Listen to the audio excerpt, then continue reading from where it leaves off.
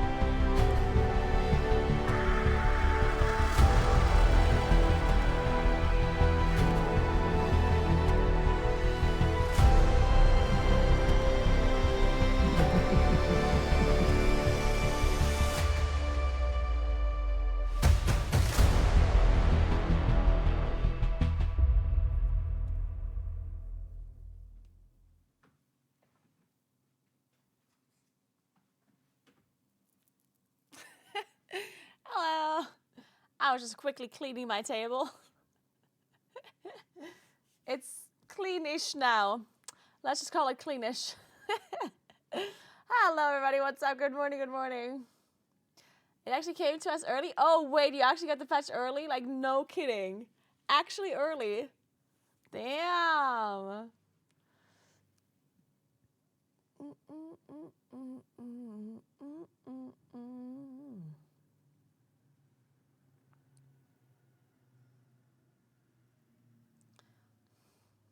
Wow, that's a big copy pasta, Max Power.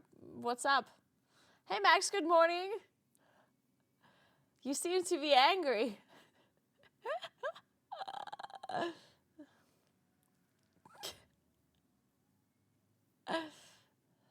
Hey, Johnny.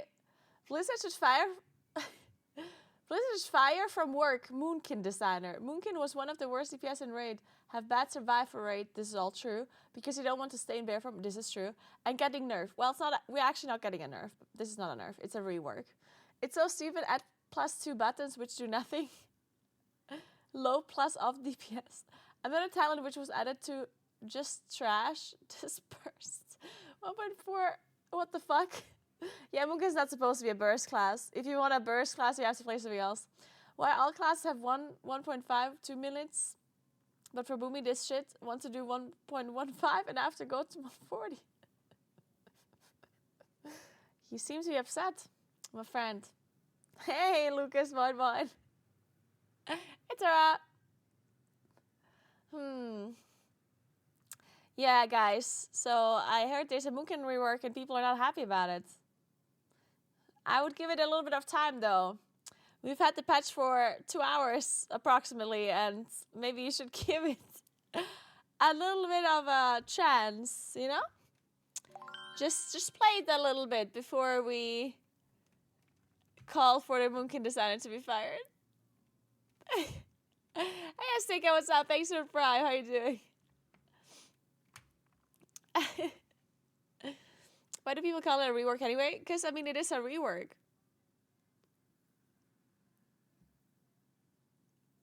What else would it be?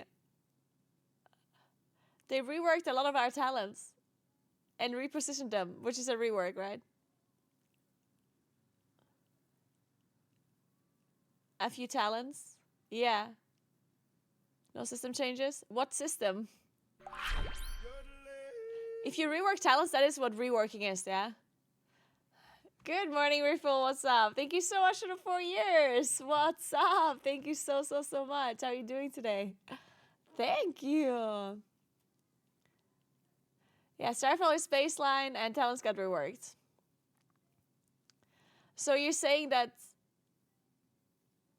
it's only a rework if they rework Eclipse? Okay, well, that is not a rework in your mind. That's okay. I'm going to continue calling it a rework because my definition of a rework is different than yours, okay? If your definition of rework requires Eclipse to be changed, then it's not going to be a rework for you. That's fine. You call it whatever you want then. You can call it a banana if you want.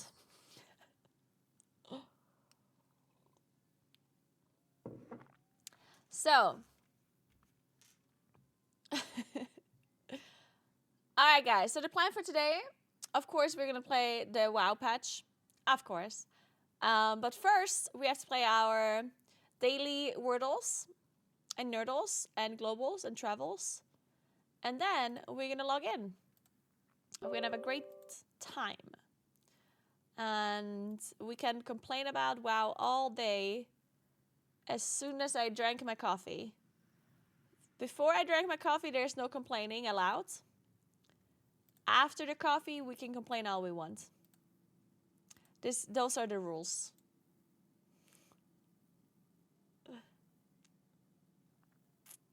I heard there's a lot of bugs or whatever. What's with the 20th anniversary event? What's wrong with it?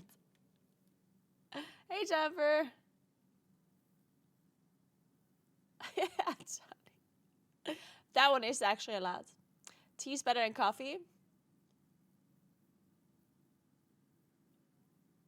I mean, if you prefer tea over coffee, then I'm happy for you. Or sad for you, or neutral, I don't know. Whatever you want me to be towards that statement. I did drink a coffee today, tea tomorrow. I drank a cup of tea today in the morning. That's the sentence I was trying to build.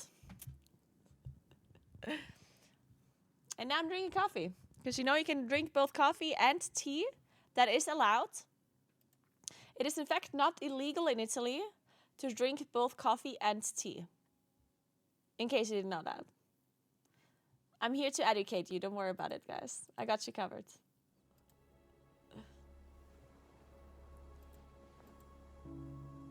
Oh, there's a cutscene. Nah, I'm skipping this. Hey, Theo.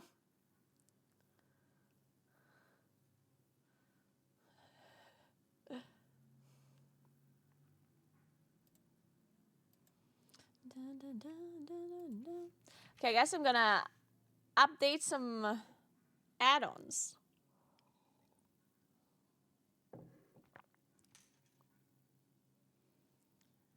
Johnny, this new pasta thing, I think I've heard about this. Like, is this old? I think this new pasta has been out for a long time. The scientific correct pasta to get the most sauce or whatever. Good morning, Handy. What's up? It was neat to me. It's okay, Johnny. I'm not talking down your pasta. I would like to try it. I would definitely like to try this pasta. I don't think I've ever had it before. I've seen it. Apparently they're just not making it though. Goddamn pasta companies.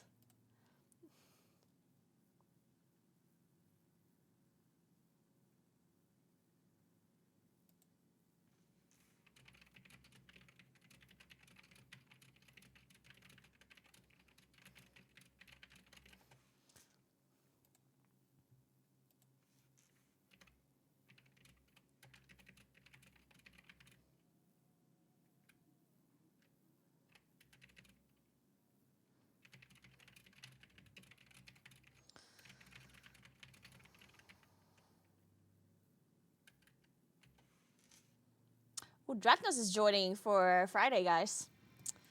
We have Gusu, we have Dratnos. We need more people than that, though. Maybe Jordan is joining as well?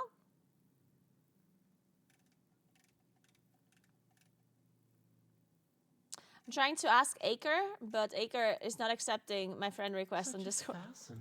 I'm getting ghosted, guys. You have a tier list video? I do not have a tier list video. But I can make one up if you want, at the spot.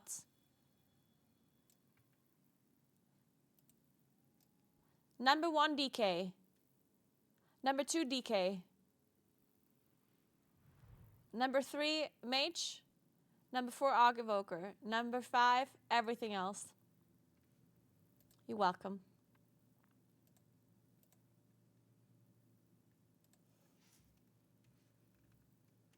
Rogue. Sorry. But I don't negotiate. I told you, materialist, this is how it is, okay? Accept it or don't.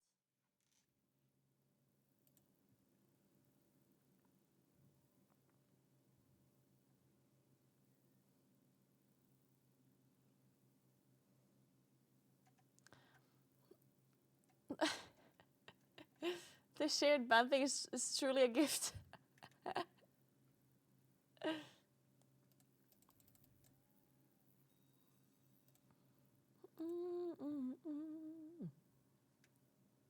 Good morning, Goo. What's up? How are you doing?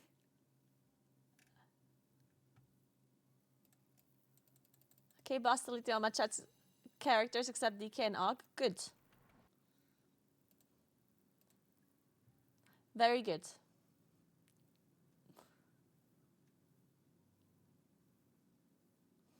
Are we honestly saying that Moonkin wasn't good before this patch?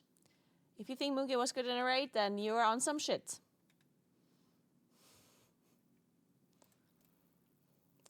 If you thought Moonkin was somehow good in a raid, then... I mean, it's possible that you thought Moonkin was good in a raid. Maybe if everyone else in your raid was just really bad at the game.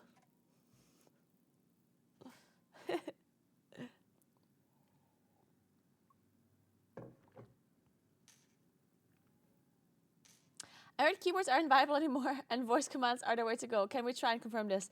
This is based and true and correct. And we will be doing this from now on. Of course. I'm off to Kyoto for 2 weeks. Nice. Just as the patch hits, I'm the best at timing. I don't worry, you're not going to miss much, Goo. Don't worry about it. But that sounds like so much fun. 2 weeks in Kyoto. Oh my god, I would love to join. That sounds like a great time.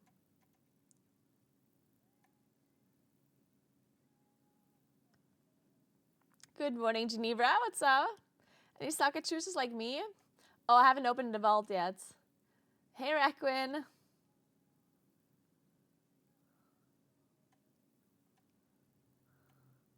Are we back now after box? I mean, were we ever gone? The thing is, like, we were bad in a raid before, and I think we're still bad now, honestly. Like, I don't think that the patch gave us, like, some insane single-target boost or whatever. And in a raid that, in Plus, I don't know yet. I'm gonna have to see him. I literally just logged into the game.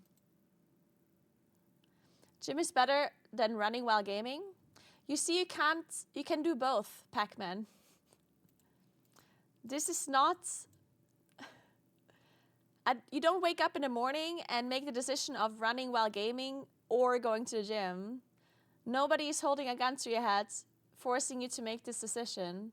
You could run while gaming and go to the gym at the same time, within the same day even. It's a crazy concept, I know. I know. But it is a possibility. You know how you can go to work and then you can go back and then you can go to the gym. It's crazy how that works. It's incredible. I know people don't know about this, but it is true.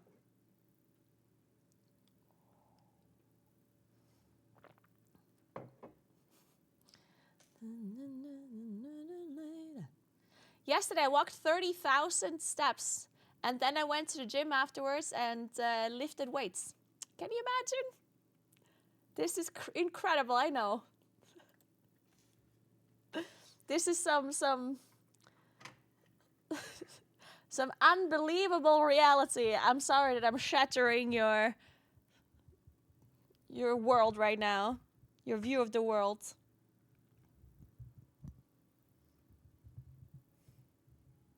So, there weren't that many people yesterday. Well, there were a decent amount, but it was okay. I didn't have to wait on anything, so that was nice. All right, so before we play World of Warcraft, we will be playing our daily Wordles and Nerdles and whatever. So let's do that before it's too late.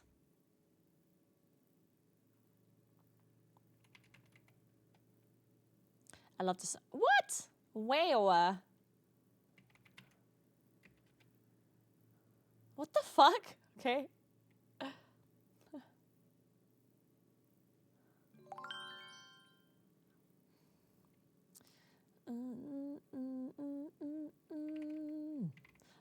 truth.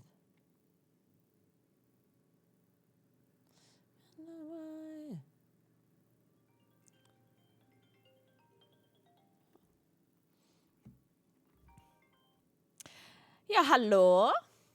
Ja, hi Kara. Hoi. Stream? Eller? Ja, ik ben Eller på ikke det var jeg? stream. Kanskje deg som har hørt en stream av ja. Weil ich wollte ein Patent machen, nicht ein Patent, ein Ausweis machen. Ah, Und so ich kurz jetzt sage ich warten. dann Sprung vorbei. Oh nein, wenn du bei Stream bist, und mich nicht. Nee, Haben mich aber blöd. nou, maar net als je aangeladen was. Ja, ze is wel gerne meegegaan. Ja, nicht. En anders Wünsche dir maar. noch gut Streaming. Danke, goed ouwe, Ja, tschüss. tschüss. Alright, Flo wanted to go for coffee, but unfortunately I have to play Wordles. Don't have time for coffee. Hey Takem, thank you so much for Prime. I appreciate that. Thank you very much. So, I'm just gonna do this word, whatever. What the hell? This word's too difficult.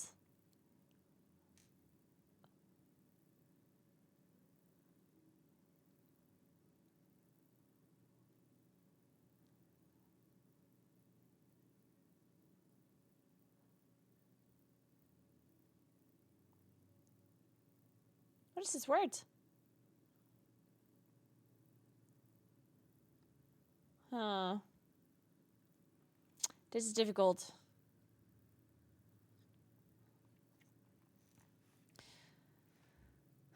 What about, like, maybe it's two O's, like poo stick. Fumi, fubi, foo.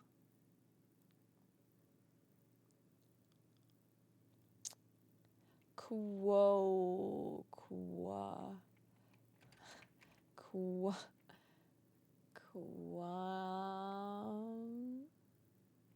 okay, I don't know about this one.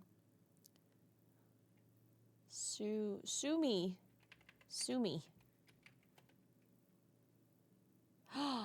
Okay. Pooby? Fubi. Is this a word? This is not a word.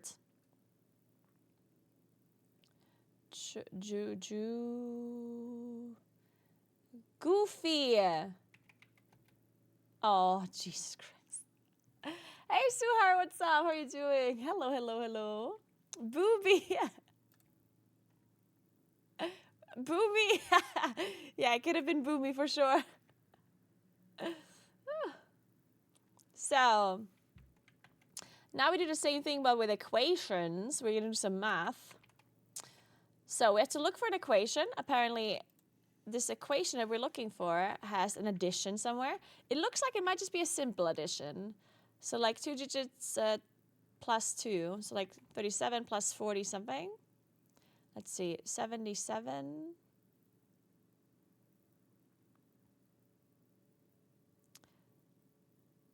It's 8.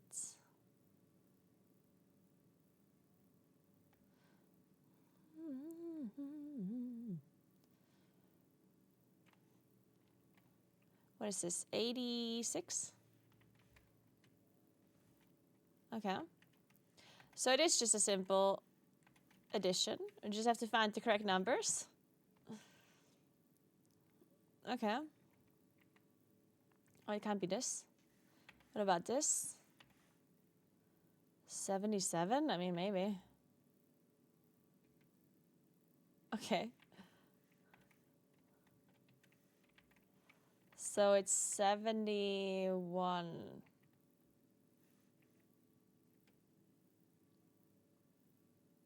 Oh, I was like, what do you mean it doesn't compute?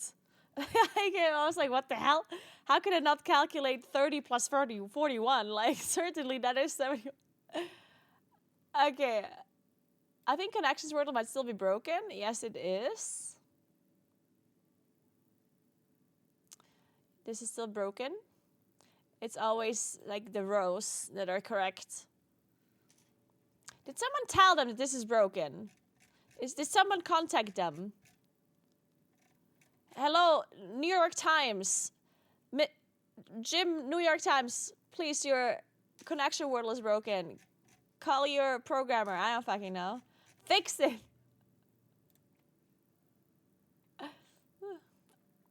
So, now we have to look for a country, but we don't know which one. The country that we're looking for is 4,000 kilometers from Germany, or 2,535 miles for my freedom unit enjoyers in the chat. 4,000. That is approximately like Turkey. But not really. It could be Uzbekistan or something. Or Turkmenistan. Let's try that. Turkmenistan. All right, 1,270 kilometers from Turkmenistan, which means 1,000. Huh. I think that's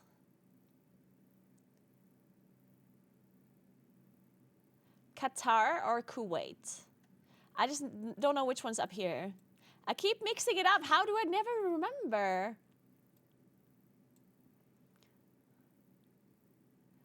Like, this little bit here is either Qatar or Kuwait, and the one that is not here is up here somewhere. But I keep forgetting which one this is. Is it Qatar or is it Kuwait? This thing that is here. This like half island.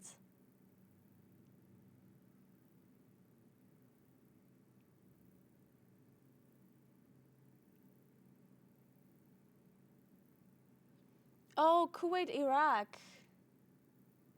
Yeah, I mean, the thing is, like, I just misremember the words.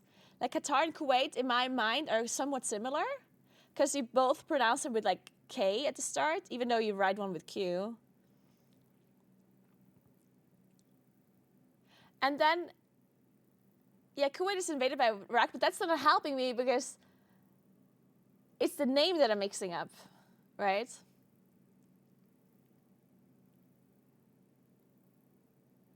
I need to somehow remember the name itself, you know?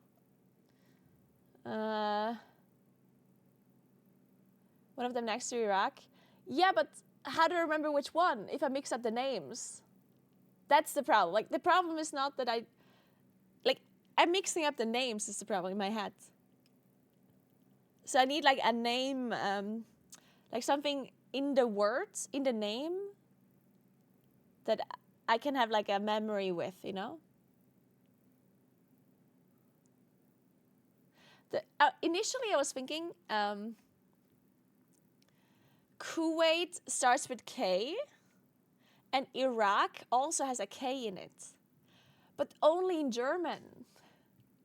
In English, Iraq is written with Q, which is the same letter as Qatar. That's so confusing.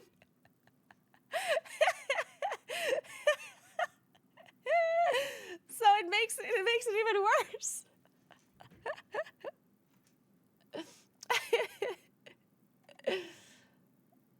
Kuwait, Iraq. Oh, you know what I could do? The I in Kuwait. Because Kuwait has an I in it and Qatar does not. And Iraq has an I in it. Oh my God, finally. This is actually gonna help. That's it. So Iraq has an I in it. Kuwait has an I, which means Kuwait is the one that is close to Iraq. And Qatar doesn't have an I, so it's okay. Okay, I got it. So Kuwait is the correct answer to this game. It's not. So, but Kuwait is 380 kilometers from the correct country. I mean, it could be Pakistan, but I think that's closer. Is Pakistan 1.2 kilometers from Turkmenistan? I feel like that seems wrong. Maybe it actually is Iraq. Nah. Let's try Pakistan. See? Fuck, it's not Pakistan. It's Iraq. It's not Iraq. Fuck, Iraq, of course, is bordering Kuwait. I'm an idiot. Okay, let's see. 380. Oh, wait, it's just Qatar. It's just Qatar. Dude, this is so funny. If I would have... if I would have written the wrong one initially, I would have had it correct. Oh my god. Okay, let's play the same thing but with capital cities now. Let's hope I don't mess it up as badly this time. Okay, so the city that we're looking for is 8,830 kilometers from Berlin, or 5,049 miles, which is really far away. That's like over here somewhere. Or all the way somewhere over here. Let's try Lima. Okay, it's nowhere near Lima, so that means it's gonna be over here. Let's try...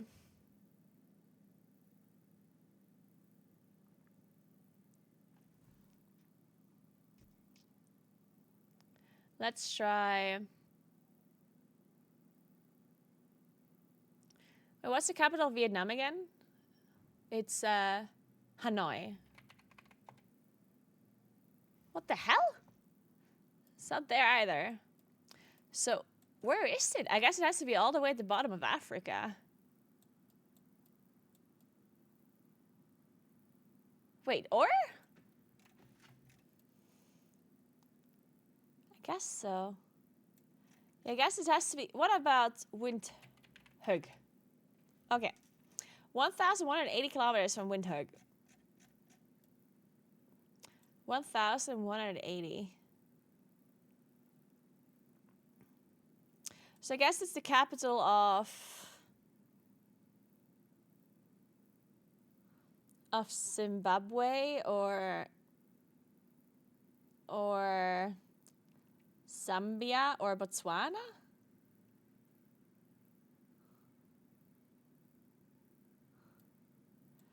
The problem is I don't know the capitals of those cities. Pretoria. It's Pretoria! Nice, that makes sense. Alright.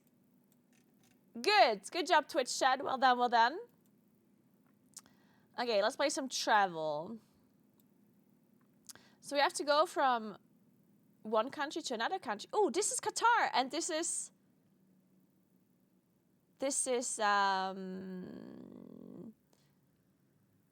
Kazakhstan? Uzbekistan? Shit. I think it's Uzbekistan, but maybe not. I think so. Or is it Turkmenistan? Fuck, I don't know. Could be Turkmenistan. You know what? Both Uzbekistan and Turkmenistan border Afghanistan. So if I just go with Afghanistan... Fuck! Wait, what? Oh! It borders Iran. Ah, okay. It was Turkmenistan and it borders Iran. Shit. We messed up. Okay, well now we go to Iraq. And then we go Saudi Arabia. Oh, yeah. Yeah, it was Turkmenistan. Fuck. Yeah, of course Turkmenistan borders Iran. I mean, of course. Okay, let's see. So Turkmenistan has like this thing at the top. Of course, I mean, this makes sense because Turkmenistan is like actually at the sea or at the, yeah, at the whichever sea this is. And Uzbekistan is not bordering it, so that makes sense. And obviously Kazakhstan is much bigger.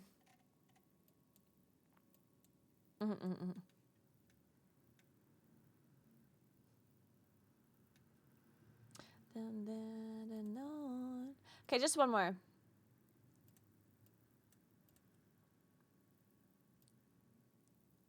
I think this is Ghana. This here at the bottom. And this is it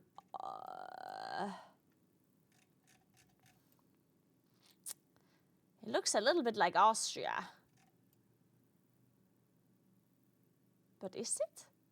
Nah, it's not Austria. Austria is like, nah, that's not Austria. That is, what is that? Slovenia or something? I know. Actually, wait, what is it? Lithuania, you think? Could be Czech Republic. I think it might be Czech Republic, yeah. Okay, so if we have to go to Africa from Czech Republic, where would we go first? Hungary, right? Fuck. I guess not Hungary.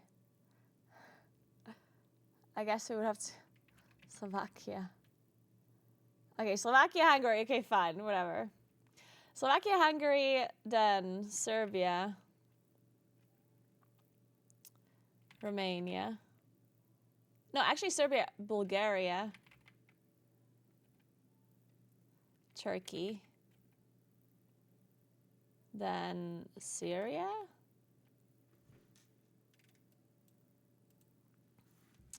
Then Israel. Egypt.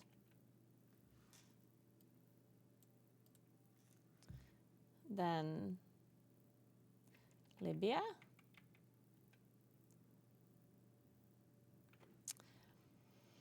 Okay, so Libya, and now we go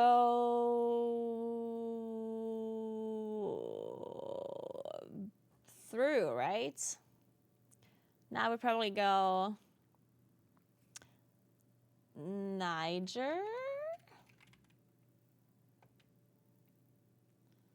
And now...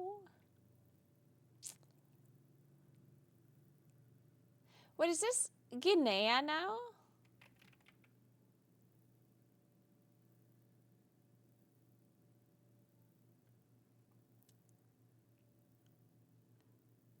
Could be Burkina Faso as well.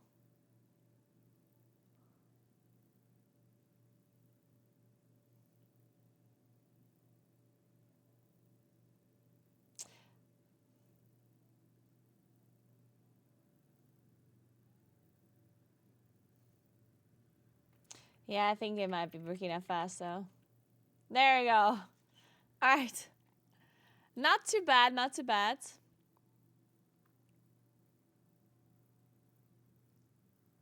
Where's Guinea? Oh, it's all the way over here. Yeah, okay. Uh-huh.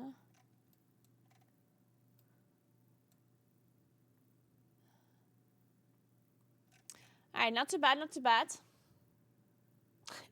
Not gonna lie, I thought Burkina Faso was a soup. All right, moving on.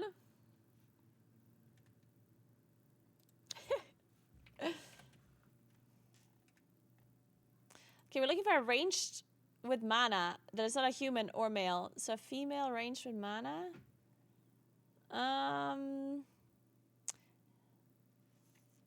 Female ranged with mana that is not a human.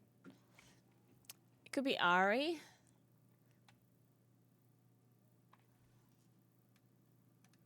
Okay, it's not Ari, but it's a mid champ. It could be a Yordle, maybe mid. What kind of mid lane Yordle has mana?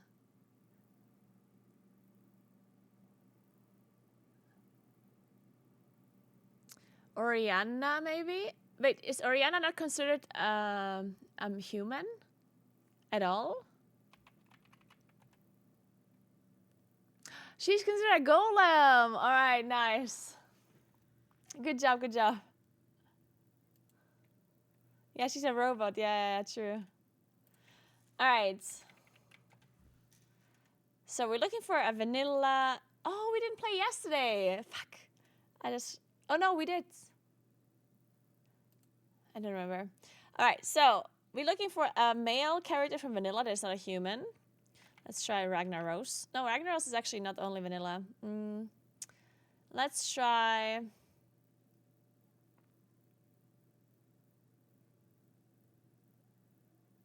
Thrall. Okay, it's not a shaman, not an orc, not a human. Hogger.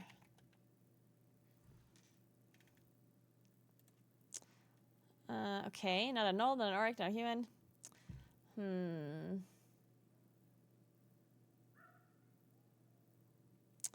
What about... Do we have any kind of male dragons? Not really, right?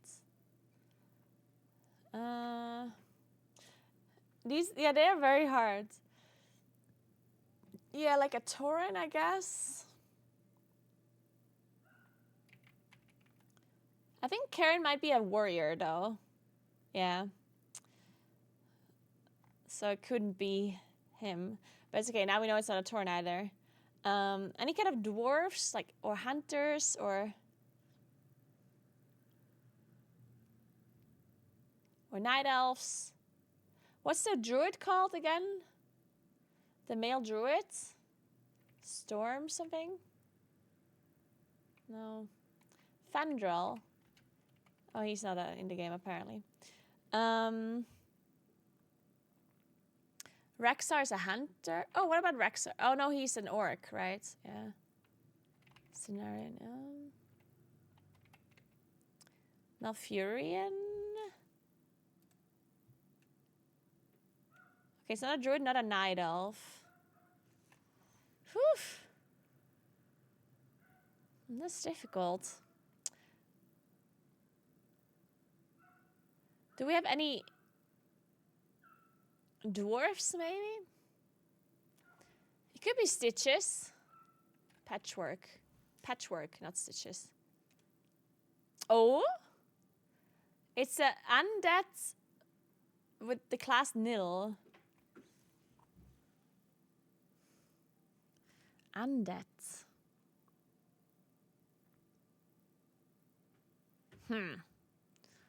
An undead character without a class. Maybe it's another boss. KT is a mage, I think. Kel'Thuzad is a mage. I'm pretty sure Kel'Thuzad is considered a mage. But let's try anyway. He's not considered a mage. Wow, he's not considered a mage? I thought he was a mage. Hey, Juicy, thank you so much for Prime. I appreciate that. Thank you very, very much. Thank you. All right, nice, nice, nice.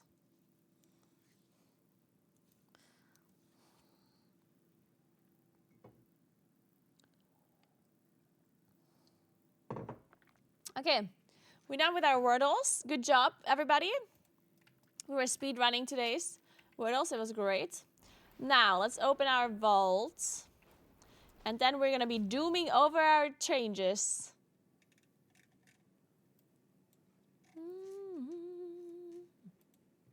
Thinking about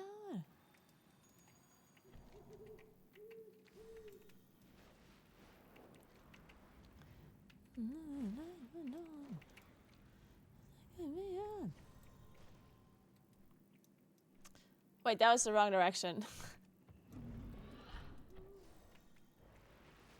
I can't get Spy Master. I don't have a raid vault. I only have an plus vault. Oh my god. I can't even find the vault. I'm already lost at finding the vault, apparently. Alright. It would be nice to get a trinket, actually. Wait, Convoke looks different now.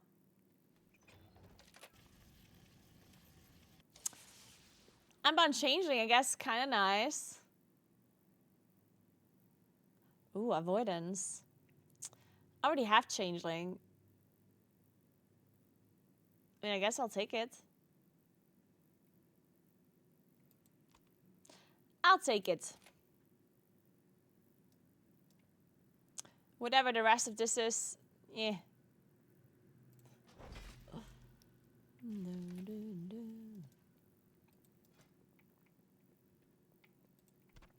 Man, Convoke does look a bit cuter. I like the purple color. Can we have everything be purple, please? See yours. The problem is that I can't upgrade stuff because I have no Valor Stones. This world is vast and wondrous. Upside down.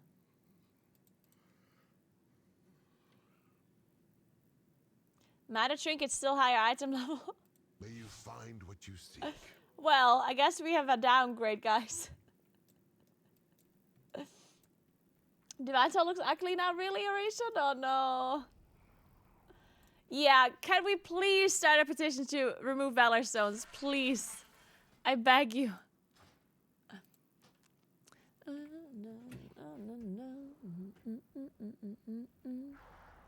So, what talents are we trying first?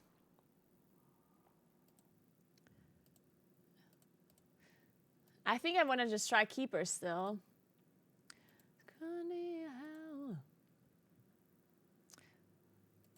But we are playing mushrooms.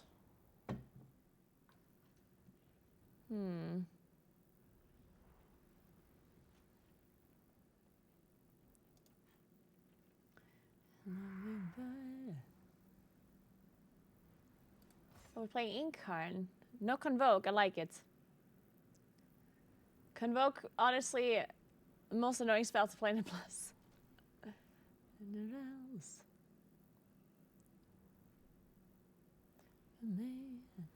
Oh. Don't forget me.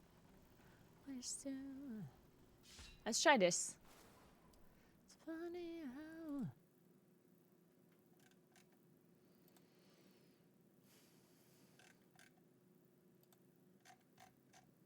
I don't know what the other Moonkins are trying. Are they playing some AC or whatever? I'll give this a try. What does Gam say? Let's see.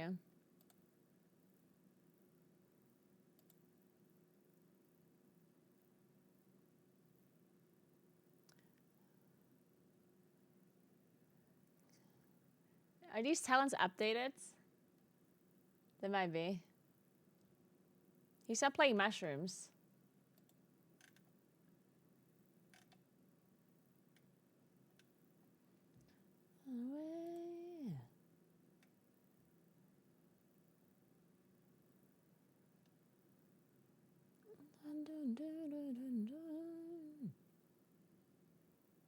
Wait, which talent gives me... Wait, what's my cooldown in Incar now? 2 minutes. Wait, what was my cooldown? Incar cooldown is reduced by 1 second. Oh, it's Whirling Stars. True, true, true. We're not playing Whirling Stars? I guess not. Oh well.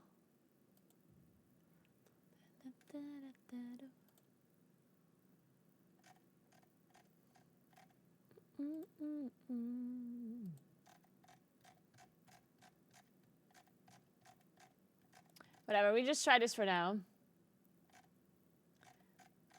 See what happens.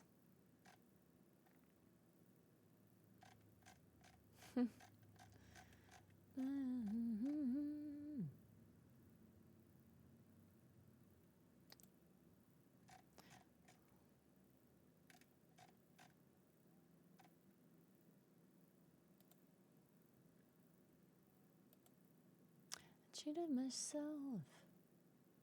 Oh wait. There's another sim where he's playing Touch of Cosmos and Hail of Stars. Huh. Interesting. And no astronomical impact. Okay. Da-da-da-da.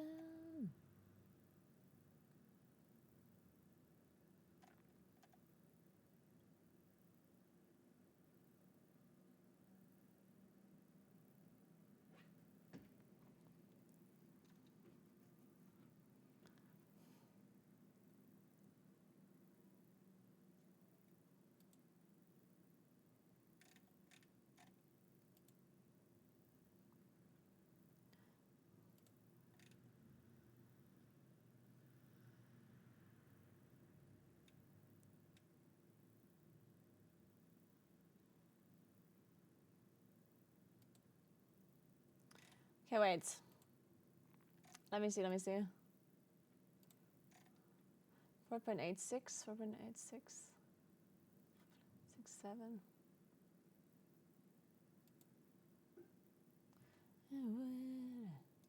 Really? You're playing Touch of Cosmos?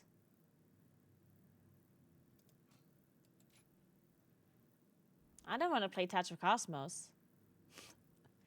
Do I need to? I guess I don't actually have to.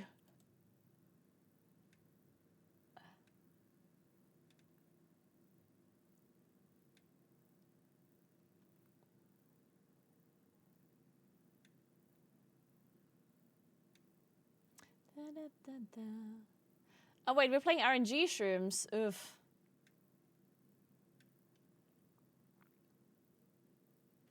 Okay, let's play this for now. So what do I have to do? I need to see Touch of Pro.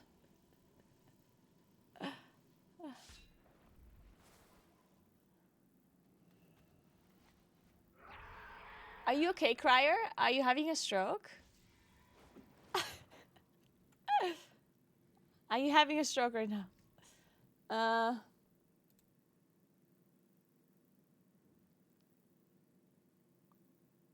let's try this for now. See what happens.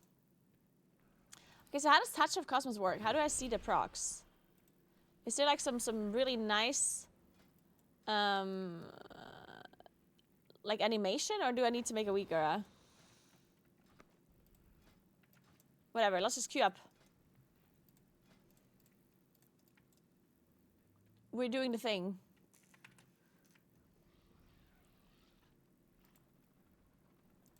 Let's play like an easier key.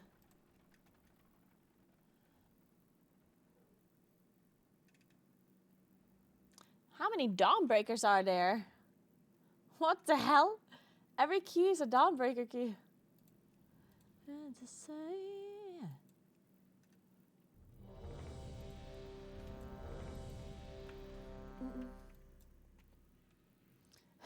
Vander.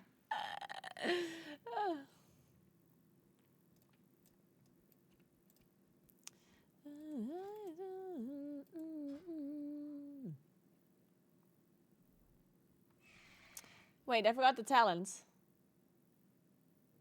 This one. No, wait. Like the... Oh? There. No, wait. Why did my talents change randomly? What happened? Okay, now it's correct. Huh?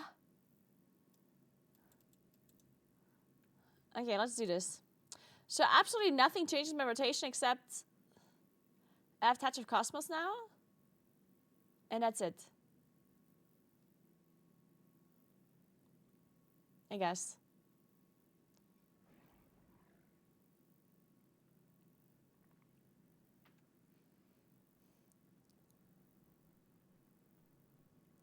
It's interesting because we do have quite a few new talents, but if you don't play them, then if they're not better, right? Because obviously, Whirling Stars would change my rotation quite a lot. But if I'm not playing it, then... And the Sunseeker Mushroom stage just happened, right? There's nothing to really do. Alright, let's take a walk, guys. I don't think we're quite gonna make 30k steps today. I do have a hit workout to do later, so I'm not sure if I want to have 30k steps before my hit workout. Or why not? I mean, might as well. But let's just start slow. Actually, we're not starting slow. We're still walking 3 miles per hour. 100k steps incoming. Dude, I think like that 100k steps challenge, I'm kind of down to try it. Kind of. Today I have to leave at around 4 p.m. unfortunately, because, well, unfortunately. But I have to like go to the apartment and go through the apartment with the construction company, like engineer, because I need to tell him all of the things that are like, that need to be fixed basically.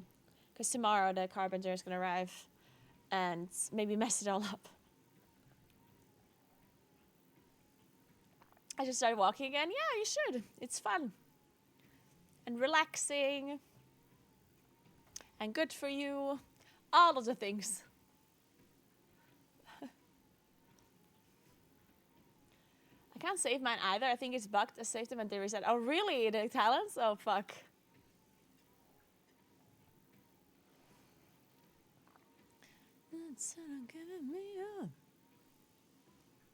And I don't know if we are fan of the changes just yet because I haven't played. This is the first dungeon that I'm doing. I will get back to you afterwards.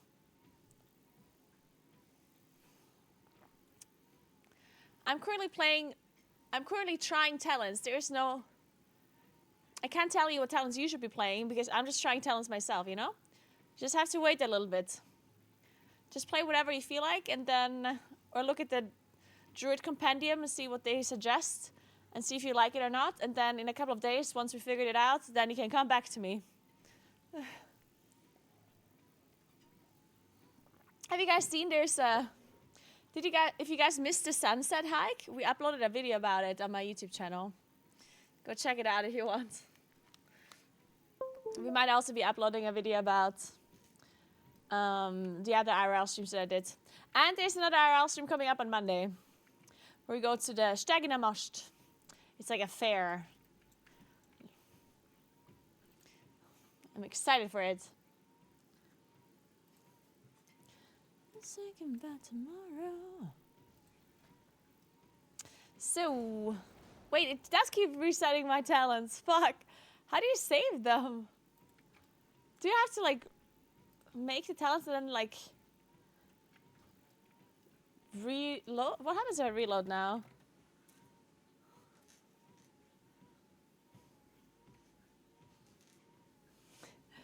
Wait, is Elemental Zone actually broken as fuck now, or what? Like, actually broken? Wait, what the fuck? Okay, this is stupid.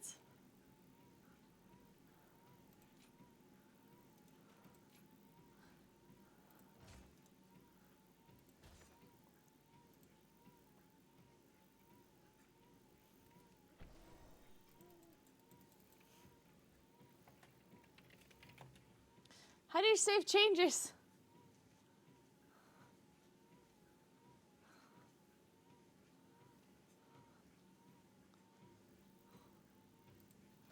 Oh my god!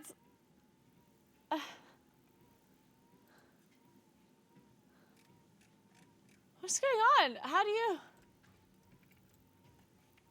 Are you telling me I have to play without waiting Twilight or what?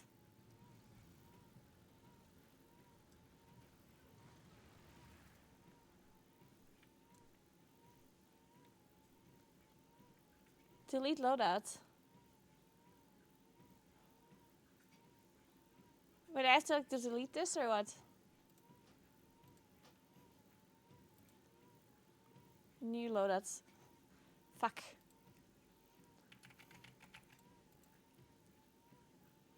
And now it works? Or did I do this wrong? Am I an idiot?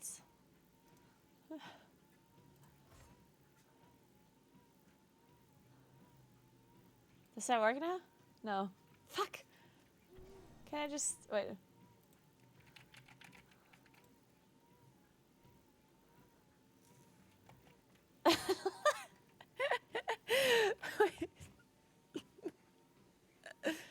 Wait. Did that work now?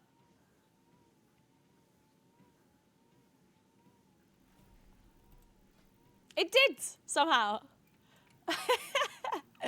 Nice. Do I have the correct talents though? Well, as correct as as it can be. Okay, seems good, seems good. Let's do it. So.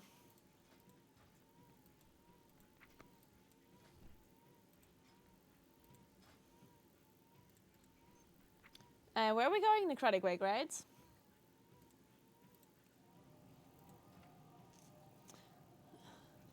And before when this happened, you had to delete all your loadouts and create a new one. Well, I deleted like the one that I had activated and just created a new one. and then it seemed to work. I don't know. I guess if this happens to you, just play around with your loadouts and like delete some and whatever. Seems to be good for me now. Yeah, so what is the drop, by the way? Because there are drops right now, right? Let me get this Mr. GM animation. I'm sure he has one again. God bless Mr. GM. Oh, wait, he doesn't. Oh, no, he does. Found it.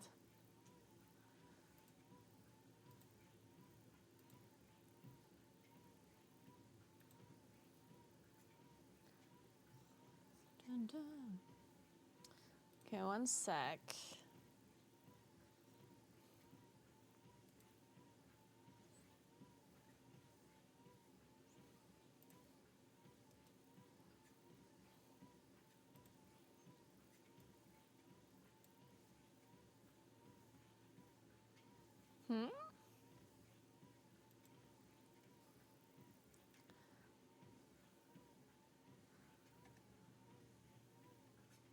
Give me a sec. Okay,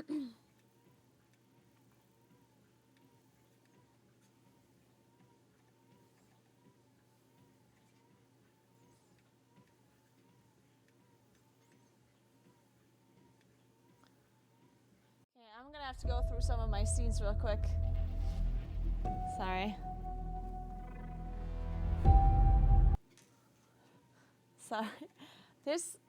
The starting, wait, Twitch drop.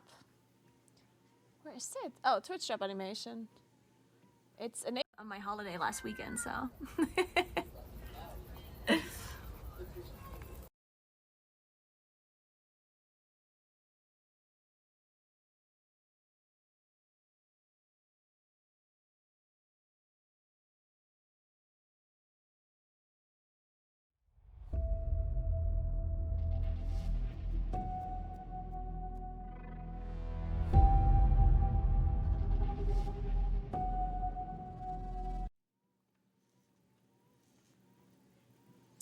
That's so strange. It says the animation, it says this picture is open somewhere in my OBS, but it's not. That makes no sense. Oh well. Oh well.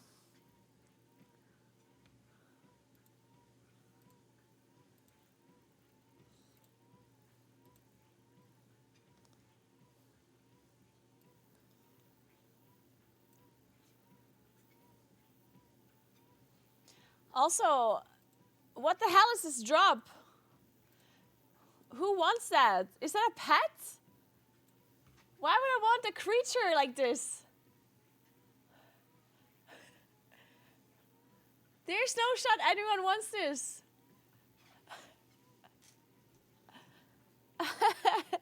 Hey Voyage, what's up?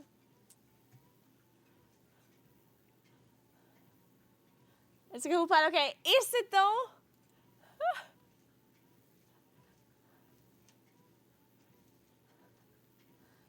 Don't underestimate pet collectors. Dude, I didn't know Roger Brown was a pet collector.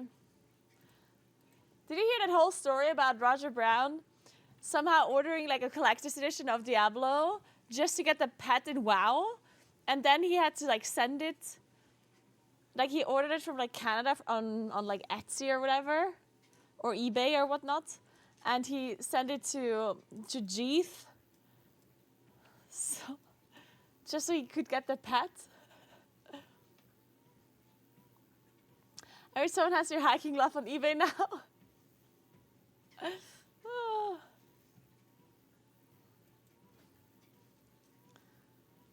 That's called dedication, it is for sure. It's hard to walk a game at the same time. I don't know, I personally don't think so, but I guess it depends on the person. I mean, it obviously depends how much muscle memory you have playing World of Warcraft, yeah? And it's like how easy it is for you to play the game. Because if you have a hard time pressing your rotation without walking, then you're probably going to have a hard time, or even an even harder time pressing it while walking, right? So it just kind of depends on you. generally speaking, it's not very hard because all you have to do is, like, it's not that you have to actively, like, really think about walking, right? It's not like a super conscious thing that you're doing. But if you have to, like, super focus on what you do in the game, then, of course, walking's going to be a bit harder for you. It just depends on you. She's calling us bad. That's exactly what I was saying. I'm glad you spotted it, can't you count? Sometimes I implement it subtly in my speech. I don't always want to call you out like that, obviously. Only the smart people figure out whenever I call you guys bad. See, I didn't call you stupid, I just called you bad. You're smart enough to figure it out when I do that.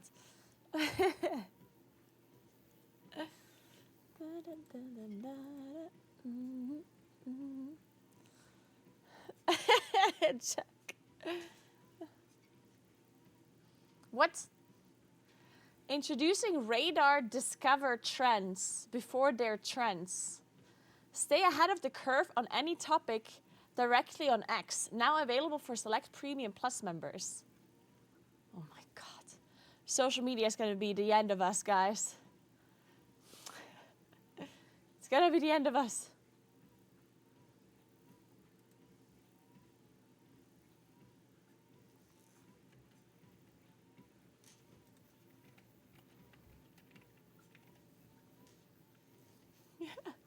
Discover trends before they're trends.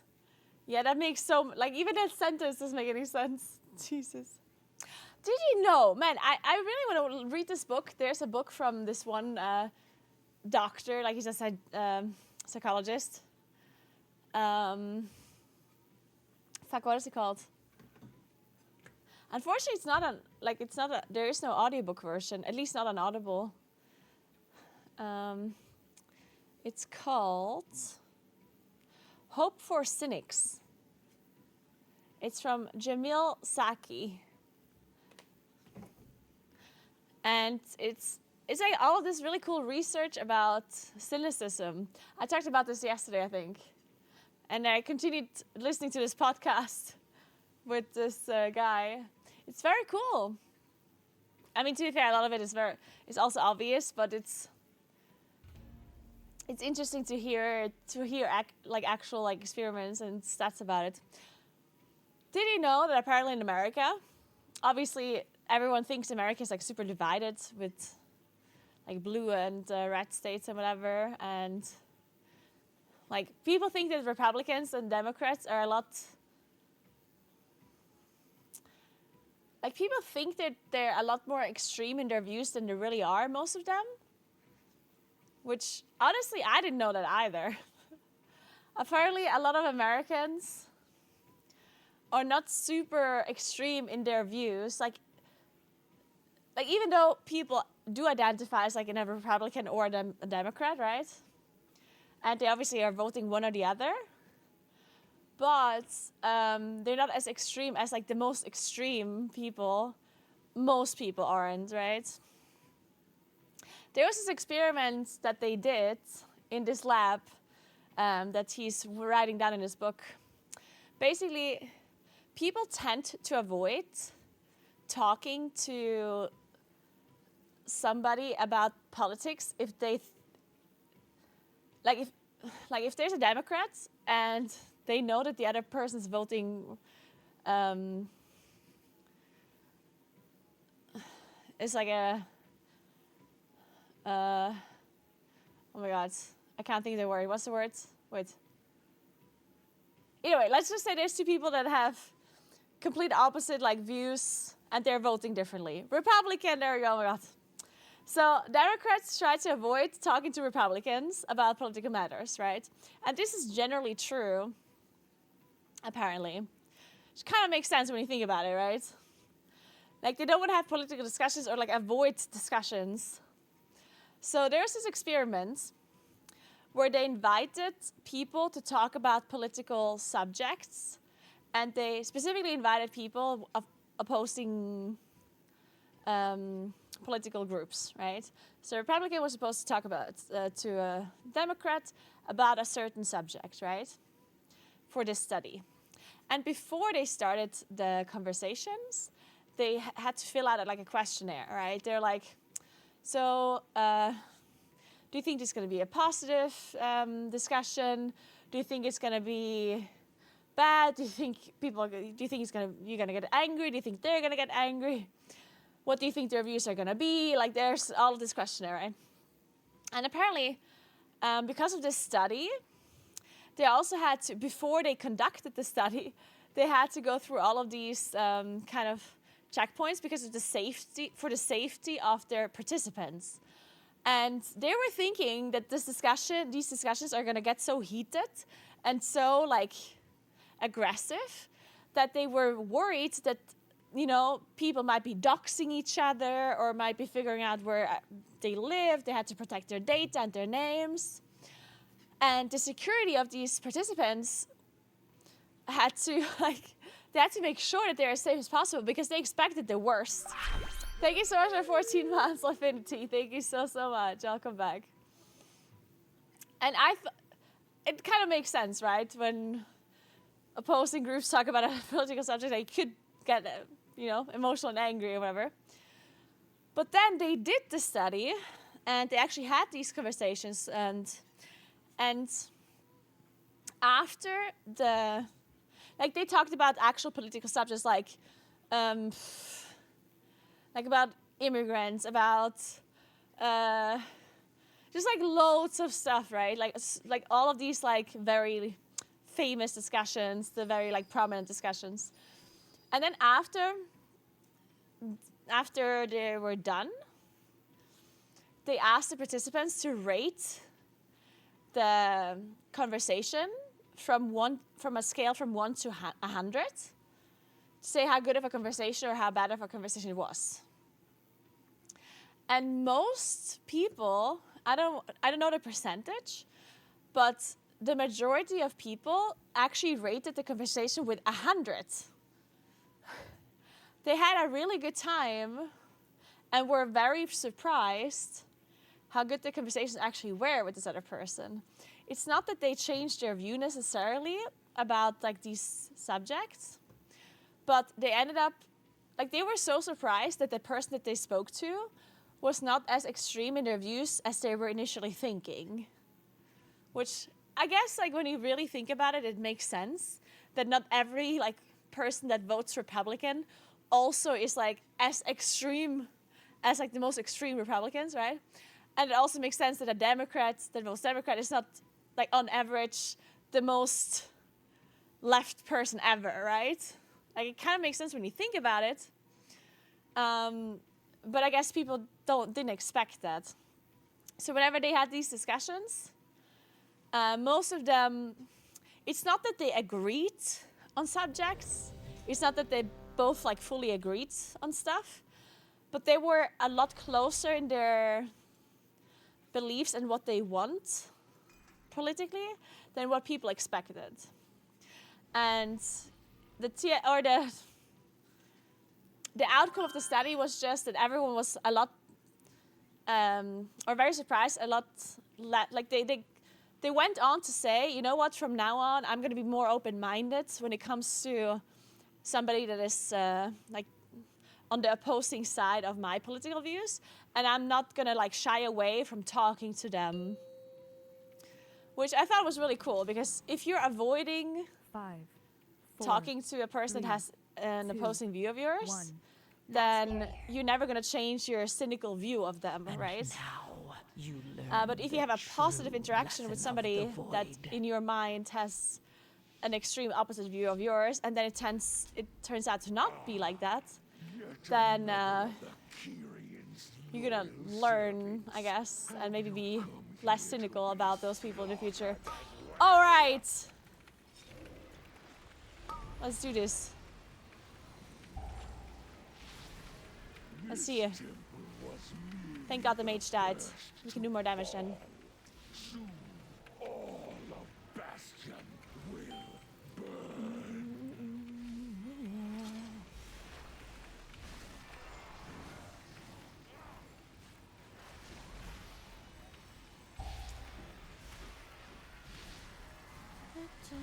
Okay, I do not see Touch of Cosmos, I don't think.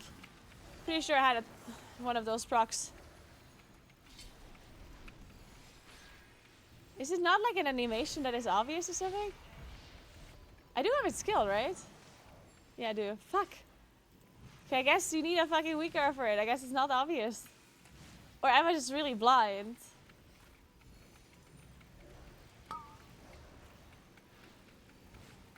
Hey, Luxatic, thank you so much for Prime. I appreciate that. Thank you very, very much. Your ascension Ow! is complete.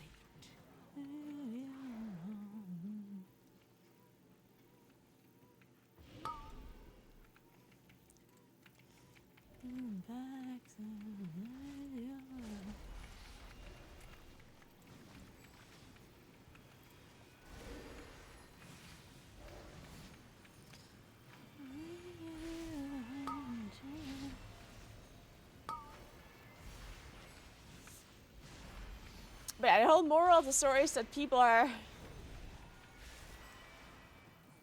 are initially very cynical about their views or about other people, especially when it comes to politics. Not just about politics, but also about other things. And whenever you quote unquote like force them to look at the data and to like look at what people really are like, then they change their views a lot about others. Your ascension is complete. Oh, it's just affix.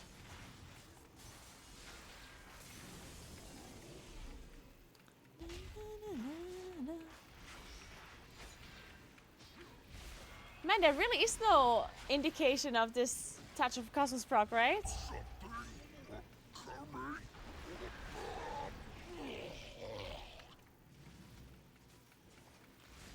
At least, like, no, nothing that I can see.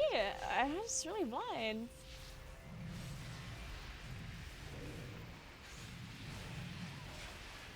That's kind of dumb. Are people without weakers just supposed to guess or what?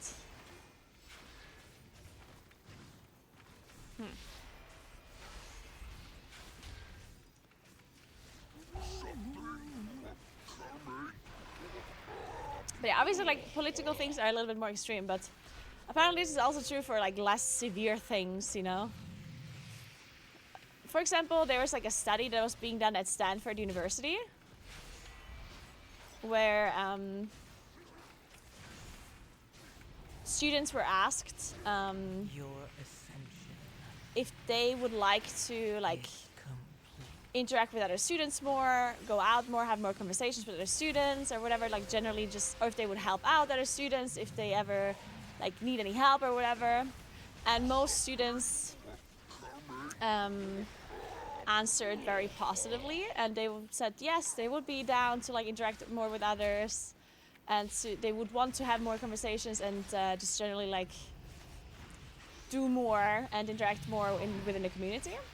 And then they also were asked what they think the average student on Stanford University would also be willing or want to interact more and stuff with them. And most people answered that they think the average student in Stanford does not want to interact more with others and is not willing to help others and is not willing to be open-minded and stuff like that, right? So most people were kind of like cynical in their point of view of like other students, but it turns out that like 80% or whatever all kind of said the same thing, that they would like to interact more and talk more and like, you know, do more, stuff like that. And so after looking at the results of the study, the scientists were like, okay, so how can we change this? How can we stop, or how can we help students to see or to know that other people, or that they're all kind of like the same and they all want to like interact more and stuff? So what they ended up doing is they just posted the results of the study in like the classrooms, or like the whatever rooms they're called in the university. So they put up sheets of paper that said, "Did you know 80% of the students at Stanford University want to like interact more and blah blah blah," right? And apparently that helped in those kind of studies, in those kind of classrooms where they put it up. And apparently this is also true for workplaces and stuff too, whenever they were doing these kind of studies. Looks like most people think that others don't want to interact and just want to be by themselves and don't want to like get bothered or whatever by anyone, you know? When in fact, usually this is just not true. And I thought that was very interesting. Your ascension. TLDR, people should be less cynical.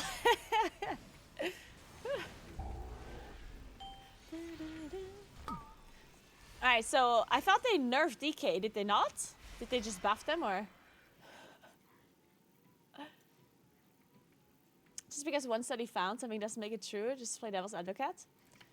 No, this wasn't just one study. These are multiple studies that were conducted.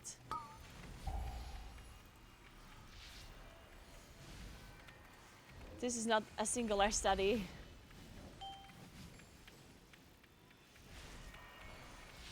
And honestly, like, I think you can, if you think about it, it makes sense, right? Like, this is not something that is unbelievable. Because, like, all the study really found is that most people are pretty, like, cynical towards others, people. Like, they expect worse of others. Your ascension. And, like, they expect worse than they really are, basically. Like other human beings, right? And I think that is true, makes sense, right?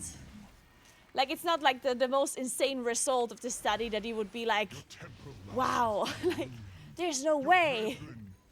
I feel like the results really do make sense, right? If you would have asked me before, then I probably would have told you this too.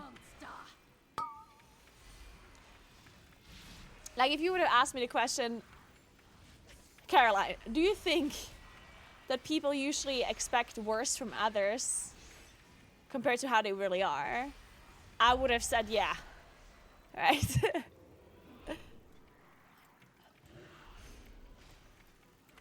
Like, this is not some completely foreign kind of subject that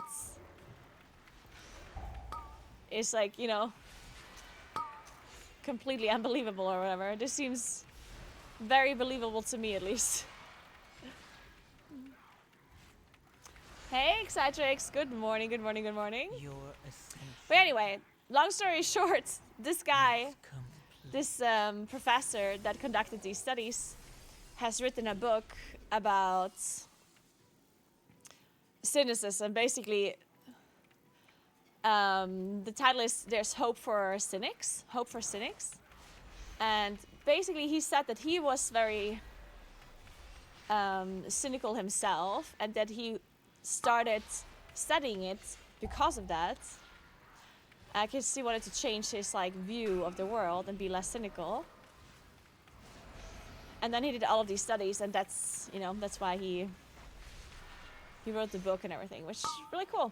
One thing he's like, he also said, like, what basically one of the questions was like, how do people, like, what is some kind of actions you can do to like be less cynical, to learn how to be less cynical, right? Because one thing he said, which I thought was interesting, was that from a young age, kids kind of learn to be cynical because a lot of the things they hear their parents talk about is like some form of gossip. Your ascension is You know what I mean? Like, if your parents talk to each other and they're like, oh my god, like at work today, like this guy did that and blah blah blah. Like you tend to talk about like the bad things that happened to you or the bad things that other people did. Right? And you almost never talk about things that were positive unless they were really positive, right? You almost never go home and you say, oh,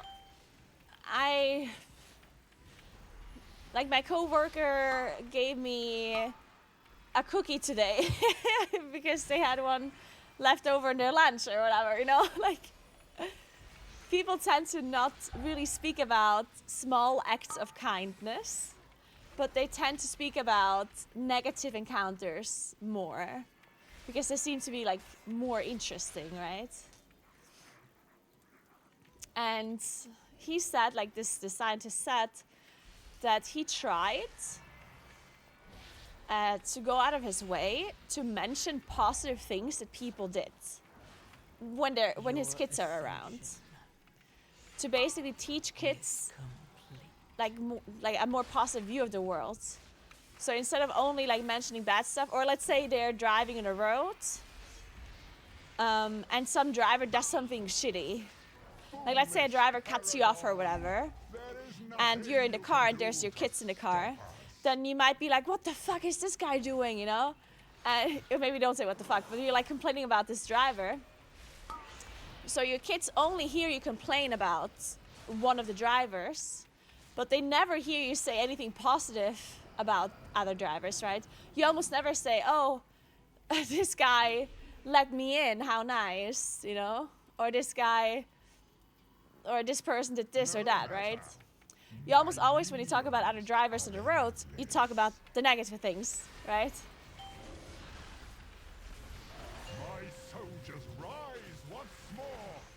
So this scientist tried to be more positive about, well, not more positive, but to just mention the positive things more. And apparently, like he did this for his kids, right, and not for himself. But he did say that as he was practicing this, like mentioning more positive things out loud,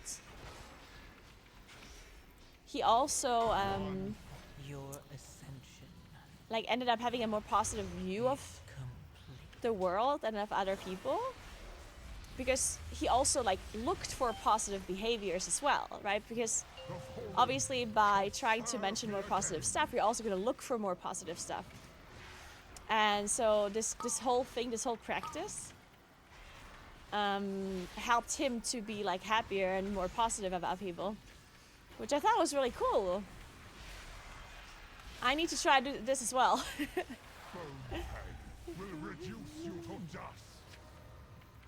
I guess, I mean, obviously, if you don't have kids, if you have kids, then this would be a nice practice for you to do with your kids. If you don't have kids, I guess you could do it with like a friend or with your like partner or whatever.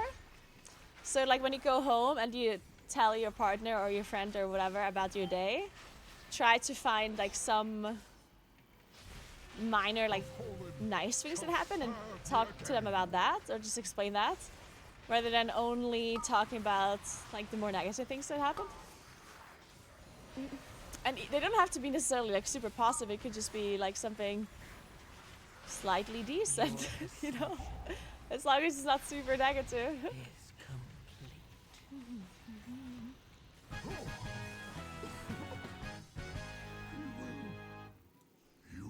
Your arrival proved Does timely. anybody here know how to hotwire a Toyota Tacoma? We cannot rest until these invaders are purged from our skies.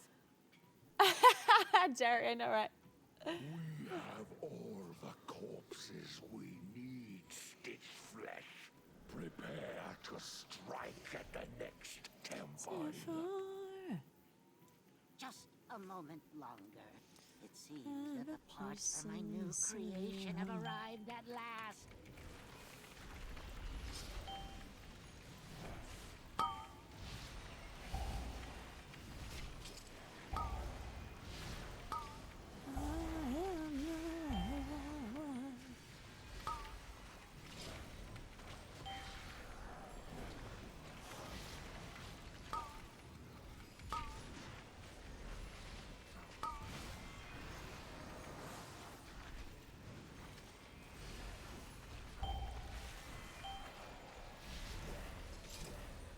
saying I'm not saying to not mention negative things, right? I'm not saying that you should not mention negative things.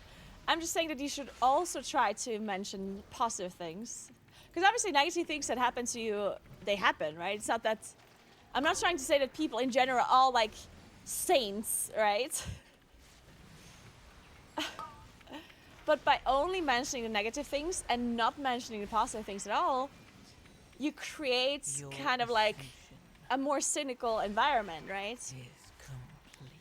Because if you tell 5 stories about your coworkers and 4 of them are negative stories, then people would assume that your coworkers are mostly shitty, right? Which might not be true. I'm not saying that they're not doing the negative things, because they are, right? But they certainly also do positive things that you maybe are not mentioning, and it skews the view of other people from, like, your coworkers or just generally about other people. So whenever we only mention negative stuff and we just generally don't mention positive things, you just assume the worst.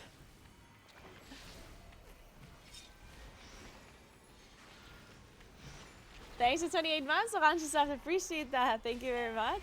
Your ascension is complete. Come, my assistants. These raw materials are in need of processing.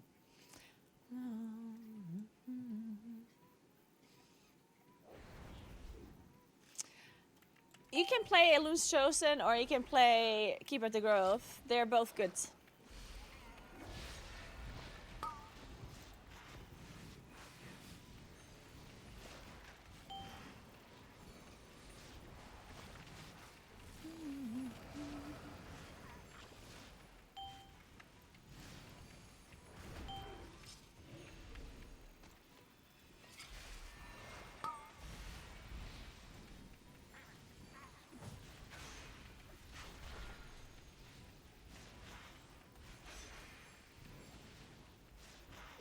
Did the playstyle change? Well, just Gorgrine, play it depending on the talents you play. Yeah, of course, right? to tear them off.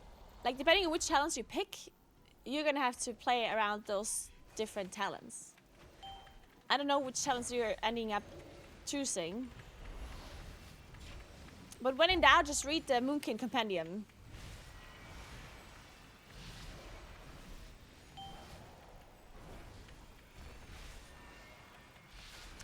It will tell you what to do there.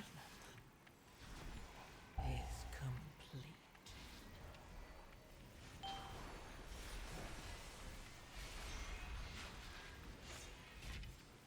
I'm currently playing Keeper.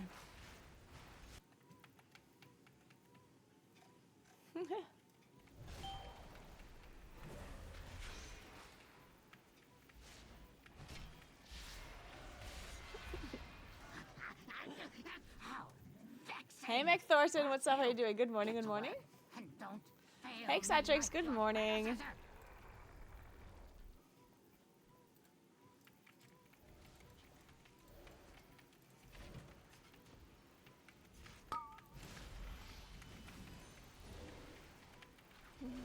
Hey, Jager.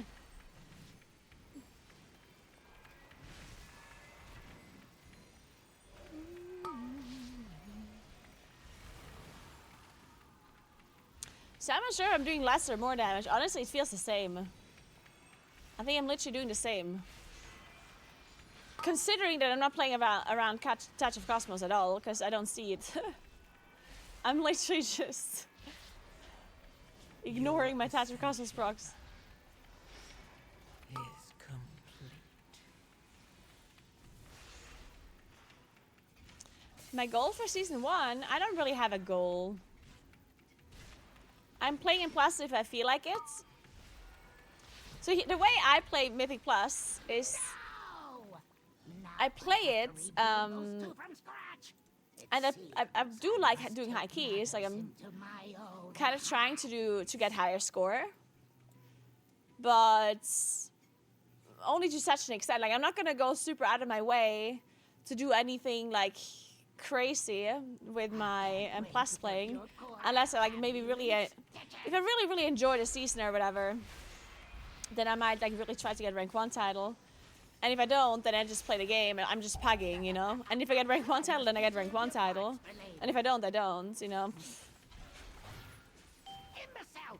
I'm the one who made you!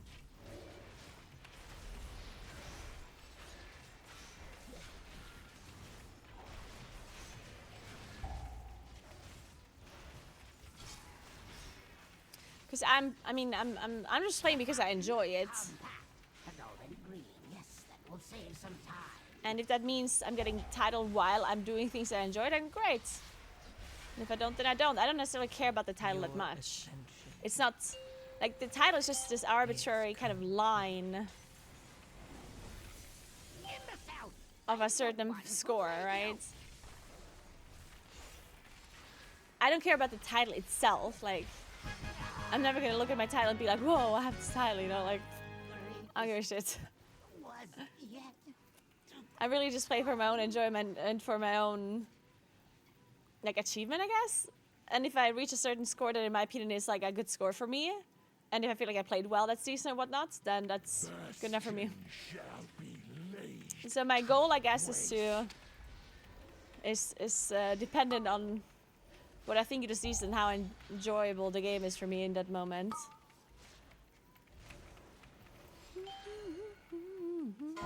None can escape the storm.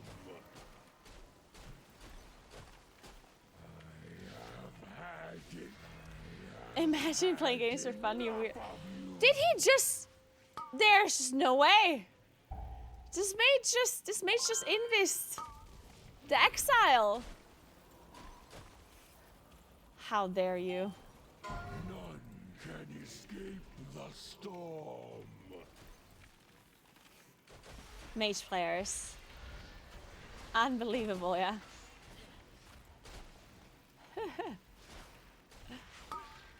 Your ascension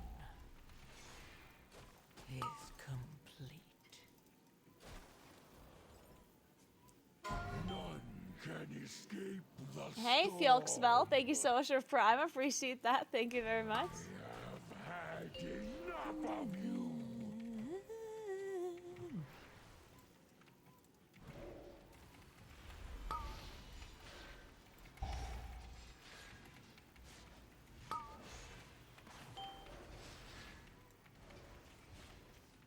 None can escape the storm.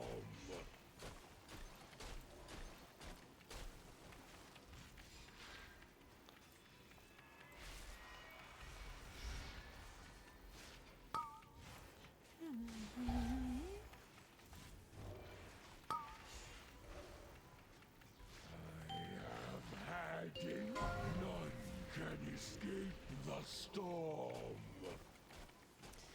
Alright, I skipped exile, so I'll die in 40 seconds. We better kill the boss until then. Your ascension is complete.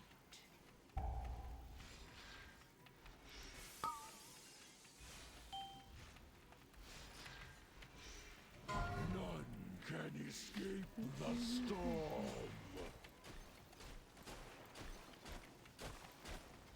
Nice. Good job. Oh my god, I'm actually getting Valor Stones. Incredible. I will still die in 8 seconds Have though. aided the end of all. Please rest me.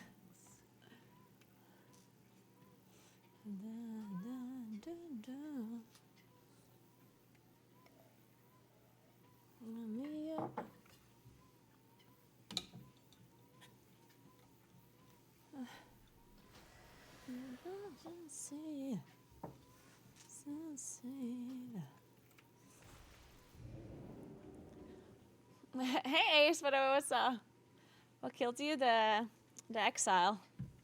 The exile debuff.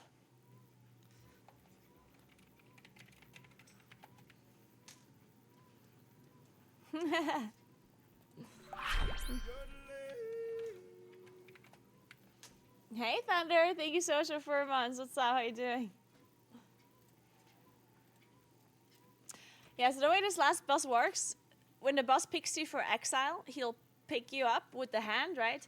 Carry you downstairs, and then you have like 45 seconds to kill that mob downstairs, and then the mob carries you back up. And when you kill the mob, it clears the debuff off of you. If you don't clear the debuff, if you don't kill the mob, then the debuff will kill you.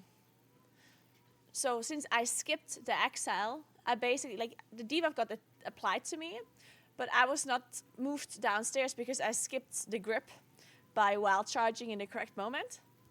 And if you do that, then you don't get sent down, but you will die in 45 seconds because the debuff doesn't get cleared off of you.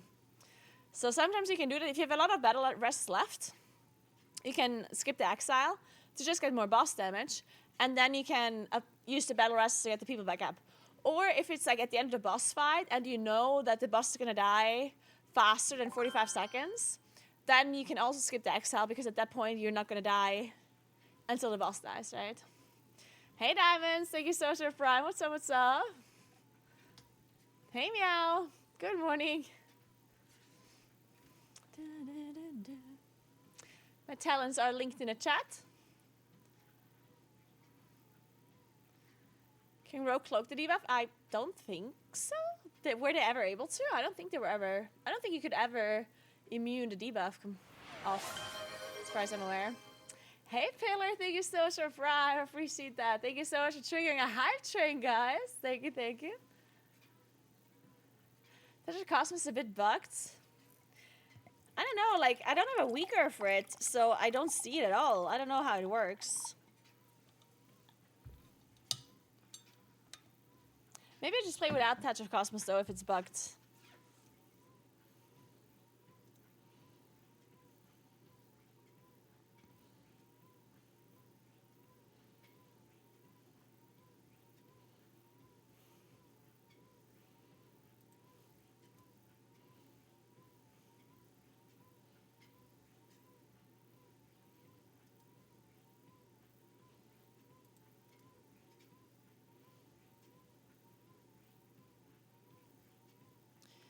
.3% uptime, 44 seconds. Does that seems correct to me, no?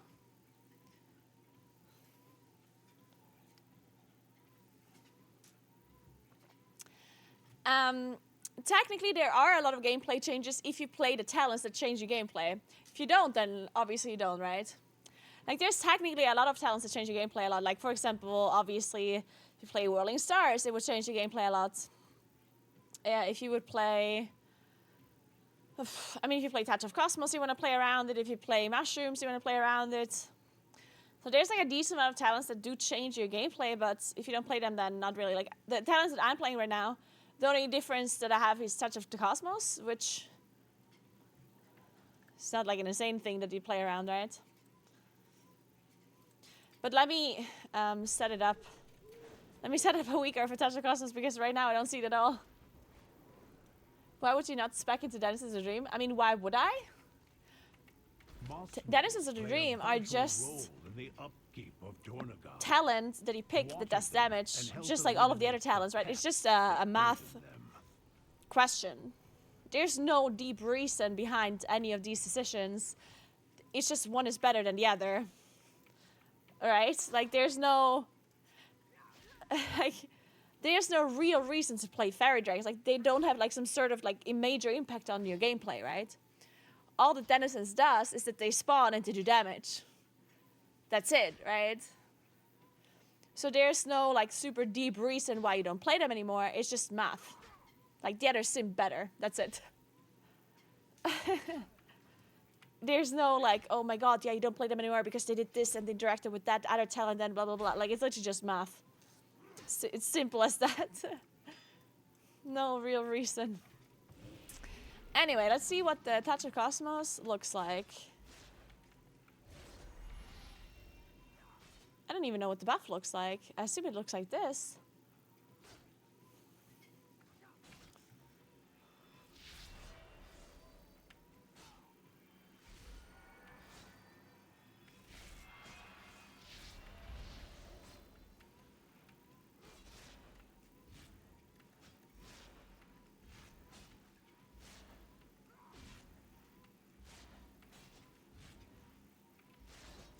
Here.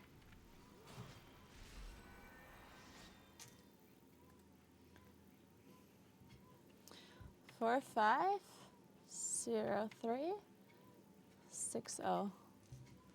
So I guess there are two different spell IDs. Or are they the same?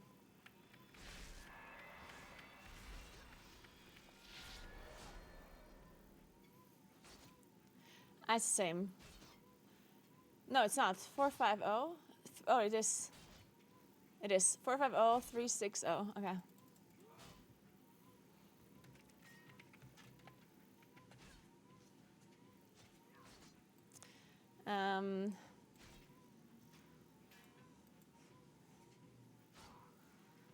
Okay, where do I have my instant procs?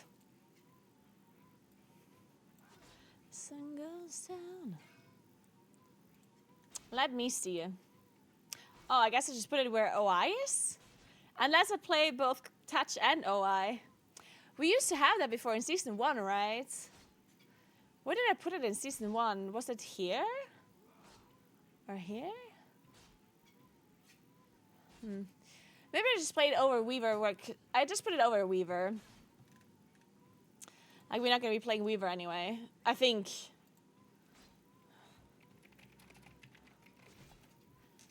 I mean Pulsar. And I don't mean Pulsar, I mean OI. God.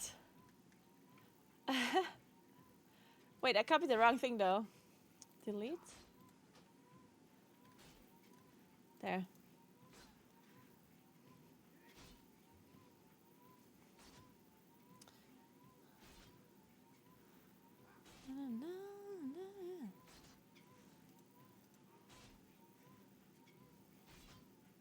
Can I duplicate? Oh, duplicate.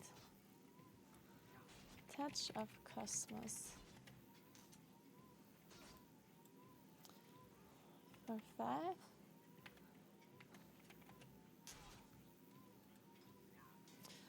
Player buff. 4, 5. 0, 3, 6, 0. On only or as found. Conditions, nothing.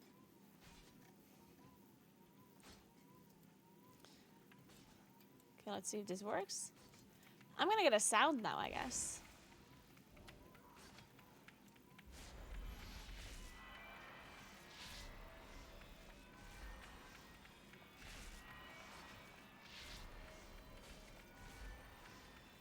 I don't get any proc of Touch of Cosmos, I don't know why. Wait, it procs but it didn't work? Oh, I guess there's some talent restriction. Are you doing it correctly? Like, it has to be in Eclipse, yeah? Like, you're not casting your Wrath or your Starfire outside of Eclipse, right? But I know there's definitely some bugs with it with Touch of Cosmos. There's definitely something weird with it, I think. Also, Namek, are you sure that you see it? Because there's no indicator for the buff. Like, there's no animation or anything for it.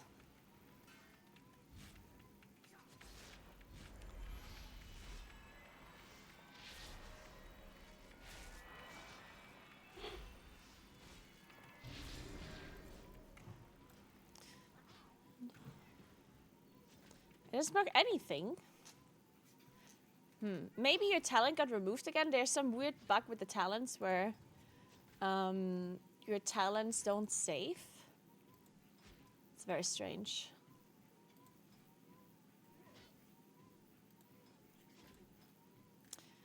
Let me make it glow. Oh, and I guess I need to add a duration for it as well. Because this one actually has a duration. Text 1. Show text. %P. Oh, there is a text. Wait, did it show the duration? Am I stupid?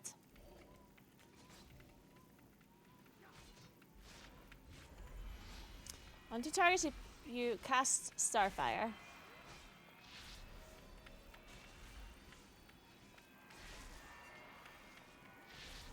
Of course, if you hit both of the targets with your Starfire,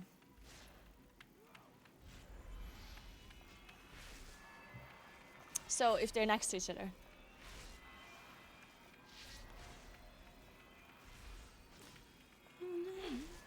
Oh, nice.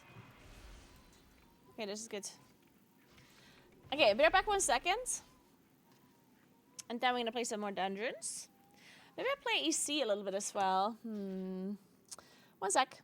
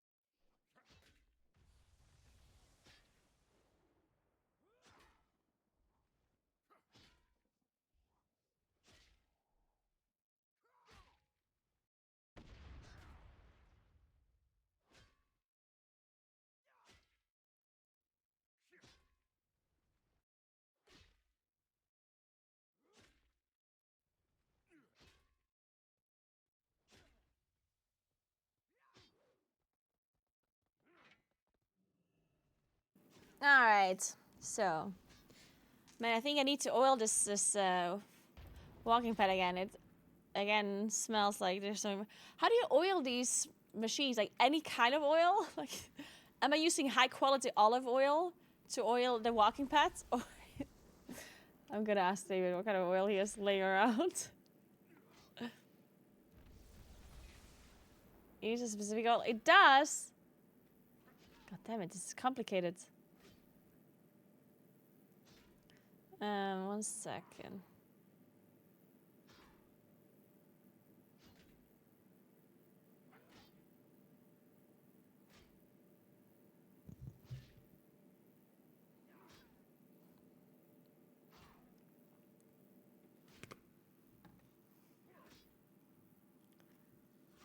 Yeah, it did come with oil, but it's just empty though. There's no more oil left.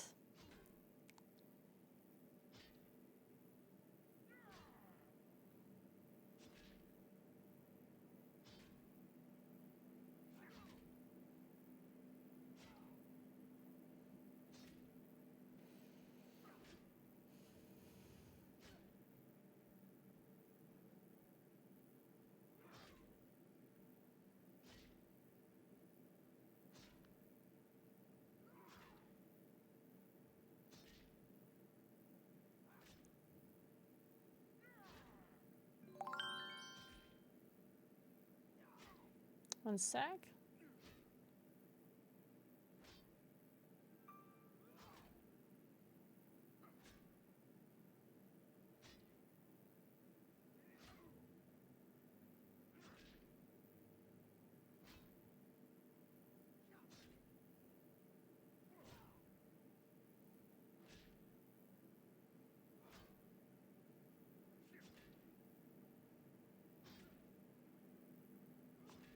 So, hey Cassie, thank you so much for Prime. How are you doing today? It came with empty oil. No, it came with oil in it. I used all of it. Well,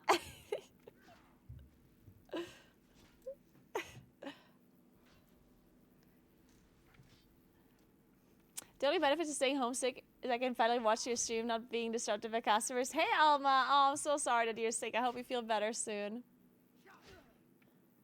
Me too, Cassie. Thank you so much for asking. Put olive oil? Honestly, I might be putting olive oil, but only the highest quality one. So maybe it smells pretty good. Maybe I can just smell olive oil all day then. I think you should use olive oil. It will smell delicious and you may be tempted to eat it. Actually, a good point. If I start eating my walking pad, I feel like that might be a little bit unhealthy.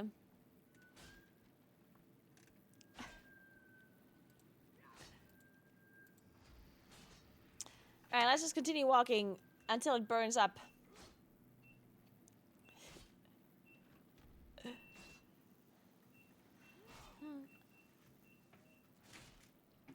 I mean, I don't know what...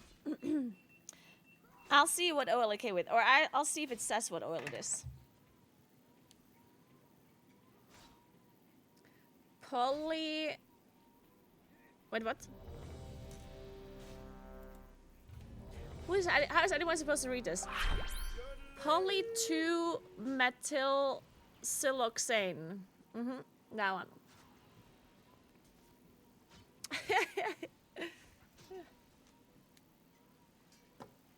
I'll put it over here and then I'll just, Oh, there's still some left, actually. Wait a second. Very little, though. Very little. Thank you so much for 14 months, Nacho. What's up? Am I putting the rest of this? Wait.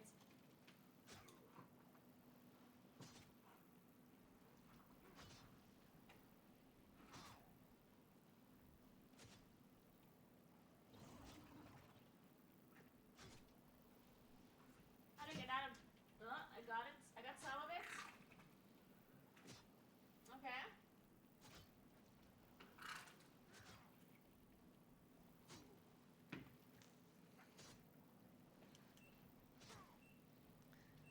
Okay, I think I got all of it on now.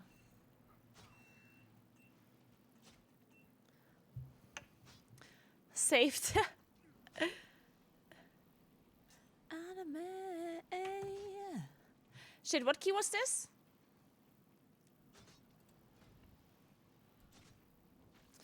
Arakara. No, it was Stonewall. Stonewall.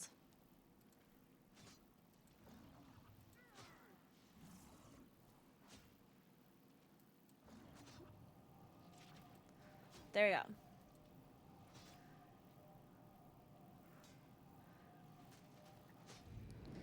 Decathlon sells it.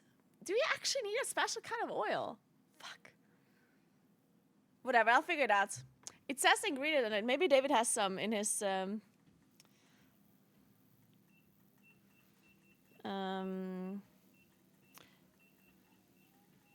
his parents' house. He might have some. We'll see. It's okay.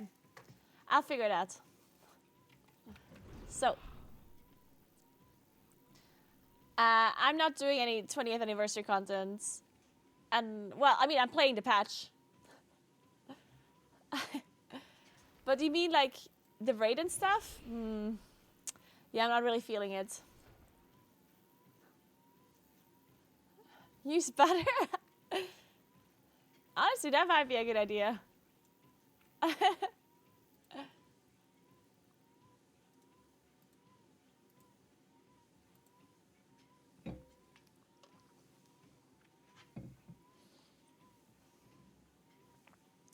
We didn't even get an achievement for logging in. Maybe the achievement is actually like only for a couple of days. Because this anniversary patch is gonna last until January, right? One thing that I was wondering about, why does this event last until January? What happens afterwards? Because the patch, we're not gonna get the new patch then, right? So is there just going to be a month or two without the anniversary? And then... Yeah, I know that it ends, but we're not going to get a new patch, right? So what's then? Do we just have nothing for 2 months? Huh.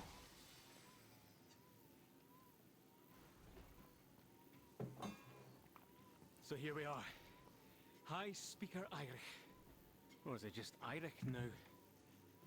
He's fled from the Hall of Awakening into the Stone Vault. He's probably running like a frightened mouse. Wee sleeky. I mean, season 2 would be February or March, I guess. But this anniversary thing ends in January.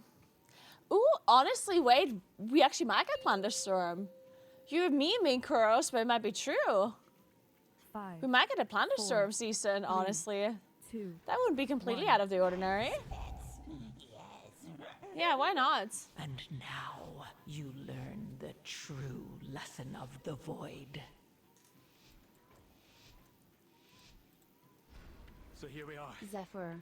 High Speaker Eirich. Or is it just Eirich now? He's fled from the Hall of Awakening into the Stone Vault. He's probably More like a mastery. frightened mouse. Wee sleepy cowering timorous beastie. Rallying cry. Shielded.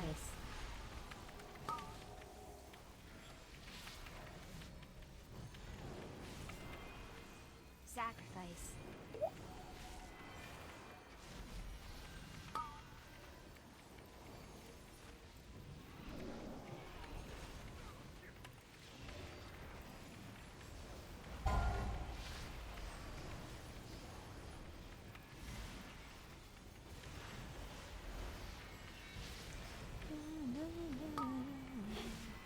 Sacrifice. Ow. Guys, Beyonce's in our raids.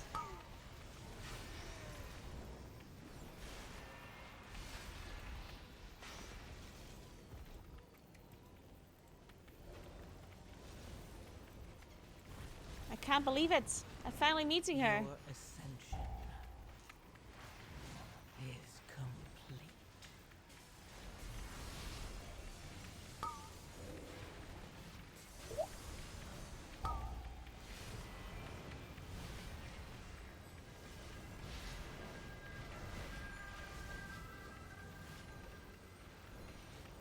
There'll be a patch in January? No shot.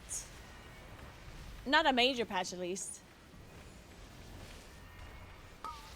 That's way too early.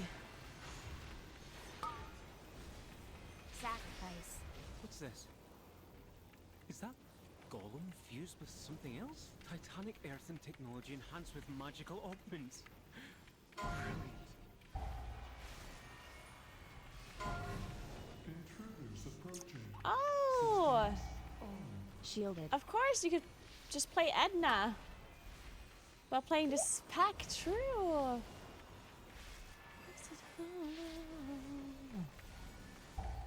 I guess you could just pull these 2 golems with the first pull and then pull the boss with the other 2 golem packs. If you're crazy. Just keep me on the back foot. Activating defense protocols. Your ascension is complete.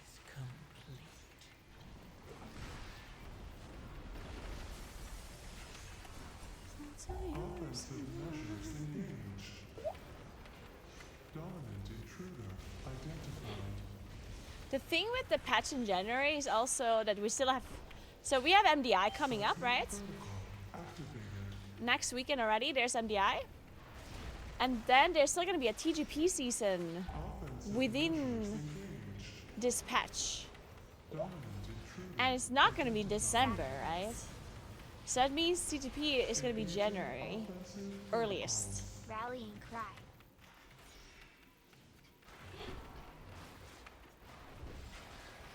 Seismic protocol activated. So that means the patch can't be until February.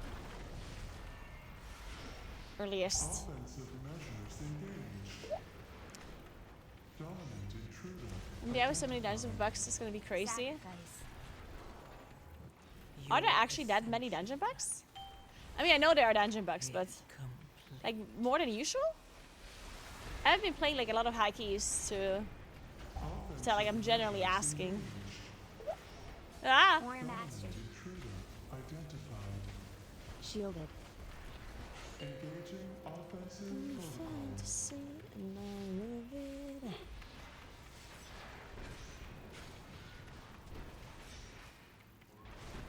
Seismic protocol activated.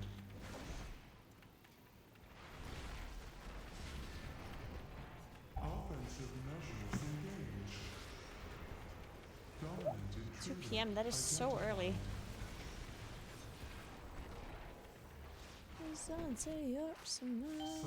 protocol activated.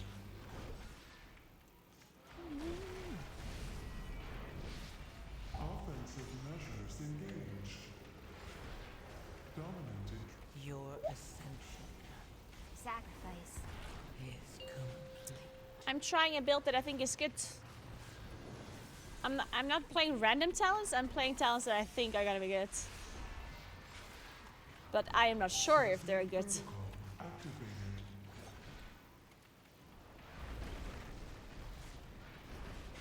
Offensive measures engaged. Dominant intruder identified. Yeah, Roshan, I guess there's... I mean, maybe they'll fix it still before the MDI. Looks like the main door's locked. Mm-hmm. You never Either one know. of these paths should lead us to an access console.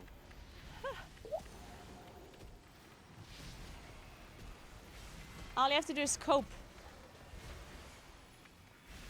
See, we talked about cynicism, guys, yeah? Shielded. You have to be less cynical.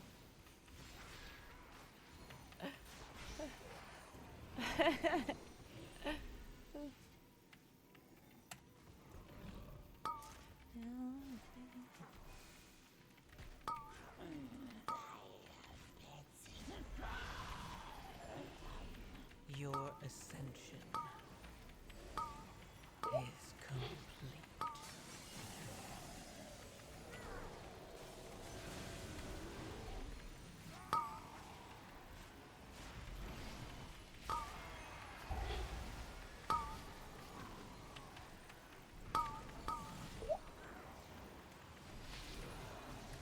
Sacrifice. Zephyr.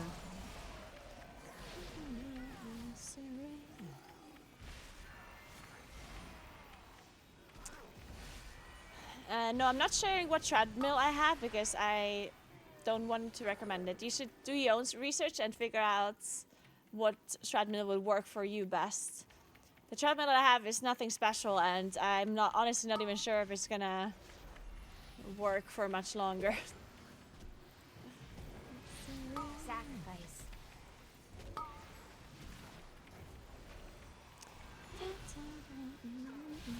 There's lots of walking pets out there, though. The most important thing is you just have to look for a walking pet, not a treadmill. A treadmill is meant for running. A walking pet is meant for walking. So you need to make sure that you're looking for a walking pet. And then you just see, oh my god. Rallying. And then you're just gonna see whichever one works for you.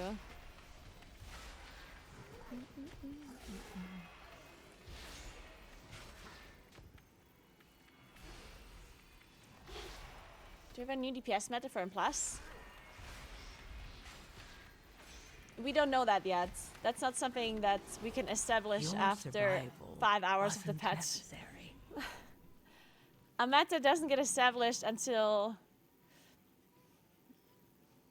some time has passed, because obviously people have to try things out. It's not a science that you can just calculate beforehand. A golem fused with scar It's something that gets corruption? established by the players Fascinating. over some time.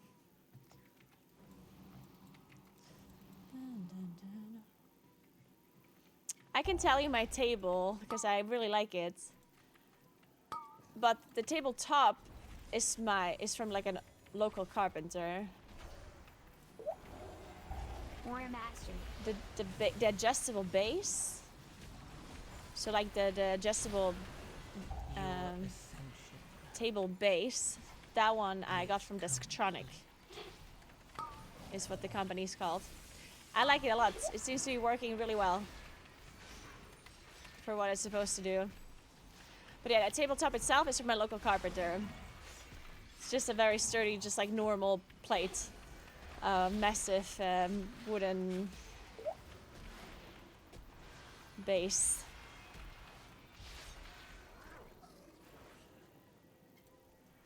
I would recommend doing that as well, by the way. If you already have a desk, like if you're trying to get an adjustable desk, just buying the base itself is going to be a lot cheaper than buying a full desk. And also, you can also change the desk afterwards then. Right? Like if you're buying an adjustable desk where everything is like one piece, then if something is messed up or you don't like something anymore, then you have to buy a new one. But if you only buy the base itself, the adjustable, like the legs basically, then you can switch up your tabletop to whatever else you want at some point, and you're gonna be fine. Also, usually you can get cheaper tabletops from other companies or from like local things, or like you take an old Your table ascension that you have like somewhere, is take the top, the base, and not the base, the tabletop, and then you just like put it onto the adjustable desk. Of course, you need to make sure that the tabletop that you're using is not like made out of paper, or plastic, or whatever. Like it needs to be decently high quality still, but.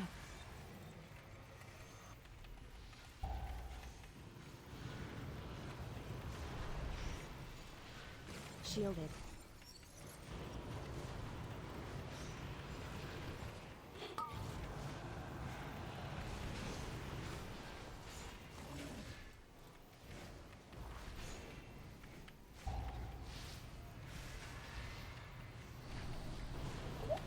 Oh, Rallying cry.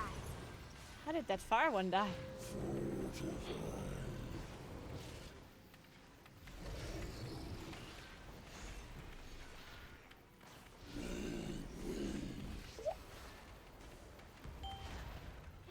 The new Jade Lightning talent from Moonkin looks fun. What's the Jade Lightning talent? your Wait. ascension What's that? is complete.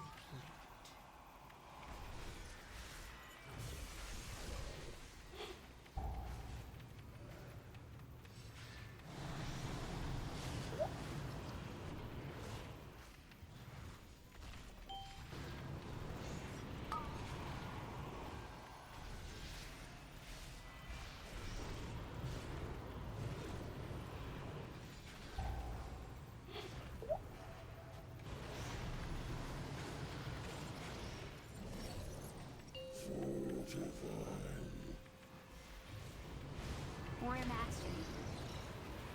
Zephyr.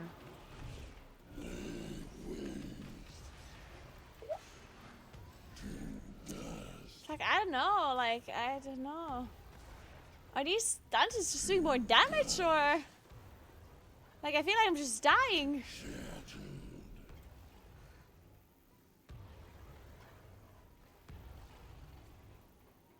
Your ascension is complete. We didn't have a double proc, did we? Good morning, Susan. What's up? I'm doing good. Hope you are too. Intervene.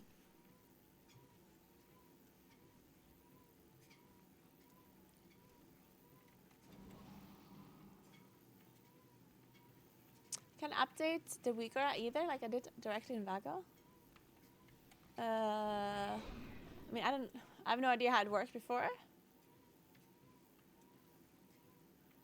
I have no idea what you usually did.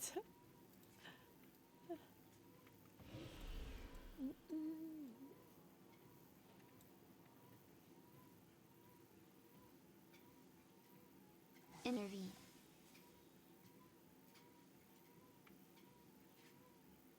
Oh, I update the link, redirect to the UI page, and it's down. What's down? Oh, okay, I see him. Okay, all good. Okay. Oh, these, that's... Oh my god! Who is killing these? Shielded. I mean, we can rest both people.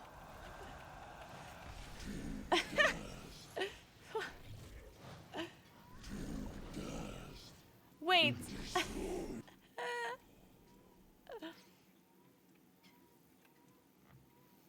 Hey, Sayas, thank you so much for 4 years. Appreciate that. Thank you so much. It's making fun yet? I mean, the talents that I'm playing, they don't really change anything. Like, I'm still doing the same thing as before, honestly. So I wouldn't necessarily say that it's fun now. It's very much the same as before. At least for the talents I'm playing in dungeons. Like, it's possible that in the raid you play differently now, that is more fun or something. I don't know.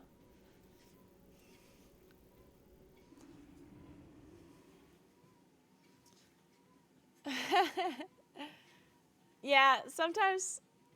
I mean, we're leaving now though.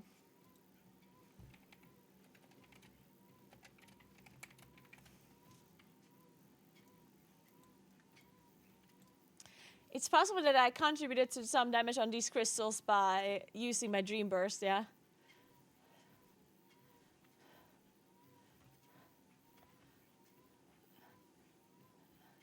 I definitely Dream Bursted all over those shards.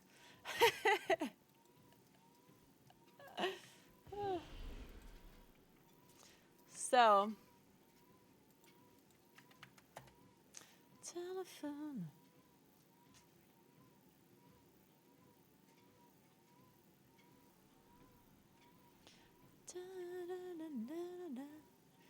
Okay. Let's try a different key then. Can I upgrade something is the question. I guess I can upgrade one of my trinkets once. Man, can we remove Valor Stones? Like, I beg you. How am I supposed to play this game if I don't have any Valor Stones? It's the worst. Where did I turn in the wax, actually? Can somebody tell me? Where I turn in these odd globs of wax? Where is that? Is Boomy Giga meta? I don't know what's meta, guys. We don't know what's meta yet. A meta gets established over the course of a couple of days or weeks or whatever. It doesn't get established after 4 hours. First in Ringing Deeps. Okay. I'll just fly there.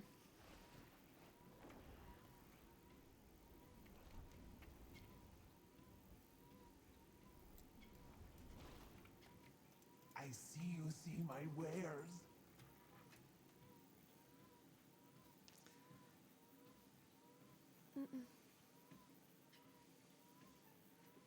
Same damage to ally, please don't get us nerfed. Are you telling me that I should, on purpose, do less damage?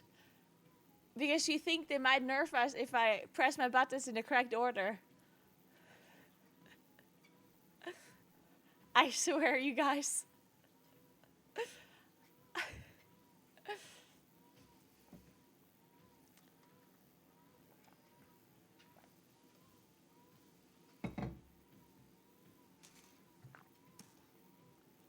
So the funny thing is, my gear's not even that good. I'm only 625 item level, I have the wrong trinkets and everything. And I did the same damage as Elemental. So if I had good gear, I would do more damage than this Elemental. So, sorry to break it to you, but I think Moonkin's a bit OP. I think they should nerf us. Hey, Jim Blizzard, yeah. This is me, Naguura. I would like to report Moonkin a little bit too overpowered. I would like to have a little bit of an AoE nerf. Maybe some survivability nerf. We're pretty fucking tanky, honestly. Like, I feel like I'm just a tank. I cannot die, it's impossible. And please some single target adjustments as well. It's looking a little bit strong. Thank you, bye Jim. Sorry.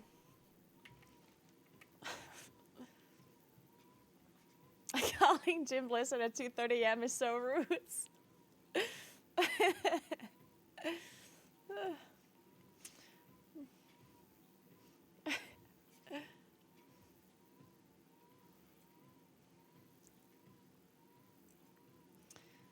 You step up on the screen is either set for a tiny person or thinks you're doing 2 steps for everyone you take. No. The step count is fine. It's just calculated by distance. It's not updating it as I'm taking the step. It's updating according to the distance that I'm covering. The step that it's calculating is like 66 centimeters or something, which is probably about accurate. 68 centimeters. Chitani, I'm not that tall. No, I'm 168.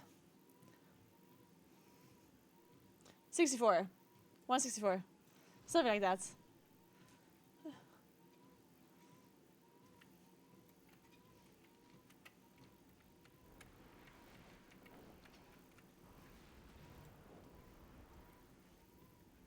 You think the girl is not tiny? I mean, I'm certainly very average.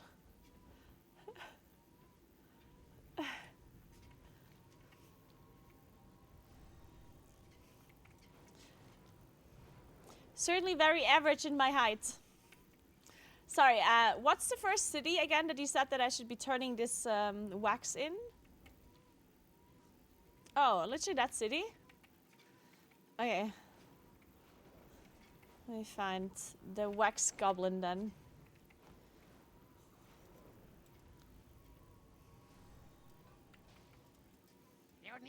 Is it this guy? No. Is it the guy over here? This guy? No, ask where I got it. No shit. Wax collector. Bring back more This one? shiny things. Okay, I'm contributing. Give me my valor stones.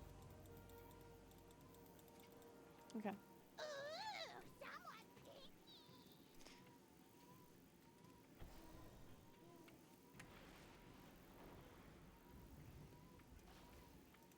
You are acknowledged. Hey, Iro, what's up? How are you doing?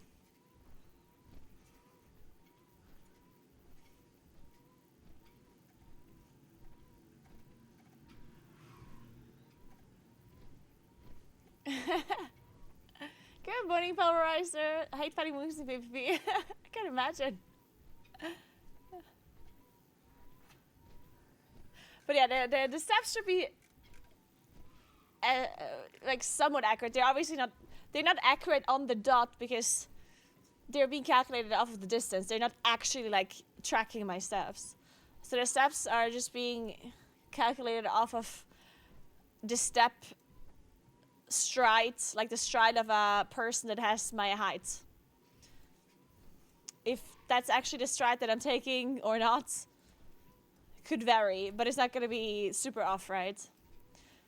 So it's not going to be accurately, it's not going to be 100% accurate, but it's going to be very close to accurate.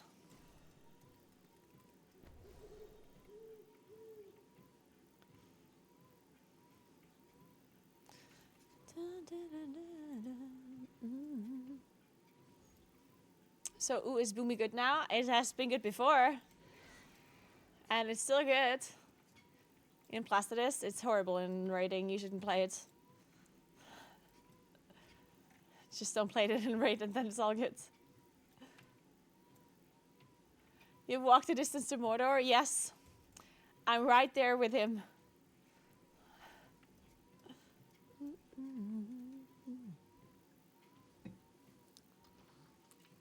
So I have a little bit more coffee, but I don't want to drink it just now. I haven't played Mist in a while. I do kind of want to...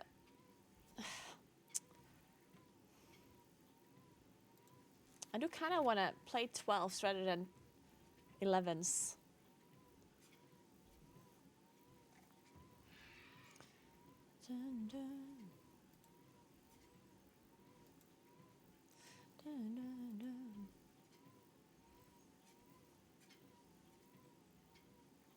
Hey Soki, thank you so much for 3 months. What's up? I have a Moonkin hoodie and I can't bring myself to wear it. I miss MOP's Moonkin. Oh, you missed MOP Moonkin. Really? I'm not sure I agree. MOP Moonkin. Huh. That's when our Eclipse moved without us being able to move it, right? Isn't that like our Eclipse going back and like just permanently moving back and forth? Thanks for Prime, Camel Pal. I appreciate that. Thank you, thank you. That was MOP, right? I hated that. No, I'm pretty sure. Wait. Are you sure? We definitely had an Eclipse in MOP. I just don't remember exactly how it worked. Either it was the Eclipse that you moved by casting spells. Because there was an Eclipse where, like, if you casted Wrath, it would move you towards the Eclipse, right? Or it was the one where it moved automatically, right?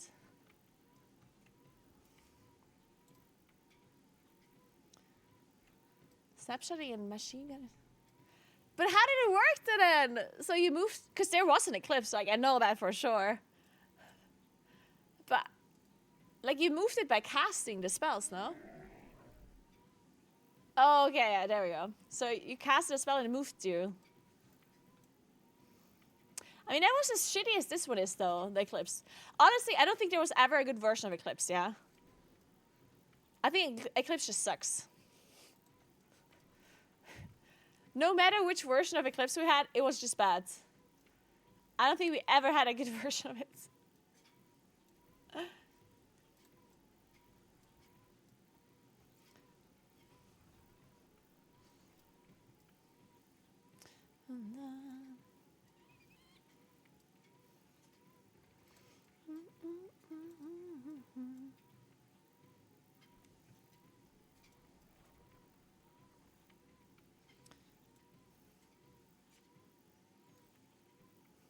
Rat in MOP. I don't think I played Rat in MOP. Actually, maybe I did a little bit, actually. Or maybe it was Worlds of January where I played a little bit of Rat Paladin. I don't remember.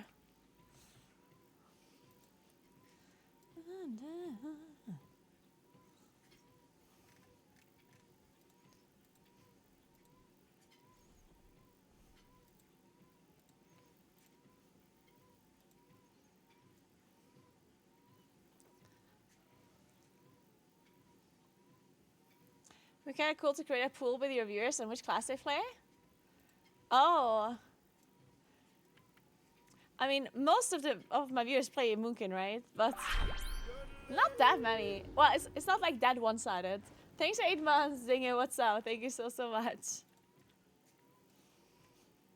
What I need.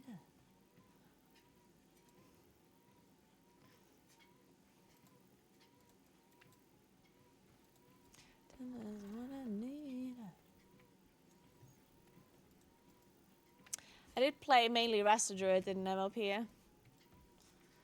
I remember playing a little bit of Moonkin in farm raids. I remember playing it in Terrace for a little bit. And it was very annoying. Well, it was annoying. The eclipse was annoying. I vividly remember the eclipse being annoying. But to be fair, I always remember the eclipse being annoying, so that's nothing new.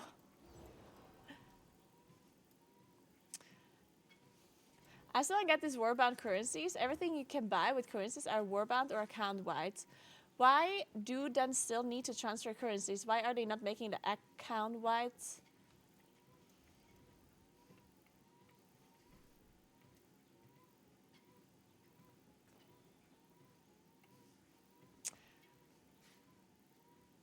I don't really know myself, honestly. Maybe that's like a technical limitation or something. I don't know. But yeah, you are right. Technically, you could just have like a currency tab here that says like warbound currency or something, and then you see like the full currency. If you can use it on other characters, you could just have like, instead of, let's assume Valor Stance will be account wide, it could just say, well, I guess some of them are limited though. Maybe that's why. Like, for example, I can only have 2,000 Valor Stones on this character, but I could have 2,000 on all of my characters, like each.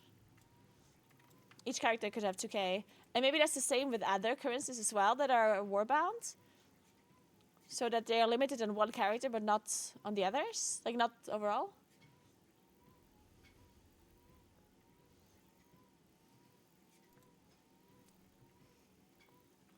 In my opinion, it's because you can swap who's in your warband. No, you cannot. Oh my god. See, there's so many people that think this. Wait, let me explain this to you. Because I didn't know this either. Wait a second. Where do you have to go?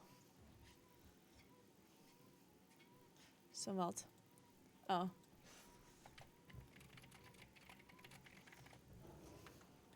So, listen, like this, your war-bound characters, that's all of your characters.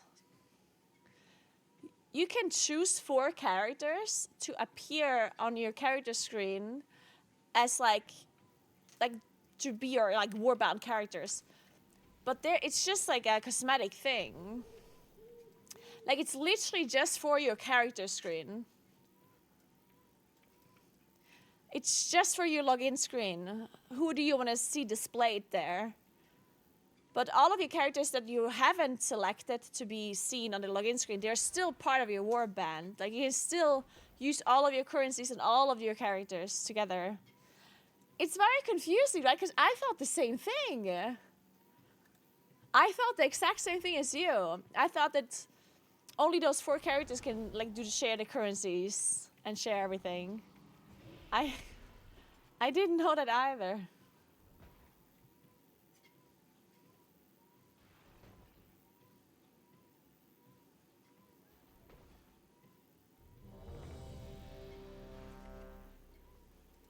So, guys, I got invited to a 12. I'm so happy right now. I have to focus.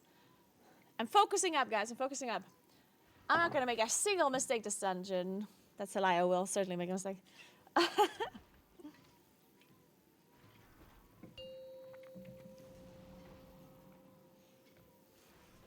5, 4. Don't worry, the elemental charm will carry. 2, 1. They better. And now you learn the true lesson I heard they're of broken. the void. So here we are. High Speaker Irish. Or is it just Irish now? He's Oh my fled from god. the Hall of Awakening into the Stone Vault. He's probably running like a frightened mouse. Wee, sleepy, cowering, timorous beastie.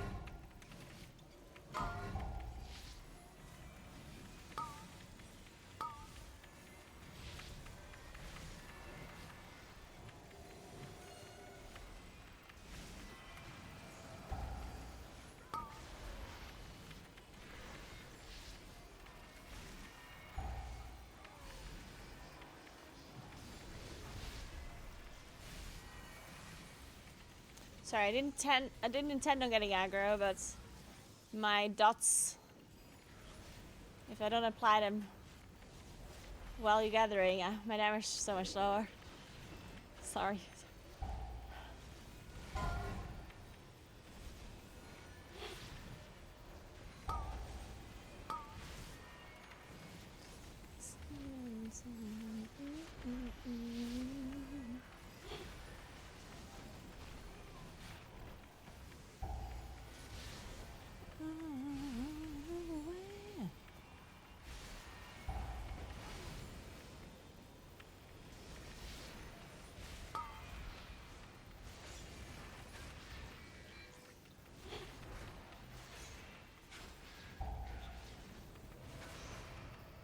Let's bounce out the nerfs. Those were nerfs, guys. We did not get nerfed. We got a rework.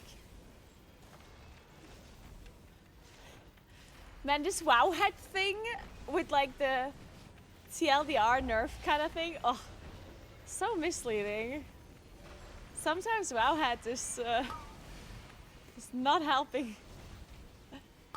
Like if a class gets a whole rework, Only right? the strongest Well, survive.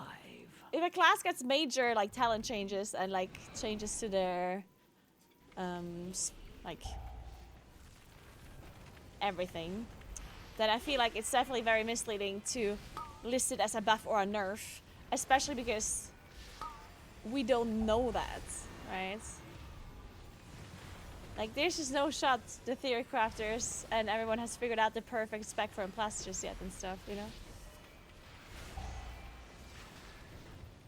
So listing a buff or a nerf percentage based just seems... And even if we have figured it out, like even if we know exactly like the best build and then you can look at the buff or nerf, I feel like it's still kind of misleading because Blizzard would like to have like data before they do something, right? Like sometimes when a class gets a rework, then they might initially be really broken, but then it gets addressed because Blizzard maybe just wants to see the impact of the change first, and then it gets quote-unquote fixed. Like the numbers get fixed later. Because the most important thing initially is if the changes to like the class and the talents work. And then once that has been established, then you can do like number changes. Because number changes are easy to do, right? Like it's easy to just say, oh, Stars does just 5% more damage, or Starfall does 3% less damage, or whatever. Like stuff like that is not rocket science to do, right?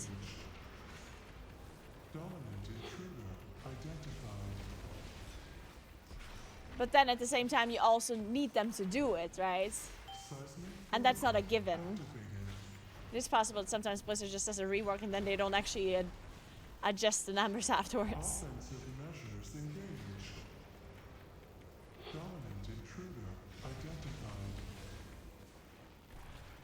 Engaging offensive protocols. Intruder terminated. Oh well. I guess we tried. Activated. If I'm not number one on details, Intruder my class needs to always leave us. Well.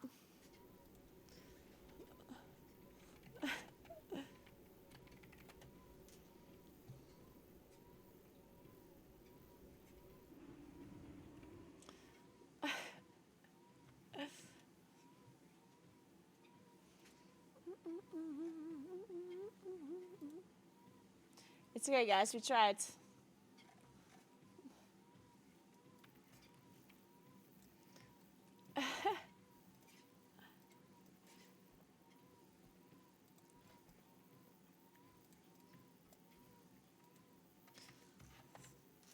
Next one we time for sure. There's no way we won't time the next one. And by timing, I mean literally just finishing it.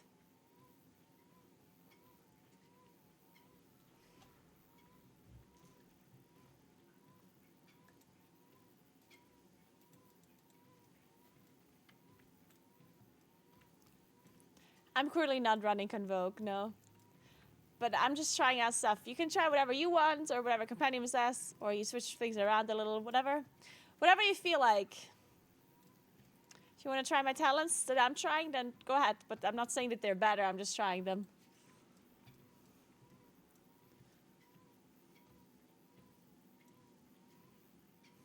Yeah. I haven't tried EC yet. Is it any good for Alex? Did anyone try EC and compared it to Keeper? I don't know about EC. I don't know. I think I'm mainly not a fan because like the single targets seemingly being worse, but I mean maybe the changes made it not such a big difference anymore.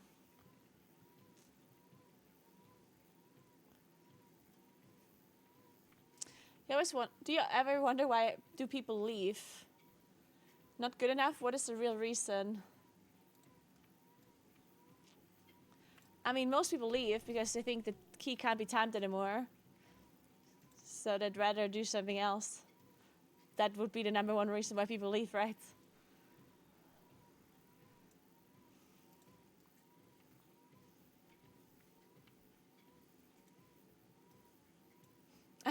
Country count, maybe.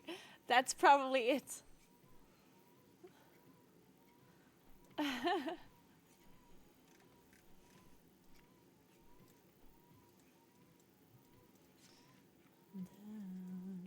Need broken Shami? Why are people saying Shami is that broken? Is it actually? Like, is Shaman actually, like, really OP? I don't know. I've played with 2 Shamis now, and I mean, it seemed good, but I didn't do, like, much more damage than we did. Thanks for 43 months, Danny. Welcome back. Thank you so much. Do you agree with this mentality? Surely finishing a key to get something is better than just leaving. Only, of course, we can actually finish and you've not just hit a wall. Okay, so I'm gonna give you my opinion again, and people are gonna hate me again, like always. So I personally think there's 2 reasons to play in Plus that are vastly different. There's one, like for example, right now, I still need gear from M+. I need Valor Stones, I need crests, and I need items, right? So for me, and I need to fill my vault. So for me right now, I would like to finish the keys because that would be beneficial to me. But I know for a fact there's quite a few people that don't need any of that anymore. There's quite a lot of people that do higher keys that don't need Valor Stones anymore, they don't need crests anymore, they don't need items anymore. So what do they need? They need score. Or when I say need, they don't actually need it, but they play M+ for a score, right? So if you are a player and the only thing you can get out of M+ is score and nothing else, if that's the only reason you play and nothing else, then it does make sense for that person to not want to continue when the only goal that they're trying to achieve is not achievable anymore, right? So I personally think that unless you set clear, unless you were communicating your goals as you were forming a group, I think a person is fine. Like, in my opinion, it's fine for a person to leave unless you told them that you want to complete it before. Like, I feel like you have to communicate your goals as you're forming the group. And if you don't communicate it, then I feel like a person leaving is like, they're not being assholes because the goal that they were trying to achieve is not achievable anymore. So if you form a group for a key and you say that you want to finish it for loot, for currency, for whatever it is, and then people leave, then they're assholes, right? For sure. But if you form a group and nothing is being communicated, and a person joins, and this person doesn't need anything from completing the key, but they need the score. Let's say it's a plus 13 dungeon or a plus 12 dungeon or whatever, right? And then you can't, like you wipe, and this person thinks that he can't complete it anymore in time. Then I feel like this person has the right to leave without being like an asshole or anything, because you didn't tell them that you want to complete it, right? Beforehand. And they kind of assumed that you only wanted for score because it's a plus 12 key after all. And a plus 12 key, by default, is a key that you mainly do for score because you don't get more rewards from doing a 12 compared to doing a 10, right? Yeah, exactly. That's what I'm saying, right? If you're doing a plus 12 key, I think most people assume that you do it mainly for the score. I personally still need gear and valors and everything, but I also like doing high keys. So I am currently in a position where I would like to finish the key still. Even though I'm doing keys that's, like, technically speaking, if I would want to farm the most gear or the most valor stones or the most crests, then there's no reason for me to do a 12. I should be doing plus 10s. Because an 11 doesn't give me more rewards than a plus 10, and a 12 doesn't give me more rewards than a plus 10, right? So I technically, if my main goal is only gear and crest and everything, I should do a plus 10. But I'm queuing plus 12s or higher keys because I just enjoy doing higher keys. So when I queue up for a plus 12 and somebody leaves because we wipe, then that's my fault for joining that key. Like, I'm not going to sit here and talk shit about the people that are leaving because they might not need the gear. They might not need anything. They just want the score, right? So I personally think they're totally in their right to leave because maybe they're assuming that everyone else in the group also is there for the score, right?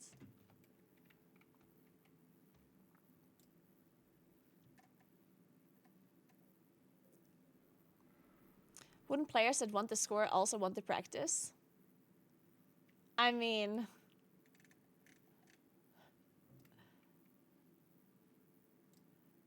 technically, yes, but you can also get practice in a key that you're timing, and not a key that you're depleting.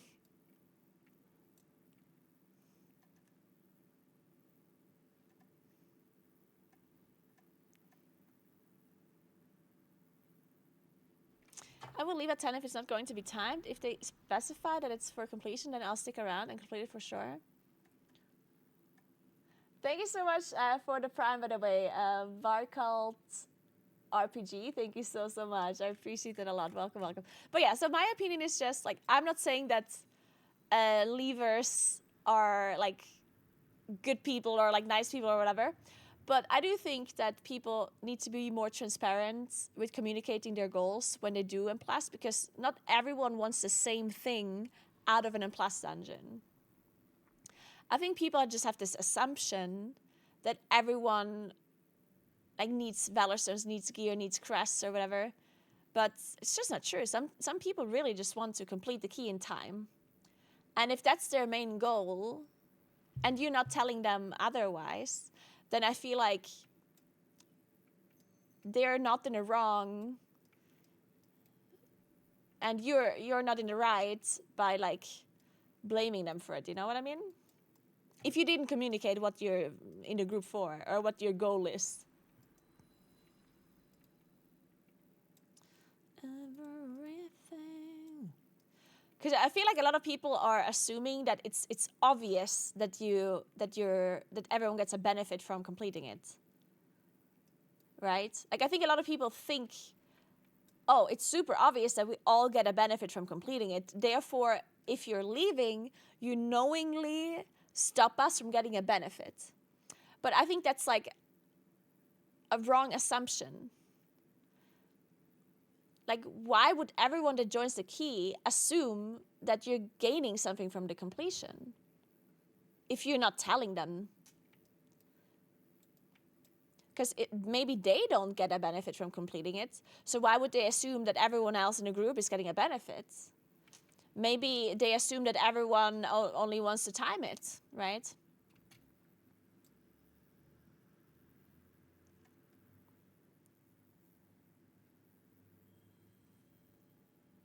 And everything. Leaving a key in the last boss because you're over 1 minute is crazy. Happens a lot.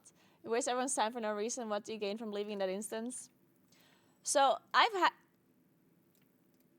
personally hate it. Like at the moment, I think it's stupid as well to leave in a last boss. Like if you have been in a dungeon for 35 minutes and all you have to do is the last boss, I personally think that's stupid as well to leave at that point. At least ask in chat first, like, do you want to finish or something, right? But it definitely has happened to me that later on in the season, once you do higher keys, like score keys, a lot of people, like I had many groups to spend before the last boss when it's depleted. Because 3 or 4 months into the season, when you do like plus 16 keys or whatever, absolutely nobody needs gear anymore, and you're almost certain about that. So it happens many times that you just don't kill the last boss, because what do you gain from killing the last boss? Nothing. Like, if you're sure that absolutely no one in your group is getting anything from killing the last boss, then you're not going to kill it, right? You're just going to waste your time if you do. If everyone in your group only wants score, then what's the purpose of killing the last boss if you're not going to time it, right? But right now it's different, because right now we're at the start of the season and a lot of people can still use like Valor Stones and Crests, right? So it would be the exception that a person doesn't need anything anymore. Like absolutely no Valor Stones, nothing. That would be very much the exception right now.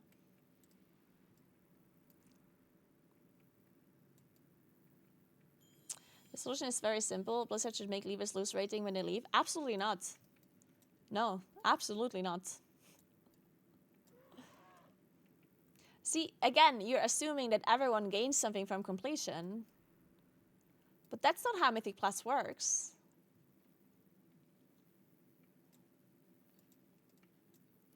Punishing leavers only makes sense if the people that are signing up agreed to complete the key and then left anyway, right?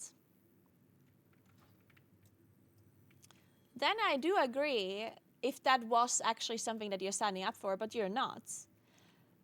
Like, look at all of these keys that are currently in LFG, right? None of these keys say that they want to complete it. None of them, right? So if I sign up for this key and I want to get score and that's all I'm joining this key for, then why would I be punished for leaving if they don't... Like, I didn't sign up to complete the key. I'm signing up for a plus 12 Grim Battle. Nowhere does it say that this should be a completion run or anything, right? Now, if I'm signing up for a completion run, then I agree that I should be punished. Unless it's a certain time over. It's just that people don't use... See, this is why I'm saying this is a communication problem and not necessarily a community problem. People think that the community is like super toxic, they always sleep and whatever, but you also need to make sure that you're communicating your goals properly. Like, look at this, for example. If you queue up for a key, it literally says here, goal, completion, or goal beats timer, right? Nobody uses this. Why not? Like, if people would use this more often, I feel like people would also be more justified in complaining about leavers. Because if I queue up a key and I queue it as completion, if I then invite people and they leave, well, then they're actually assholes, right? But if I'm not choosing this, if I'm not choosing anything, then I'm at fault partially because I'm not communicating what my goal is with the key, right? So why... I can't assume what a person wants from the key when they get invited if I'm not clearly communicating my goal with it, right? So I am saying, like, if, let's say I queue a key under completion. I think if then a person joins and they leave early, I feel like in that case, I think a punishment would be fine. Yeah, exactly. The punishment should be based on the goal set. 100%. Yeah, I agree with you. Yeah, I think that would be perfect.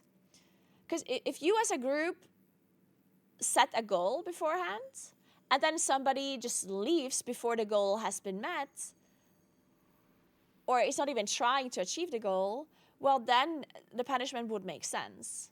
So if I select completion, somebody joins, and then we wipe on the first boss, and then they leave, well, then they, in my opinion, that punishment for that person would be justified because they joined with a completion run in mind, right? But if I set the goal beat timer and we wipe on the first pull with all cooldowns up and we didn't kill a single mob, well, then if somebody leaves because they think they can't time it anymore, then they're justified in leaving and they shouldn't be punished, right? Because I literally set the goal to beat the timer and it's very likely that we failed our goal, right? So it definitely depends on the goal that you're setting at the start and communicating the goal and not just like look at all of these people literally just like putting the like not even putting the time and effort into selecting what they want out of the key, right?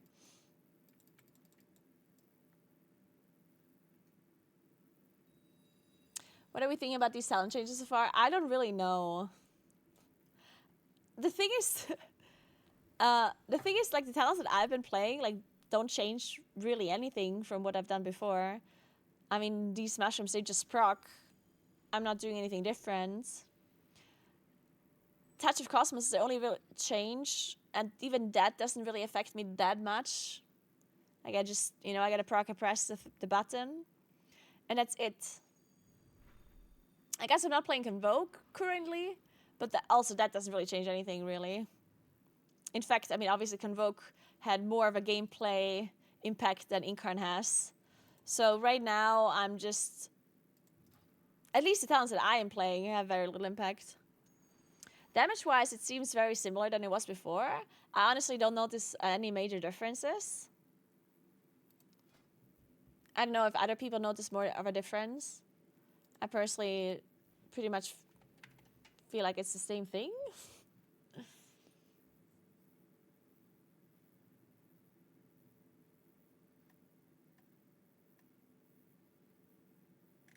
Yeah, I mean, technically there are talents that change the gameplay a lot. It's just that I'm not playing them, or that, like, Whirling Stars, for example, of course, has a decent impact on your gameplay, right? But I'm just not playing it.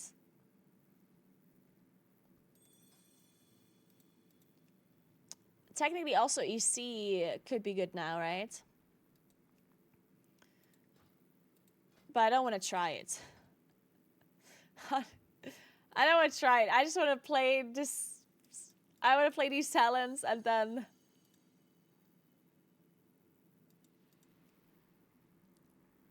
let other people figure it out. Hey, Clay, thank you so much for the 10 suckers. Appreciate that. Thank you so much.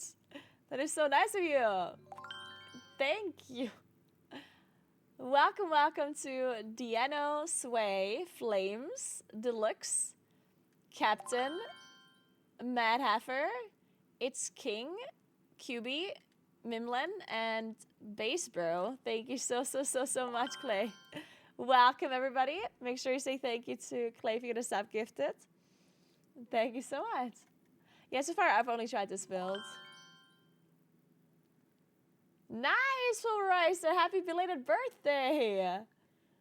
I'm so sorry. I didn't know it was your birthday yesterday. But happy belated birthday. I hope you had a nice birthday and you had some cake, of course. Went out for a meal. Nice. Came back with lots of money, then more. Wow. Perfect. We love food, money, and wow. So sounds like a perfect day. Hey, Aaron. What's up? What else could you want in life?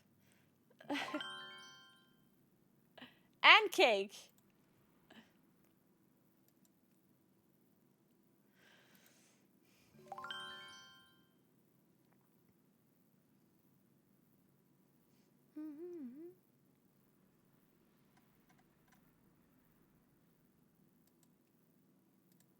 And let's try to find a key that I'm actually getting invited to. Oh, there's not that many 12s, actually. Not to work on weekends and nights, yes. Hey, Green Legolas, what's up? Thank you so much for Prime. Welcome, welcome, welcome. I like wedding cakes. They're so good. Oh, yeah. Who doesn't like wedding cakes? Well, okay, there's actually some wedding cakes that they just really focus on making them look good, like from like an aesthetic point of view, from a like outside look, right?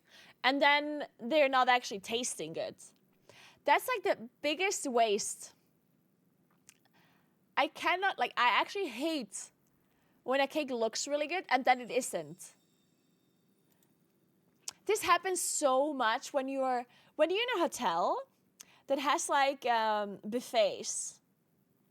I don't know why this, but it's always the hotels. So you have like this buffet for like dinner or lunch, right? And then you have like all of these different like things to eat or whatever. And then you have the dessert buffet. And then you have like these smaller plates with like different kinds of desserts on them. And they always look so good. And they always taste bad. Well, not like bad, but like they certainly don't taste as good as they look. And I don't know what it is with these hotels, but it's the worst.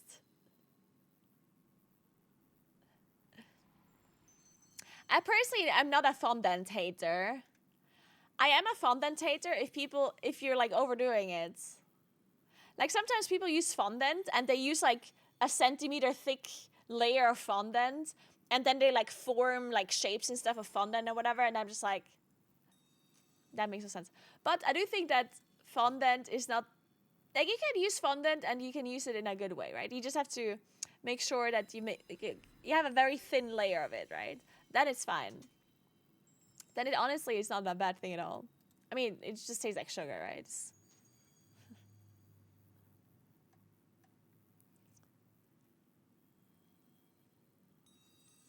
Desserts like that are usually defrost lines. Yes, icy plums, yeah. I think that's why. I think they're usually just defrosted.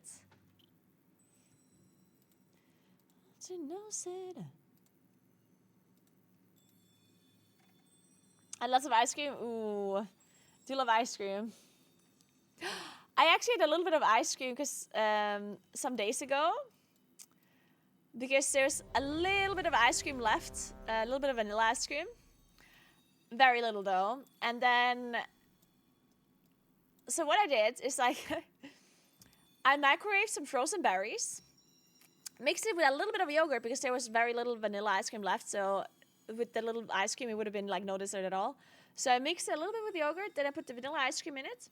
And then I ate it with some cookies that Kuro sent to me. It was delicious. Those cookies are just so good. Sierra Cool is in here. He says, I hate you for real. What do you mean? What do you mean? That's toxic.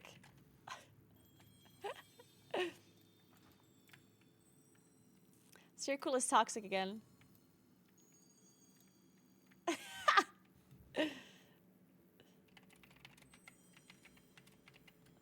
I sleep 10 to 11 and wake up 5 to 6 p.m. Dude, I fixed Sierra Cool's sleeping schedule. I'm so happy. Watching your IRL in Flixen, I stayed up until 5 p.m. and awake now 6 or 5 a.m. That's literally a perfect sleeping schedule. You're welcome.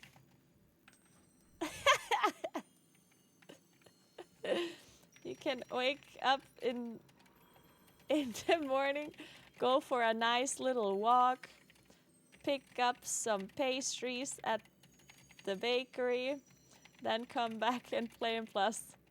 Perfect day.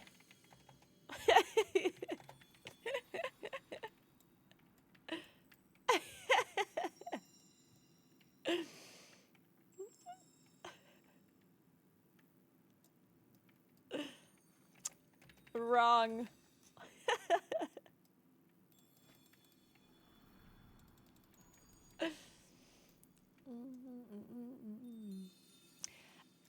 I never actually made creme brulee. I'm a big fan of creme brulee. I never made it though. I had this idea. Oh my god, would you guys like something like this? So Meg said that she's baking, shit, what are they called again? She's baking these like German cookies you make for St. Nicholas Day. Wachtelmänner? Wachtelmännchen? Shit, what are they called? Wichtelmänner?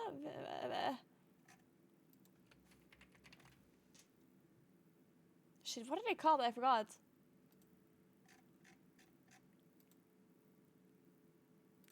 They're called Weckmänner. Weckmänner.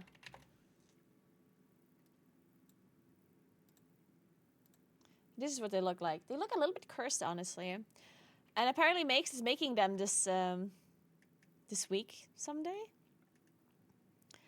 And then I was thinking, and then she said, oh my god, if only we would live closer, we could do such fun streams together. Like we could do a baking stream or a cooking stream together.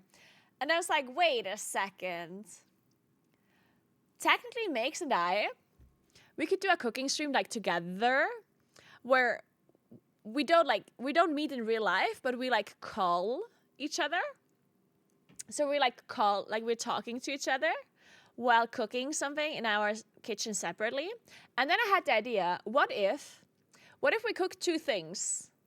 Like maybe like two different desserts, or like a first course and a second course or whatever. Like we just cook two different things. One recipe I choose, but I don't tell her, except of course the ingredients that she needs to buy. And the second recipe, she chooses the recipe and only tells me what to buy, but doesn't tell me what it is. And then we could have a baking stream or a cooking stream where we kind of cook together. And I tell her what to do for my recipe, and she tells me what to do for her recipe. And then we don't know what it's going to be until the end. Well, until we get closer, right? That would be kind of cute, no? Now, I'm not sure what the best recipes for it would be. Like, it probably would be nice to make desserts. Like maybe two different desserts or something that we could do. But then who's going to eat all of it? I don't know. No, it wouldn't be a competition. It would just be funny to not know. Like, it's not supposed to be a competition on what's like better tasting or whatever. But it would just be funny because you don't know what the hell you're cooking or baking, right? Do we need gingerbread man-eaters? I volunteer. What is your opinion of gingerbread? Are you guys fans of gingerbread? One sec.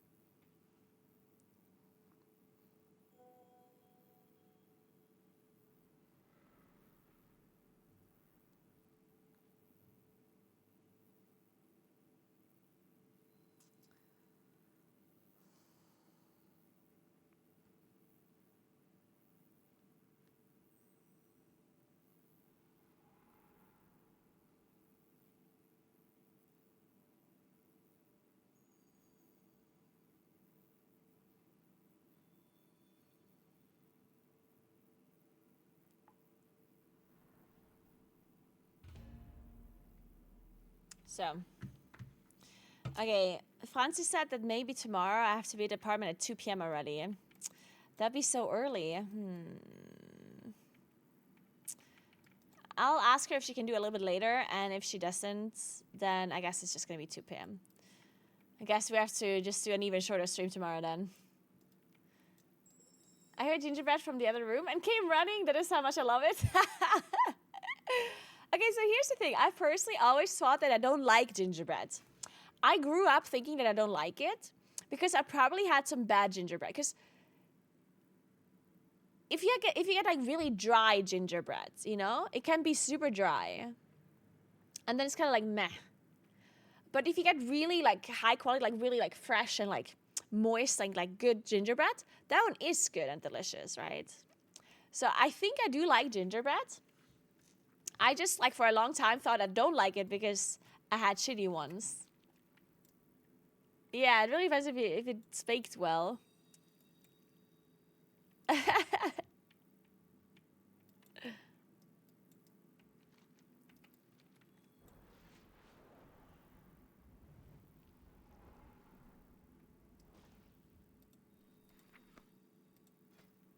Oh, we do miss. Wait a second.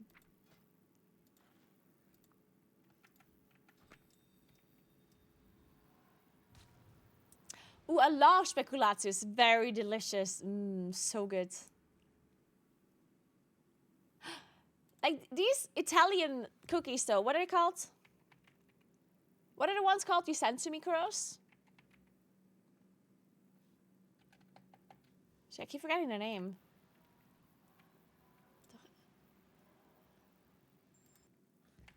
Dolcetti di Lanza. They look at them, guys. They look a little bit like pretzels, but they're not. They're sweet like cookies. They're so good. If you ever see them somewhere in a like supermarket or something, you should buy them immediately. It's kind of like churros, but they're just sweet kind of cookie / pastry. They're made with butter. They're very good. They're delicious. How big are they? They're pretty small-ish.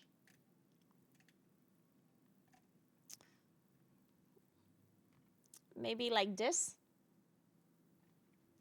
You can eat loads of them though, for sure.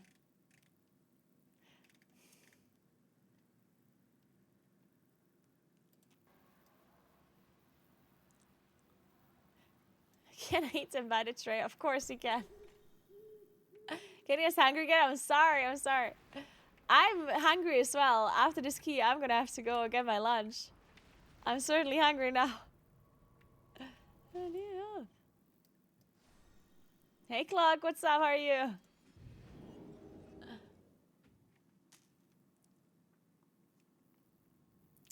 It is true. Brownies are also a thing that I'm not necessarily like a super big fan of. But to be fair, brownies are something that are not being sold here a lot. Like brownies are not a very common dessert for people here to make. Also with muffins. Muffins and brownies are not very common here, so I don't have them very often. And whenever I have them, I feel like they're not that good. But maybe it's just because they were made like dry. Because I think brownies can be super dry. Same with muffins.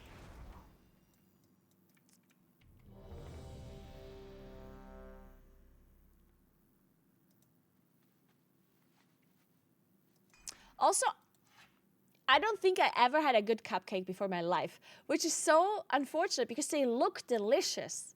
Cupcakes look so good, but every single cupcake that I had so far just did not taste good.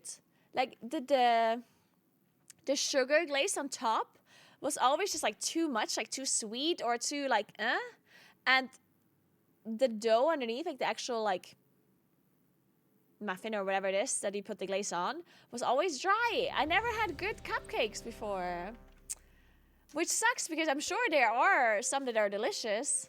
Yeah, the cake itself. Warm brownie with custard. Oh my god, vintage chocolate sounds delicious. You know, okay, one of the best things that I didn't know was good, that I like one of the best American desserts that I've never had before, that I didn't like really know existed, that was delicious, was cobbler. Like I had peach cobbler, and I had never even known that that's a dessert that exists, and it was so good. God, it was just so delicious.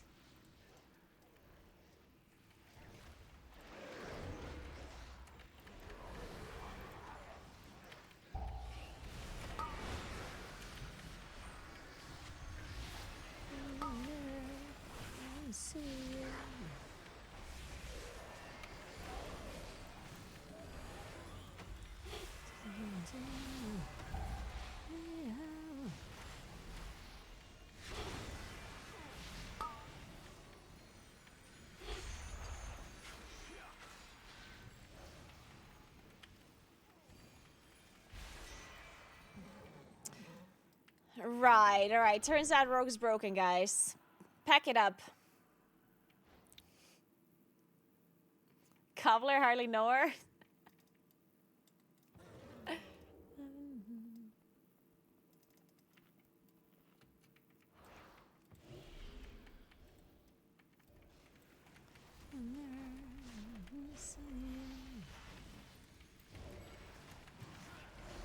Hey, history, what's up?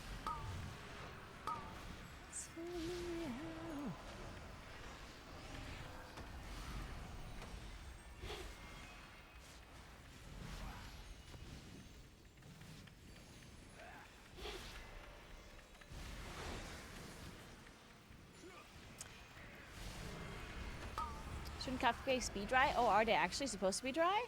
Maybe I just don't like cupcakes then. Maybe, I don't know.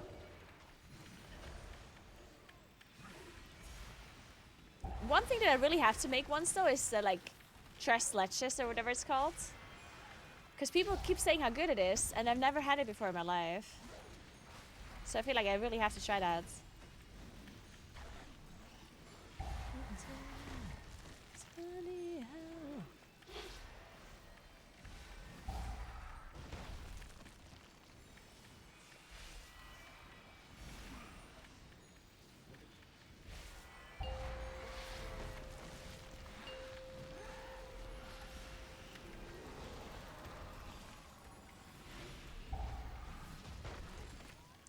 Wait, why did I die? Oh, there was one more tick at the end. Fuck. Really? There was one more tick that I didn't notice. Fuck me.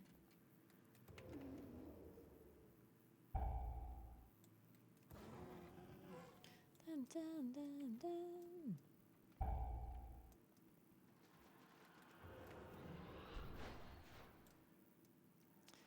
Fuck, I lost my buff, guys.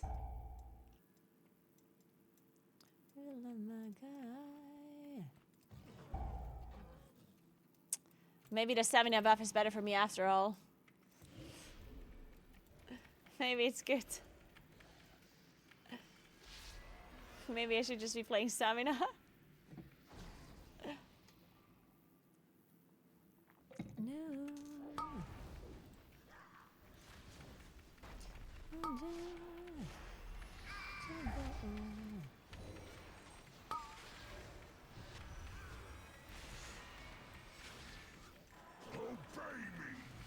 Obey me.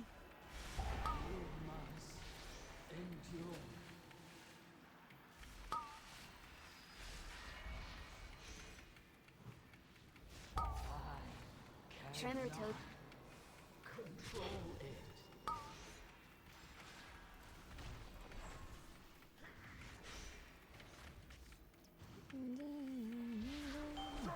This mob doesn't seem to be dying, huh? You will do my bidding.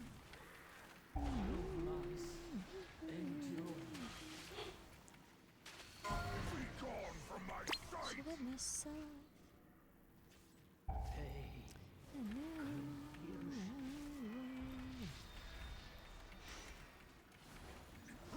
Oh?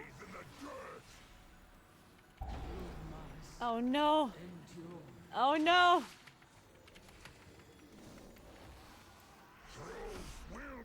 Well, shit. Cannot control it. You writhe in the dirt. Pitiful wretches. You have done nothing but waste my time.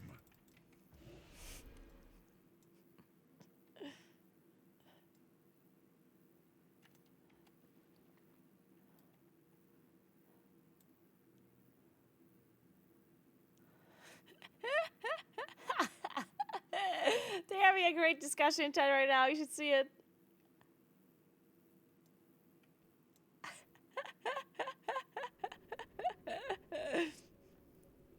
Somebody was like, why did you last first pull? You always want us boss.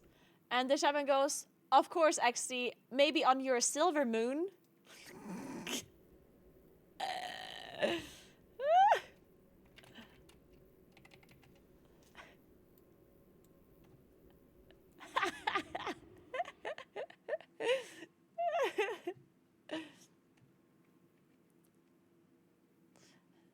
can do. Well, that was a good dungeon. Nice try, Zero Cool.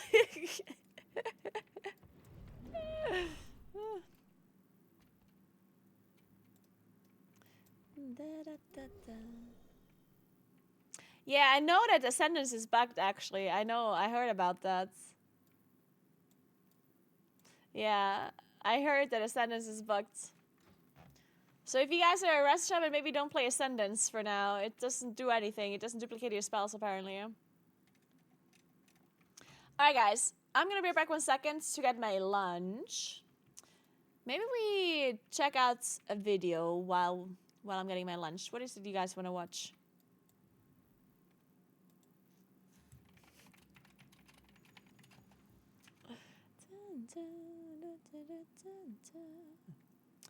Rating the Mythic Plus change to the world within. Oh my god, I love that.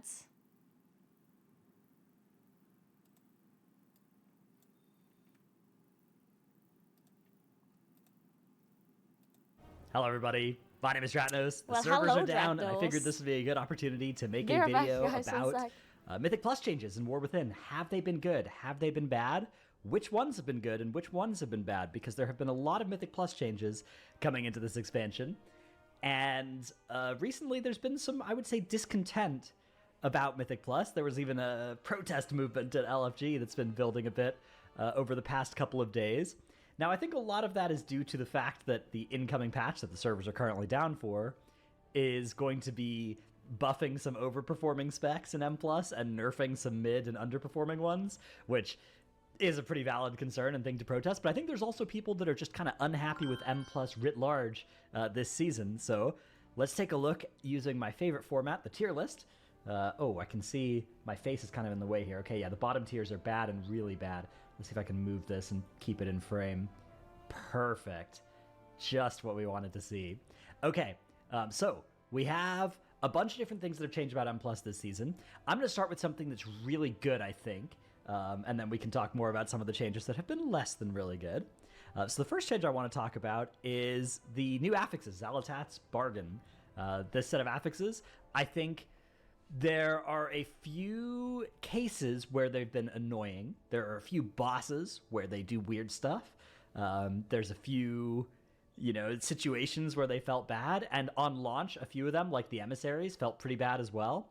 But they've done a good job of improving the reward for doing the affixes, fixing a lot of the cases where they feel bad. There are still a few bosses, like last week's, Oblivion affix, where the orbs come in. There are still some bosses where you kind of feel like, okay, this is sort of like you're fighting the second and third bosses of Arakara, right? And it's like, okay, this just happened to spawn during a time where mechanics really prevented me from being able to realistically soak these, and now the boss has 60% increased damage, and that is still unfortunate. But I think when we compare these affixes to Sanguine, Bolstering, all those old affixes that we used to have, like, this is really good, and is making the season a lot more fun than if the old affixes had been in that spot. So I think that is a clear, really good thing for me, at least this season. Now, continuing the theme of affixes, I think one thing that's been really bad has been Challenger's Peril. I don't think this is accomplishing anything good at all. So this is the thing where in 7 and higher keys, you're now taking double or triple time loss, right? 15 seconds instead of 5 from a death.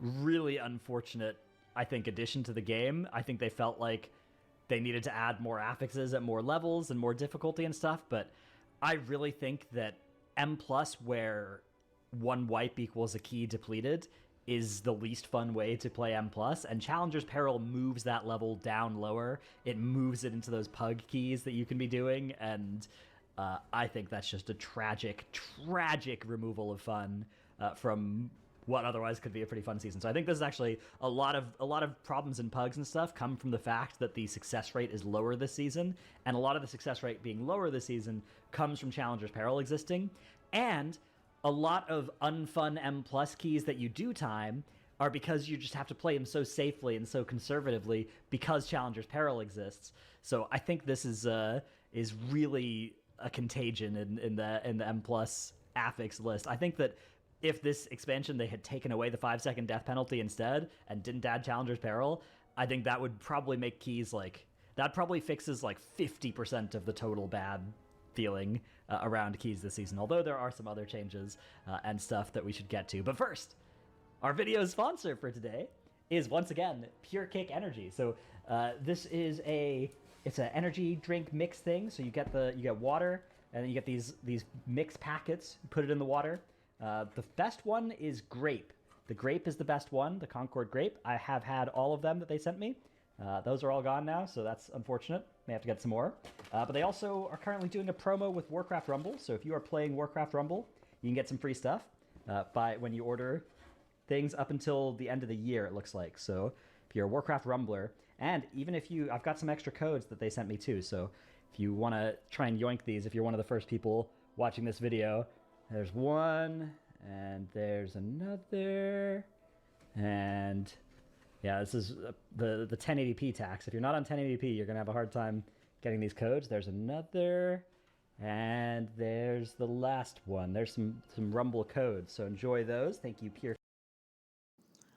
It is so funny how Dratnos is literally like the most organized person ever. No, I don't want to say organized. That's actually wrong. Wait. That's wrong. He's not the most organized person, but he's like the most articulate person in the moment. Like you could literally tell Dratnos, like if he's like doing a show or whatever, you could tell Dratnos like a quick thing in his ear. Like the production could be like, hey, quickly mention that TGP is gonna come out in like whatever. And then he will like include it in his next sentence without a problem, without like saying or or without thinking about it. He will form this like perfect sentence with this perfectly with this perfect English that apparently I don't have. Using these like eloquent words, you know? And then he does a promotion for a sponsor and he's just like, well, you like have these packets and you mix it with water, I guess. I actually think like, he literally like needed to do this integration here for the sponsor, and he probably just like realized as he was filming it and he saw it in his corner, it's like, oh wait, we need to do this, and then he just like improvised it. Or he did this on purpose because that's just his brand. It's also very possible that he purposefully did it in a quote-unquote like spontaneous way because that's just what Dratnos' brand is, that he does everything like as he goes. Anyway, moving on. I like this video so far. Keep up the good work, especially on the grape flavor. Again, that one is the best one by a lot. It's so good. Okay. All right. Next thing, another affix that got added this time around was Xalatat's Guile. So this was a cool idea. Wait, I just saw I missed a sub. Thank you so much for the sub, Joyce Willis. Thank you very, very much. I appreciate that. Thank you. I'm eating, in case you're wondering, I'm eating Greek yogurt with granola, and it's purple because I microwaved some frozen berries that gave my yogurt a purple color, or pink, I guess. Very fitting to my sweater. I usually match my food to my clothes. So, yeah. For high keys, where it's like, okay, we are going to turn off affixes at high keys, and every single week, every single experience in a high key is going to be the same, right? You're going to have the same set of affixes every single week in every key level 12 or higher. I think that was a good idea, particularly in a world where the affixes sucked, which was the world that these were all being designed in. And I do think that it's maybe a little bit less necessary because I think Xalatat's bargain affixes are actually pretty fun. And I think they get more fun in a more min-max environment, right? Like, you know, doing Oblivion Orbs. Obviously, there's a couple of bosses that it kind of feels unfair on. But aside from that, you know, the better the group is, the more coordinated the group is, the more you can actually soak all 10, the more you can maybe try and delay soaking the 10th and roll the stacks, and that's fun. The more that you can try and, like, use it to make a pull doable or a boss with Lust, you know, and the buff better. And that's true for all the Xalatat's bargain affixes. So I actually think that they would maybe be pretty fun to min-max in high keys. They'd maybe have this issue of some being way better than others, depending on the week, right? Like some that are less punishing to do, Like you don't have to sink damage into when you don't have to sink damage into void emissaries, for instance. Void emissaries, I think, can still be one of the ones that's more punishing, although it has a pretty good upside now when you actually do complete it. So maybe that would actually be one of the better ones. I don't know. So I could see that being an argument for like, okay, maybe these make the weeks 2 key levels different from each other in terms of what you can do. Although it doesn't feel that way in the 10s. They all feel fairly balanced in the 10s. So either way, I guess my point is I'm not sure Xalatat's Guile is actually needed with how fun Xalatat's Bargains are. Xalatat's Guile also came at the start of the season with like a 20% health and damage increase to mobs. Now they've nerfed that to 10%. I still think it's unnecessary to have such a canyon between 11s and 12s. I think that creates there just doesn't need to be such a steep difficulty curve between the two of those. So I do think that Xalatat's Guile should still have that removed. I'm going to put it in ambivalent or mid.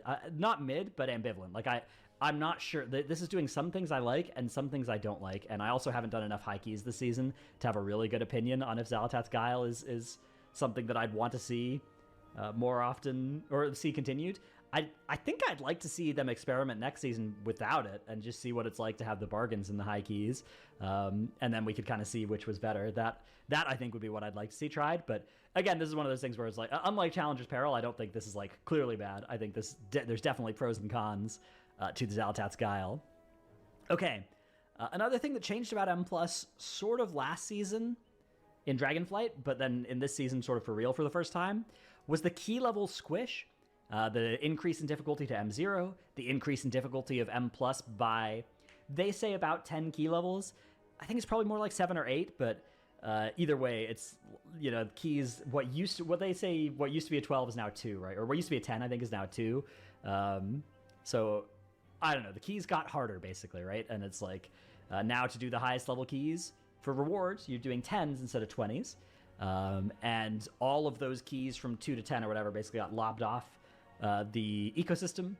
And I actually think I originally would have thought that this would have been an unimpactful change that didn't matter because it didn't change the relative. There are people that think it made the gap between key levels bigger. And it actually doesn't do that. They didn't change the relative scaling there. Like the slope didn't change. They just changed where we started, right? Where the y-intercept was on that graph, right? So that didn't actually get affected, right? The gap between a 2 and a 3 should be the same as the old gap between a 12 and a 13. It's not like it's a bigger gap. It's not like they increased the exponential scaling between the key levels. It's still the same percent bigger than it used to be. Now, is that a good thing? I actually think it's probably been bad. I think that the key squish and removal of the old 2 to 10s, I think there were a lot of people that did keys in the 2 to 10 range in Dragonflight that had fun doing it, that are now kind of bashing their heads against, say, the 5 key level range. And that is really, I don't think they just needed to remove that. I don't know. I don't think that it was bad to have more key levels in the game and to have M+ reach down to a lower portion of the game. One thing that they sort of justified it with was we're going to make M0 and heroic dungeons are going to be what M0s used to be. M0s are going to kind of be like the low keys, but they're untimed. And I think they've done a pretty poor job of accomplishing that. I will admit this is not an ecosystem that I'm super involved with. Like, I don't do those keys and I don't hang out with people that do that much, but I will say there have been people in my chat in previous seasons that talk about being, the people I don't that do know about plus this 5 either, keys. about the squish. Like, I do think that later on in the season, this would make more sense. Like the problem with the level removal, or like the level, like starting point, moving at the starting point of the key levels, I think it has a little, like it has a bad impact at the start, because especially at the start of the expansion. Because at the start of the expansion, obviously the season gets released with people having a lot less item level than what you're supposed to have for a +2. While in the next season, this won't be as drastic, I guess. And the longer the season holds on, the less of a problem it will be that there aren't more lower key level difficulties, right? So I don't know. I honestly don't necessarily, I don't 100% understand what their goal is with the change of the key level.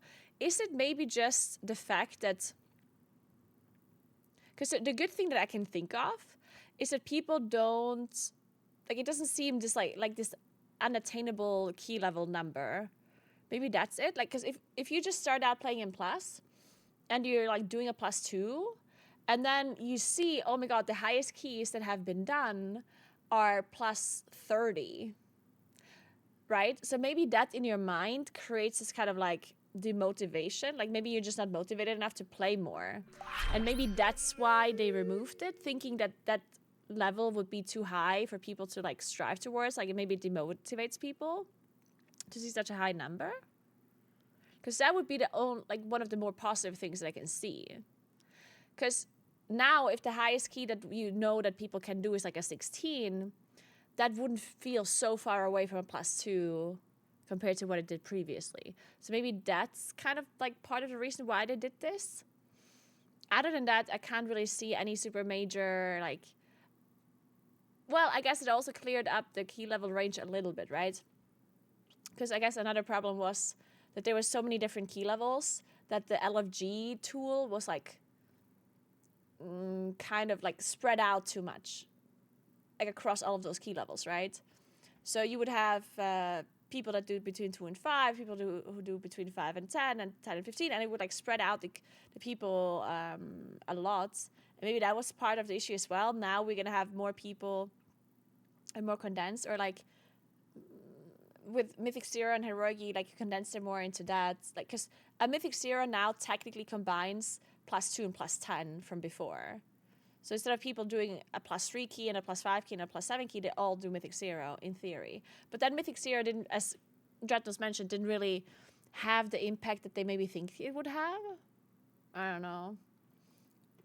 Hey Bambi, thank you so much for 11 months. Boomy good now? Of course it is. Boomy's always good. Ish. Oh.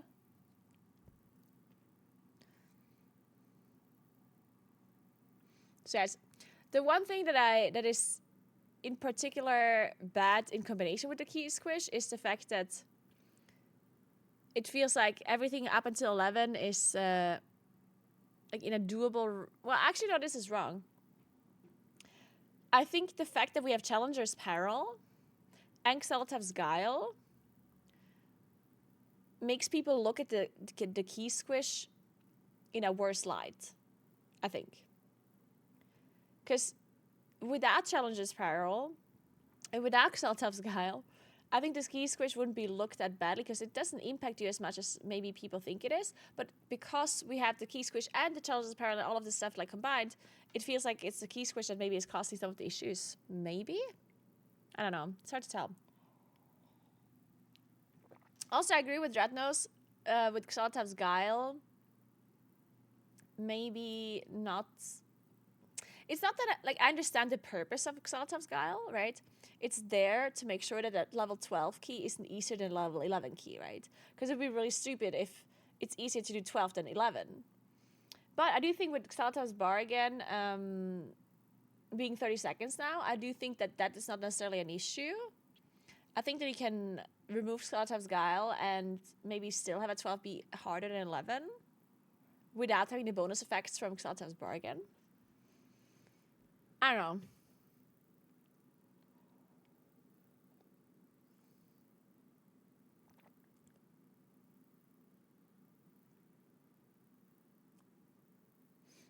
No, the names, we're not talking about the actual affixes. Challenger's Peril is the 15 seconds death timer. It's not it's not like Xelotav's affix. Xelotav's Guile is the 20% buff or like the 10% buff of HP and damage that the mobs do on a 12 and onwards. And Bargain, that's the different kinds of affixes. But these things are not like the individual affixes, they're just like the general affix. Right, in previous expansions. And I don't have anybody in my chat that really talks about how they do M0s. Now, this is kind of as hard as a +8 key and as rewarding as a +8 key, crucially, but not timed. So I think that's been bad. I want to see what he... Oh. Yeah, we got 7-5 Open Raider IO. Okay, that's a lot of bad things. So he says key level squish bad, difficulty nerfs and gear. Wait, difficulty gear nerfs? Bad. Dungeon pool bad. Tank durability nerf bad. Kick stop change really bad. I agree. Poison's curse is really bad. I agree. So, in my video talking, I think they've been That was making up to this most. Yeah, I think the balance changes, wasn't and a like few that mistakes bad. we are going to see I agree right with him now. also on that one. Xal'atath's Except the Guile shaman would have thing. started out in the really bad tier, and they moved it up to mid or So yeah. Okay, I don't know if any of you like have a logical explanation for this, because whenever Blizzard does some changes and they're kind of like whenever Blizzard does a change and theoretically like the community looks at the change and thinks it's gonna be bad, right? Then understand that like I get that Blizzard doesn't immediately revert a change just because people think it's bad, because it's possible that we don't actually know the impact of it, right? So sometimes when we react in a bad way to a certain change, I think it's fine that Blizzard doesn't immediately like backtrack it, right? But sometimes Blizzard announces a change, we tell them we think it's bad, then they don't revert it. They apply it to the game, we play it, and then we still think it's bad and we give negative feedback about it, and they still don't change it, right? So whenever that happens, I always think there must be a logical reason why they're doing this that I'm not thinking of. Like there must be some reason why they're holding on to this change. One of those things is Challenger's Peril. Challenger's Peril is the affix that gives you 10 seconds additional death timer on death, right? That's an affix that we saw when they announced it. We told them it's bad. But it's like, why would you do that? That's bad. They didn't change it. They applied it to the game. We played the game. We experienced it. We say it's bad still. In fact, we think it's even worse than what we thought initially, right? It's just bad all around. Like, I can't think of a single positive thing that Challenger's Peril does. Like, none. Not a single positive thing. So now I keep thinking, okay, there must be something, though. Like, there must be a reason why Blizzard does this. Like, they must think that it has a purpose. A positive purpose. And I just can't think of it. Not one. So I'm sitting here thinking, okay, what the fuck is it that they think that this is accomplishing, right? I don't get it. Also, I do think that there's one thing that Blizzard thinks that I personally really disagree with, and I wish they wouldn't hold on to that thought. And it's the fact that they think that if you let us do big pulls, that we would think it's boring because all of the dungeons are the same. Like, they have said this in multiple interviews. They think, like, Blizzard is purposefully holding you back in dungeons by adding certain mechanics to dungeons that does not allow you to pull more. Like, for example, either they give you walls or platforms. Like, basically, they are holding you back, right? Or they adds an aura that reduces AoE damage, or they give mobs so many abilities that you can't pull more of them. They give you changes like the kick stop change that if you do an AoE interrupt that it doesn't lock them out long enough, right? Like they add so many things to the game to hold us players back to do smaller pulls. And and when you ask them about it, they say the reasoning behind it is that if you could just pull everything in every dungeon, all of the dungeons would feel the same. There wouldn't be any like variety. You would always just play the same comp. You would always do the same pulls, and all of the dungeons would feel the same. And I personally couldn't disagree more. Like, just because you do big pulls in every how does that, like, I just don't understand their thought process here. Because the dungeon itself is what makes the dungeon different, not big pulls, right? Like, I don't get it. I just don't understand. Because look at something like Freehold. In Freehold, you were allowed to do big pulls, but that doesn't mean that the mobs don't do anything. Like, the mobs still do stuff, right? When I think of a Freehold, I think of all the mechanics that the mobs do still. Like, even though you were doing big pulls, you still had to play around certain stuff, right? You had the rat traps that you have to watch out for. You have to watch out for the frontal water cone that has to be interrupted. If you don't, you're probably fucked. You have to watch out for the ricochets that we're going through. You have to watch out for the hooks that hook you in. You might get hooked into a swirly, so you have to position yourself properly. You have to watch out for the big golems that throw the boulders. Like, it's not that the big pool in itself prevents, like, it doesn't make the pool the same, right? Or Algathar Academy, you did big pools in that dungeon too. But so in your head, if you do an Algathar Academy, does the dungeon feel the same as a freehold to you? Just because you do that big pool in freehold and you do big pools in Academy?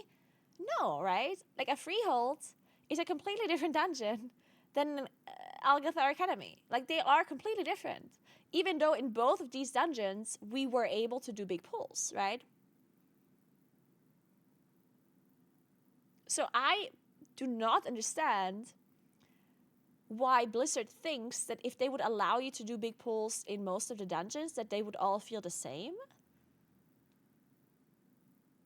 I just don't get it. And then sometimes they think that, oh, people are gonna... I guess part of the reason might also be that if you force people to do smaller pools in some dungeons, that people would play a different comp for that. Because it is true that in a dungeon where you're not allowed to do bigger pools, other classes become better. Because there are certain classes who do the most amount of damage on like smaller cleave pools. Like if you do 4 to 5 mobs. Because some classes have a target cap. So if you pull 5, they do the absolute most damage. If you pull more than 5, then you do less and less and less in comparison, right? While other classes don't have a target cap, so if you pull 10 mobs, they would do more damage in comparison to a class that is capped at 5, right? So I guess they argue, it's like, oh, but if we do dungeons where you can do big pulls, like those classes can shine, and then you do another dungeon where you can only pull 4 to 5, and then other classes can shine. But the truth is, that is just not happening. Have you ever, in the history of Mythic Plus, seen high-end teams switch comps from one dungeon to the other? No. No, they don't. You're not gonna replace your uncapped AoE class with a little bit of a better class for 4 to 5 mob pulls because you play a different dungeon. That's just not what people do.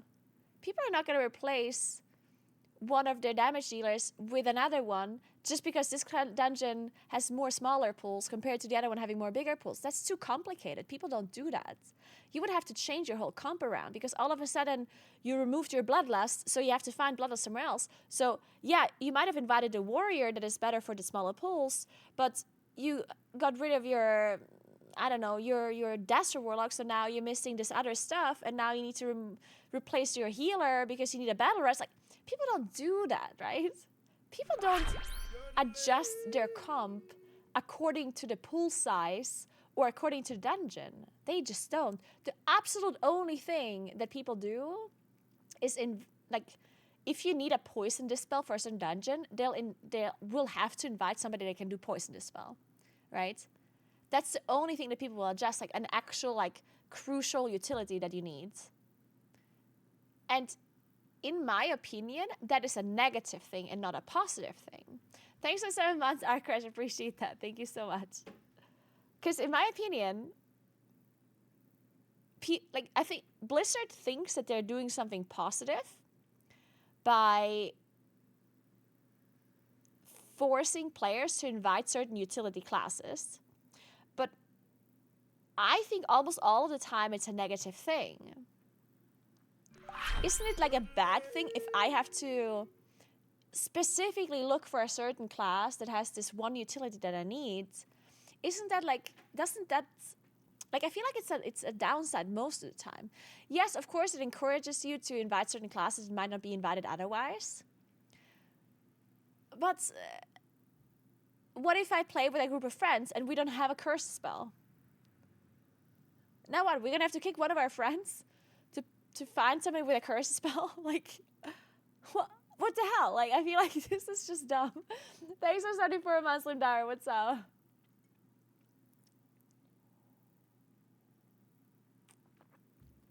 When players complain about spell visuals, yet pull 20 mobs. Okay, I see what you're saying here with the 20 mobs, but the thing, like, I'm not talking about 20 mobs, though, right? Like, I'm definitely not suggesting that we should do a 20 mob pull for every pull that we do. That's not what I'm saying. But more than 4 or 5. Like, of course, 20 would be... Like, if you pull 20 mobs for every pull, that would be a lot, right? And I can see how you have issues then with seeing nameplates, being able to interrupt, like seeing this, seeing that, visuals with like AoE and on the floor, blah, blah, blah. Like, I see that. But I feel like it needs to be more than like 4 or 5. Because 4 or 5, that's just boring. Like, it needs to be, come on.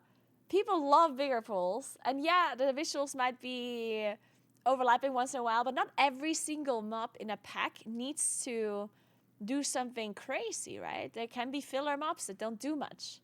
It's fine. We just want to press our AoE buttons. And no matter how much arguments I hear against it, why does it matter? Like,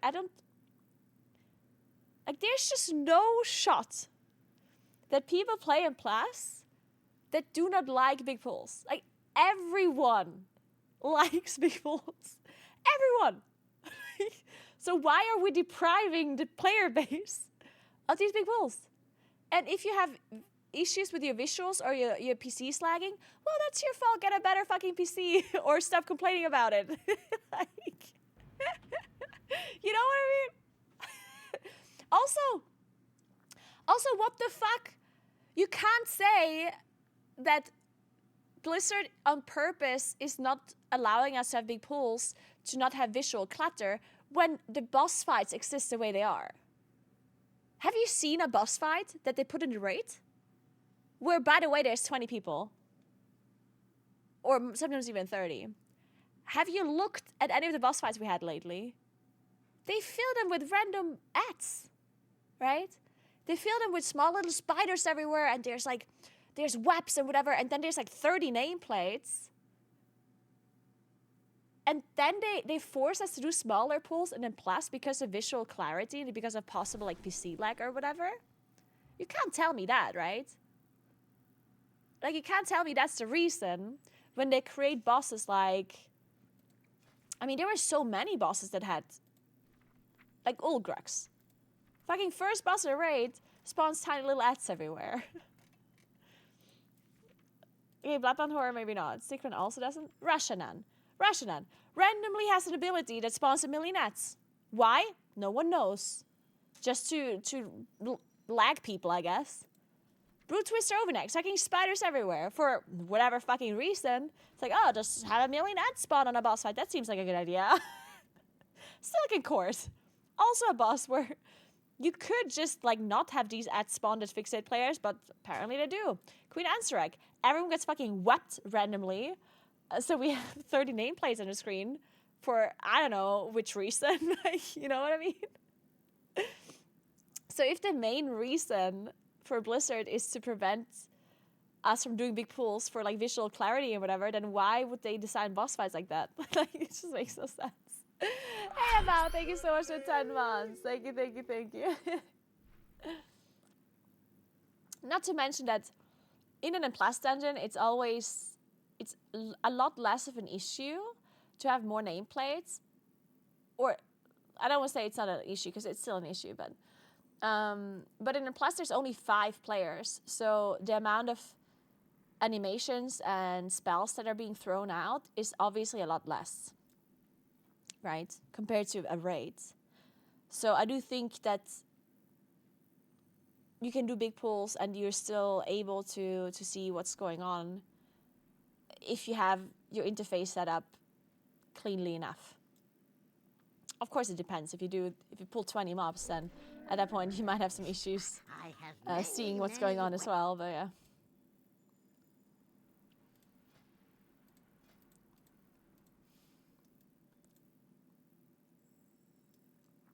They told you their reason though, right? You just don't agree because how you like to play.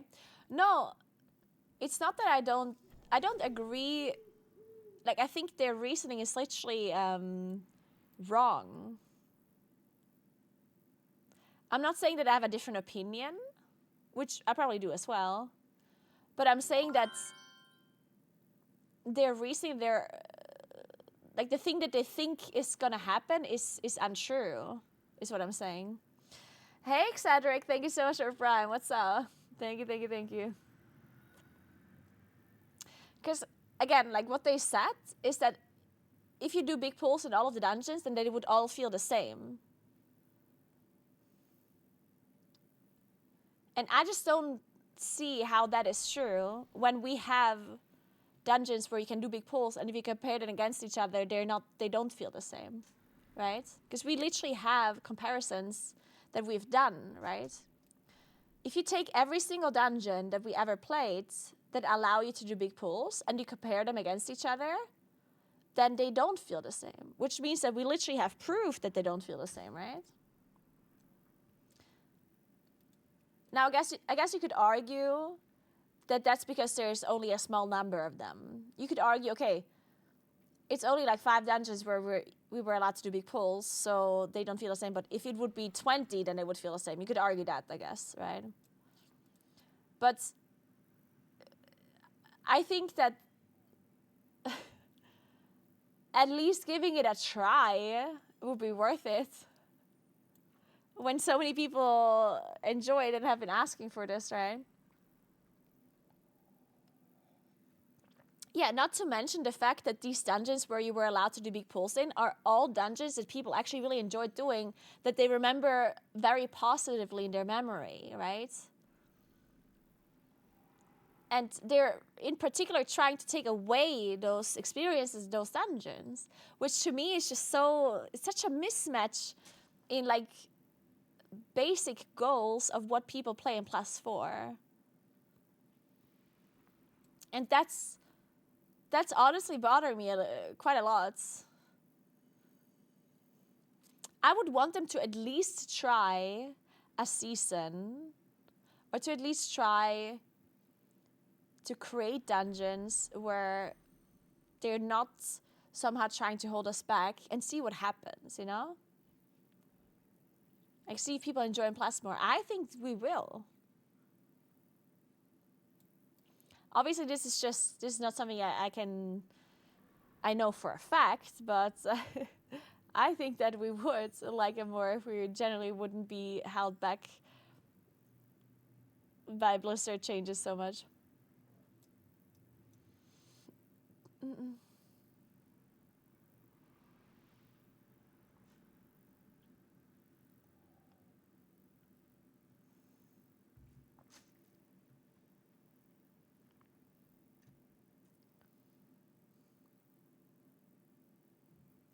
It would be hard to have any varied gameplay if every dungeon is just group up, AoE down, group up, AoE down. See, this is what they said as well. But you're simplifying pull so much. Because that is not the reality of a big pull. And I feel like that's where the disconnect happens. And I think that's also some people at Blizzard that think this way.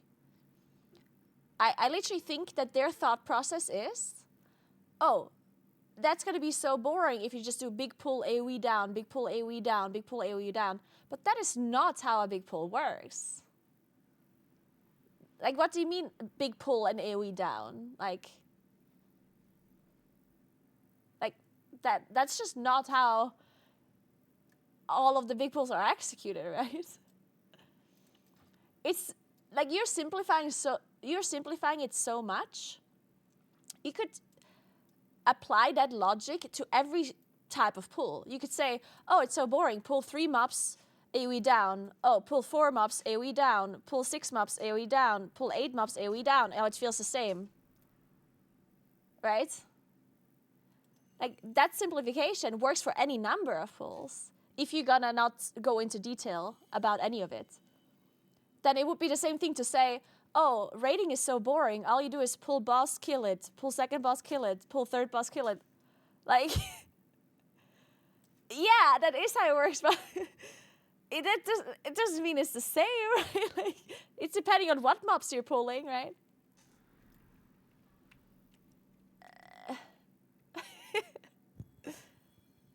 Pretty sure they mean a monotone combat environment. Yeah, but it's not monotone. How is it monotone?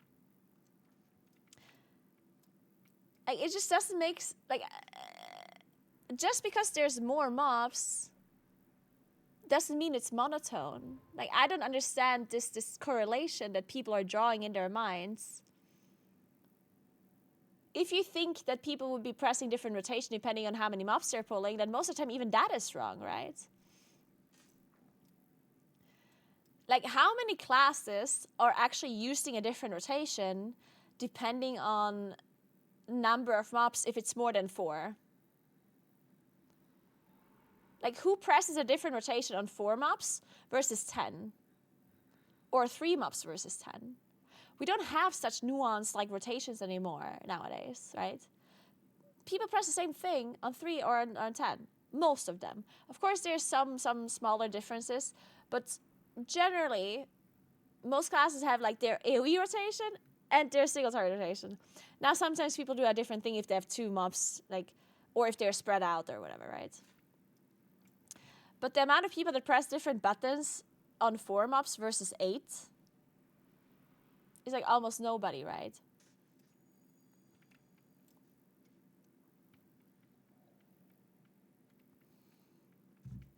And I'm also not saying that every pull should be a big pull. That's also not even what I'm asking for, right? Like, I'm not saying that every dungeon should be allowing you to have every pull be a big pull, but just more than what we do. Because this change in particular, like the AoE disruption change, that prevents you from big pulls in general. It's not just like a particular dungeon where they prevent you from doing a big pull. It's just like a blanket big pull remover change, right?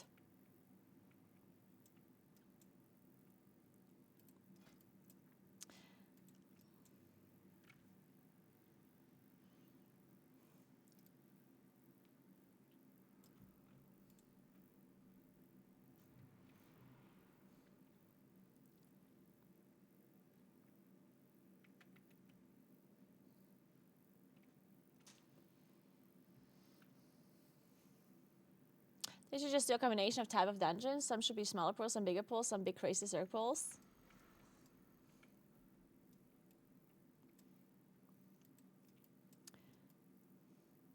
I mean, I disagree. I think every dungeon should have big pulls. I'm not saying it should be only big pulls, but I'm generally under the impression that big pulls are just more fun. And if I have to do a dungeon where I do 3 mobs into 4 mobs into 3 mobs into 5 mobs, I'm just gonna hate it, okay? I'm sorry, but which kind of dungeons in your history of dungeons that you remember were good, where you only did like pulls maximum like 6 mobs or something? Is there any dungeon you remember that you actually like really enjoyed where you didn't do any like bigger pulls? Because I can't think of any.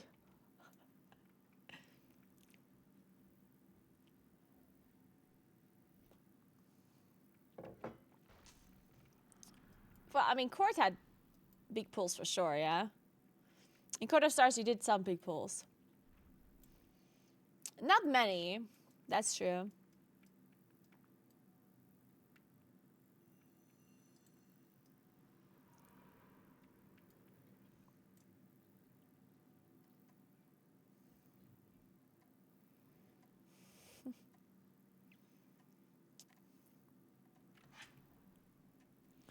And I guess Mist is a dungeon that some people really like.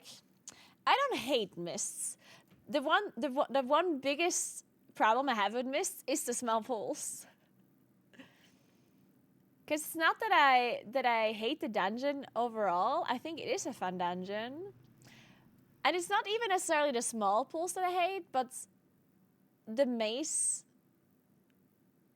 like, literally holding you back by adding like a wealth. Like I just personally hate when they literally like prevent you from doing big pulls by literally putting walls up, you know? Because I do think sometimes when, like, I personally am under the impression that if Blizzard holds you back to pull more by difficulty, then I feel like that's acceptable. Like, if you have to stop your own pull to be smaller because you cannot handle more, then I feel like that's one thing. But if you're artificially held back by literal walls that are being pulled up in front of you, like, even if you wanted to pull more, you can't pull more, basically. That's what I hate, because then not only do you only do small pulls at that point, which might be boring, but in addition, you're also held back in your creativity and your, like, the amount of things you can do in a dungeon, right? And I think a big reason why M Plus is fun is because you can pull different kinds of trash and make different kinds of routes, right? But if the dungeon is very linear and forces you back and creates walls, then at that point, I don't like it. There's very few dungeons that I actually enjoyed that had all of these like restrictions in routing. One of the only dungeons I actually really liked that had walls that also were forcing you to do pretty small pulls is King's Rest. And I'm actually in the minority here because I think a lot of people did not like King's Rest. I personally really enjoyed that dungeon though, even though it was one of those dungeons where it holds you back with walls a lot and there weren't like really any big pulls in this dungeon.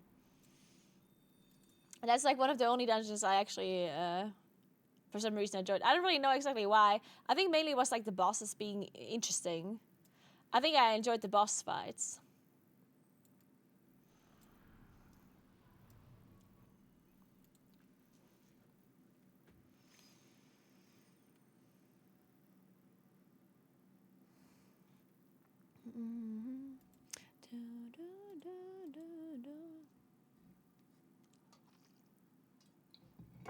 I don't know, I just wish sometimes Blizzard would maybe like at least give it a try, you know?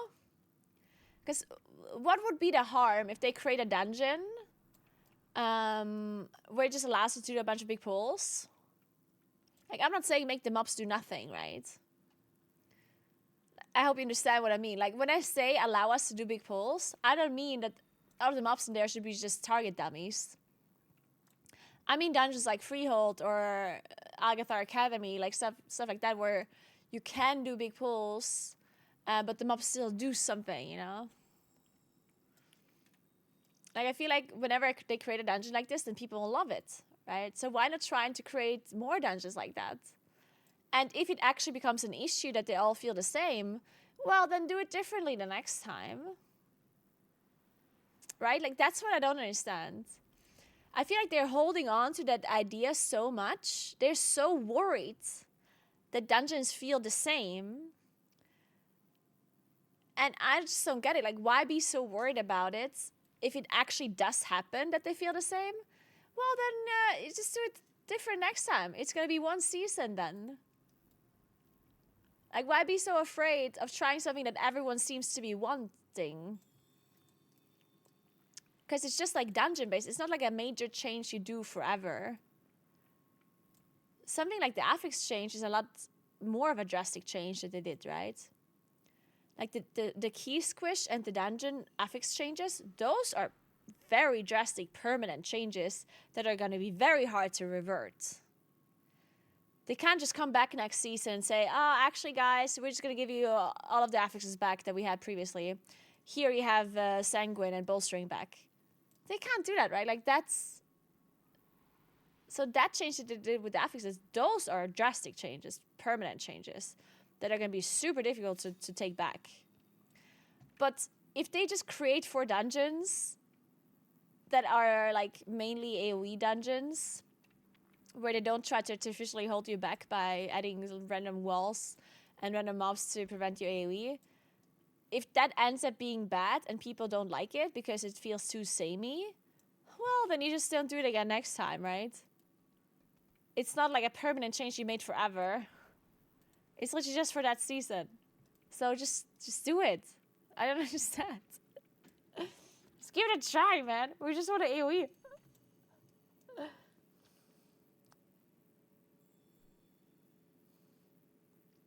Have you tried some anniversary stuff, or do you not care? I have not tried any anniversary stuff. I don't actually really care. Hey, Drusty outside. Have you guys done anniversary stuff? And is there anything that you actually enjoyed doing?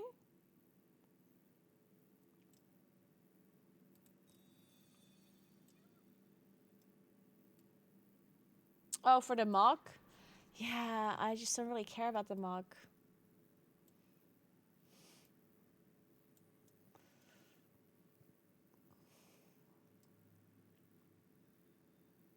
There's some really big pulls you can do.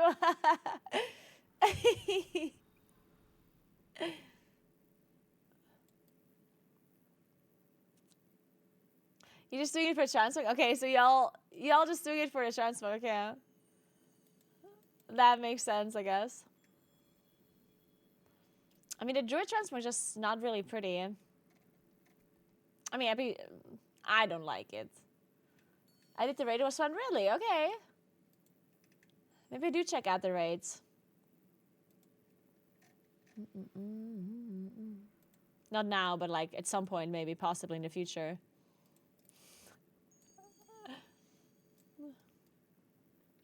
Takes forever to farm a set. And the whole point to me is to have an original T2 set. The new one is the same, but kind of ugly. I don't know how to explain.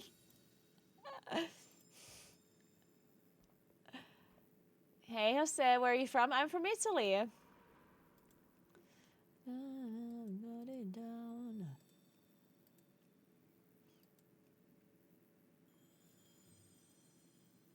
Sounds around.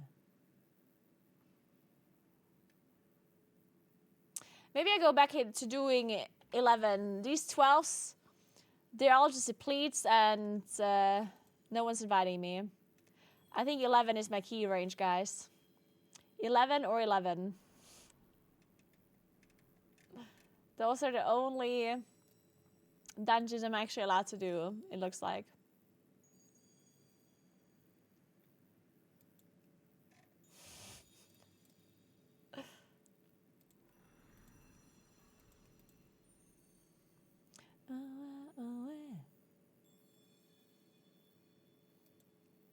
I still want to do mists.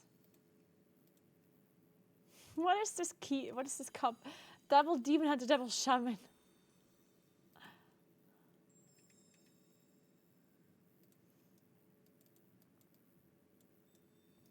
Let's do 11 and leave after 3 devs quality content.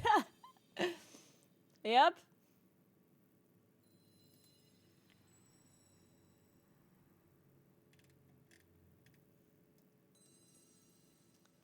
Did they just declare? No.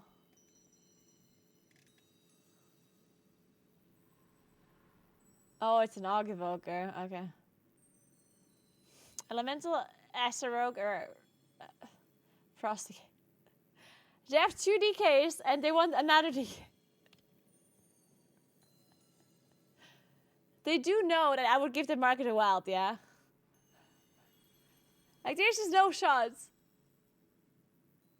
An Elemental Shaman would be better. Or Rogue by that means. Oh man, I swear.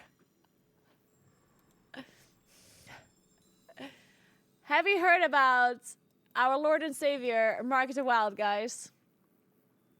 I still think the amount of people that don't understand how good Market of Wild is crazy. I think the amount of people that underestimate the value of Market of Wild is insane. In Mythic Plus. Like there's just no shot that people understand just how good it is. Otherwise, people would invite druids a lot more, like, generally. Yes, DKs need Market of Wilds. Have you ever wondered why every single MDI and TGP comp has a druid? Even if the class sucks. Why do you think they play Rest of Druid? Like, look at every single MDI or TGP comp. They always play a druid, even if the class is not good. Because MDI is broken. Because Market of the Wild is broken. It is so strong. Like, look at this. Like, Rest of Druids. It's not that Rest of Druid is OP by any means, yeah. Rest of Druid is not at all the best healer. They're inviting it because it gives you Market of Wealth. Okay. Alright, fine. I guess they played one dungeon without a druid. Fine, okay. I can't believe I opened up the MDI to prove a point and then I played without a druid. Fuck, I can't believe they played without a druid. Okay, I mean, they also play a lot with druid, but that's crazy. They play a dungeon without a fucking druid. That's actually insane to me. Oh, because of mind control, I guess. It must be because of mind control, right? It has to be mind control. Yeah.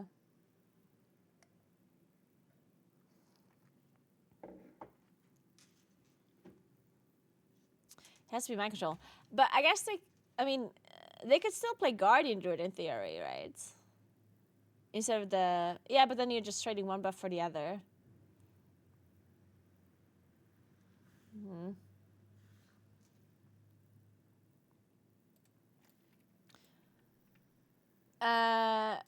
Mind control is good in Necrotic Wake because you can...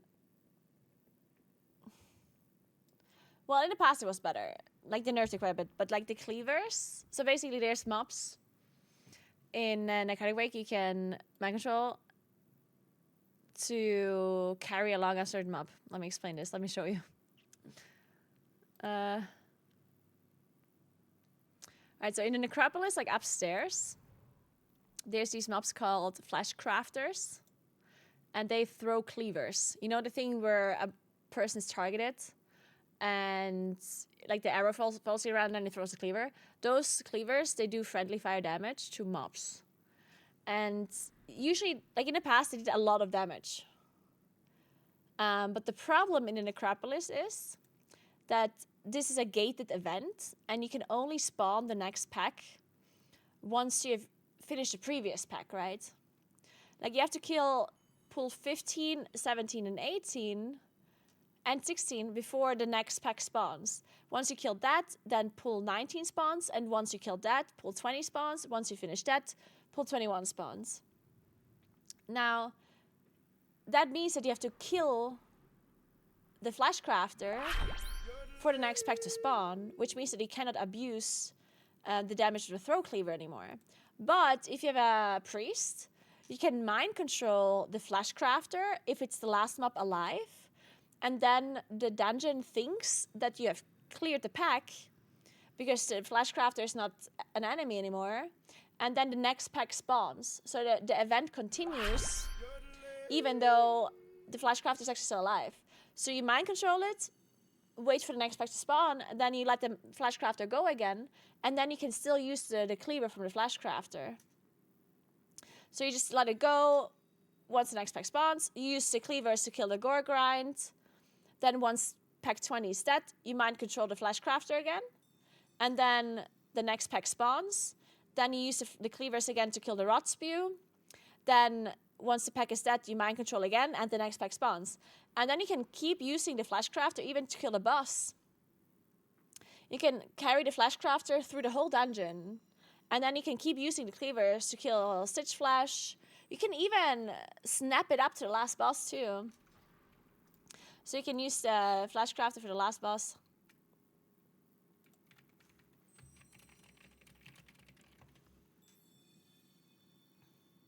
It doesn't do as much damage anymore as in the past. I think they nerfed it a little bit. Thank you so much for 6 months, Pax. Appreciate that. And thanks for 4 months, Kermit. Thank you, thank you, thank you. Why can't it all spawn for a big pool? If those were big pools, then you wouldn't need a Flash Crafter's cleaver.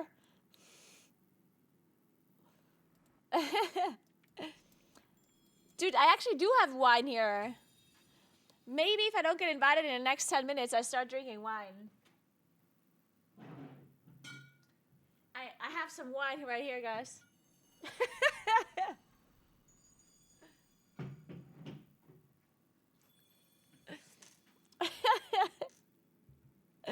Maybe I should just start getting drunk. Stop whining and start whining. Yeah.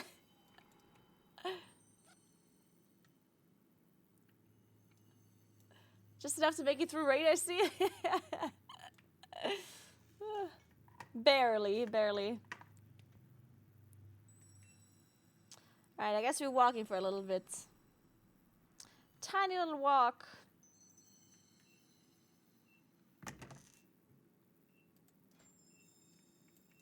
Let's see if Oops has a spot for me.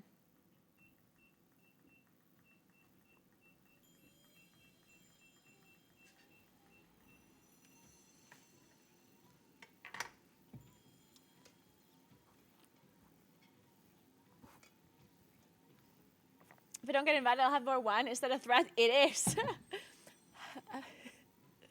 Don't threaten me with a good time.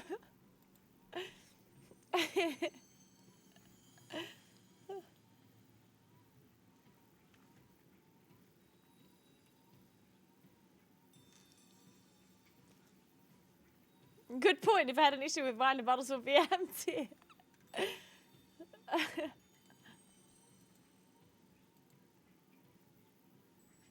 Broken elemental summon, please. Dude, elemental summon really must be broken. Fuck. Okay, when are they gonna hotfix this? Just literally everyone is looking for elemental summons.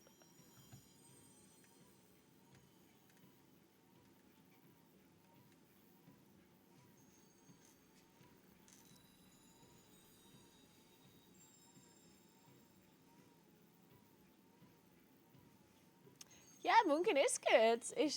Yeah. Moonkin's certainly not bad. Some people think it's bad. I don't know really why. Maybe because it was bad before it was buffed, which was like a month ago. Sometimes people are a bit slow to catch on.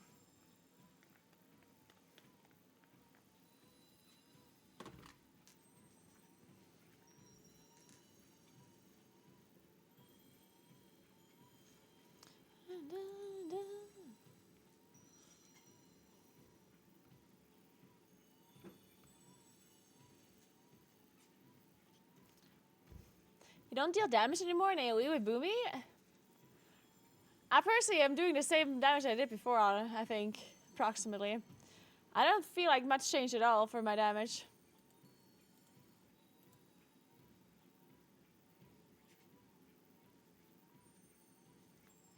Are you faking walking or are you actually walking? Okay, think about this question. Think about it first. What would be the reason for me to fake walking? Please think about this. Please. I would like to know what you think a possible reason would be for me to fake walk. Like, I'm honestly interested in what you would think. I don't believe you've got legs. Literally can't see them. There's no proof. How do you fake walking? Isn't that just walking? That's actually... Yeah, actually. How do you even fake walking? Moonwalk, I guess. No, but even if you moonwalk, you kind of walk. Hey, Skismet, thank you so much for 85 months. What's up? Thank you, thank you, thank you. How are you doing?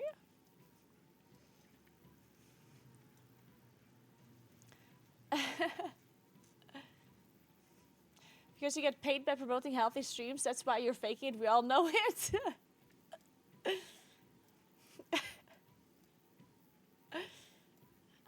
maximal 625.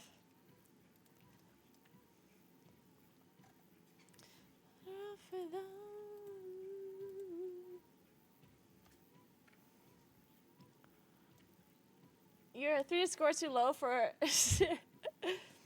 Yeah, that's actually a good point.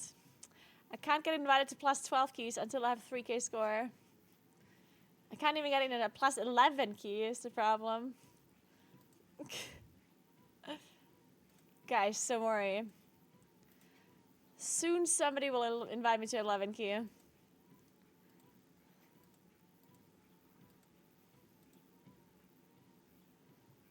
Unless I'm about to get...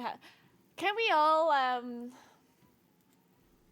take a guess on how long it's going to take for Elemental Summon to actually get nerfed? What do you think? Because if it was Mage, then I feel like the nerf would take quite a while, yeah? But since it's Elemental Shaman, I think that nerf might be happening very quickly. Because Elemental Shaman can't be good, guys, yeah? They're not allowed to be broken.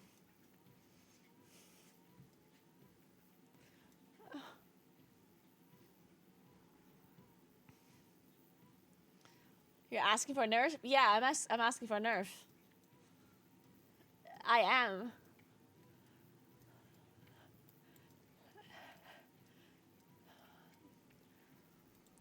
Do you think that I don't want them to get nerfed? Because I do.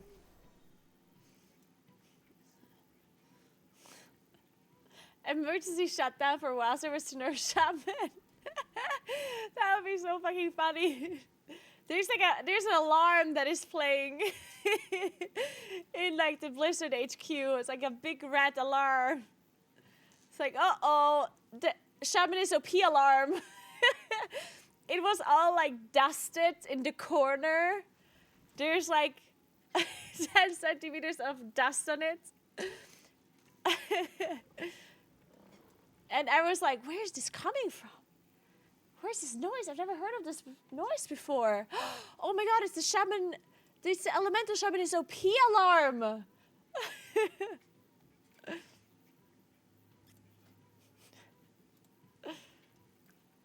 Shit, I have to go to the Chronic Wake. Where am I?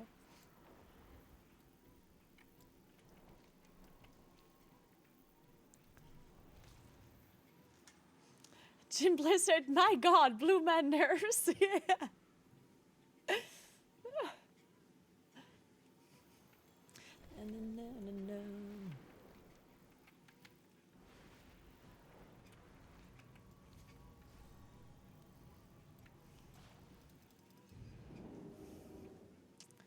Okay, something completely different, guys.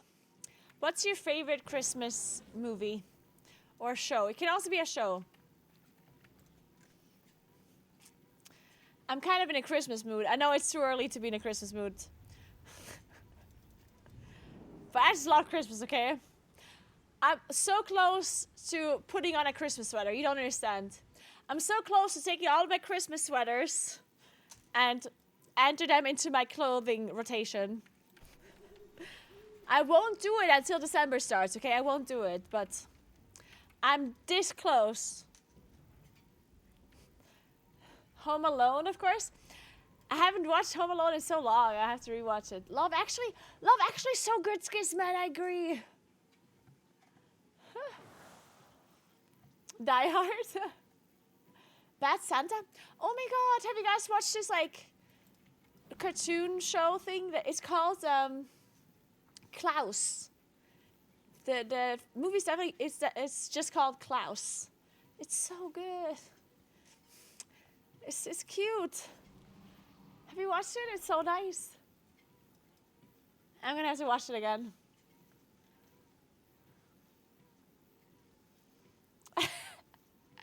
You can put the Christmas tree on, just put a sheet over it and call it a Halloween decoration. Good point. I never thought about it that way. Also, I need a second Christmas tree. Because I do have a Christmas tree, like a fake one, that is very pretty. But I need one for my apartment and one for the office here. We need a Christmas tree. Oh my god, I need a second Christmas tree, guys. Maybe get a real one. I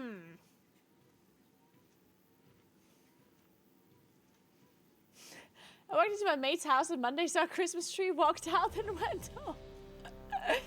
Okay, a Christmas tree right now is too early, okay? That is not acceptable.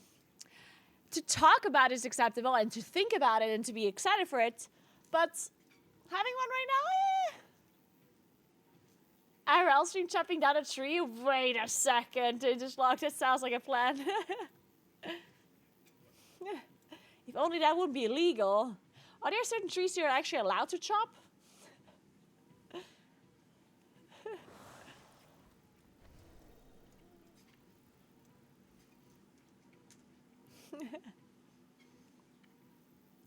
Man, the amount of real life streams I can do in the winter that are going to be so cozy.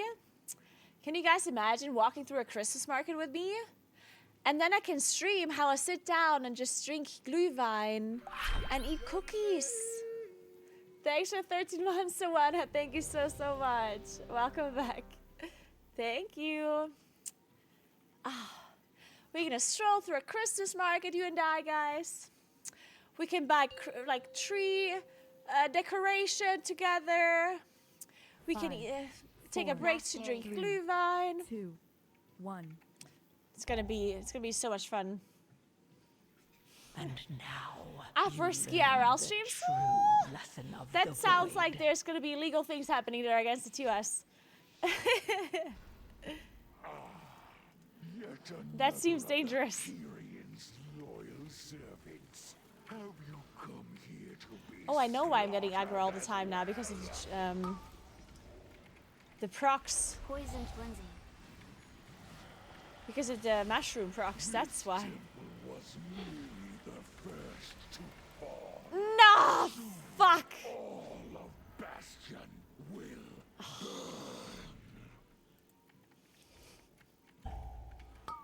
These stupid bags.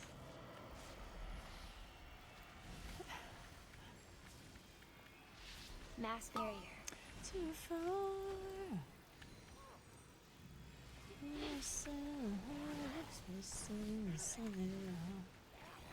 These stupid bags, guys.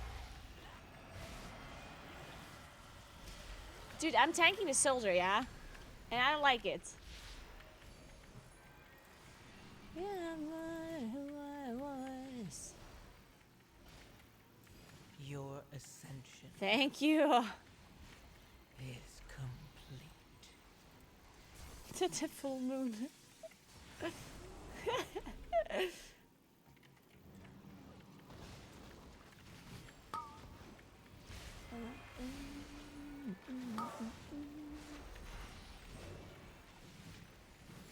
My partner and I's favorite part of Christmas is telling both sides of the family. We're spending it with the other side.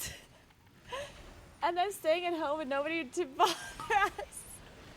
Wait, that's actually so good. Okay, that's actually so good. To be fair, like there's something about I do love like staying home and just chilling, but then at the same time I do like hanging out with my family on Christmas. My family's kind of cool. We just drink mainly. We just mainly get drunk and talk shit about other people. So I mainly have a good time with them.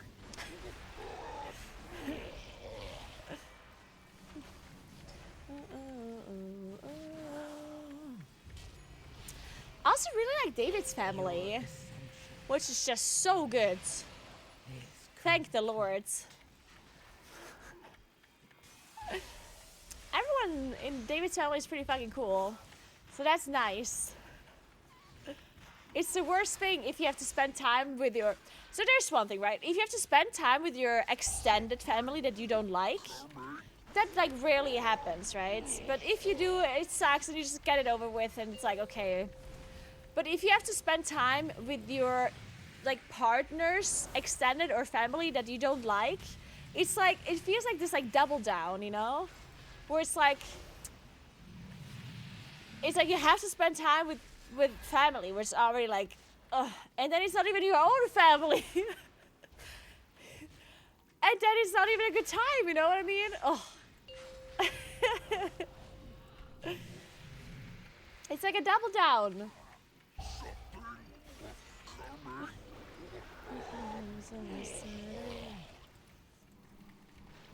Your ascension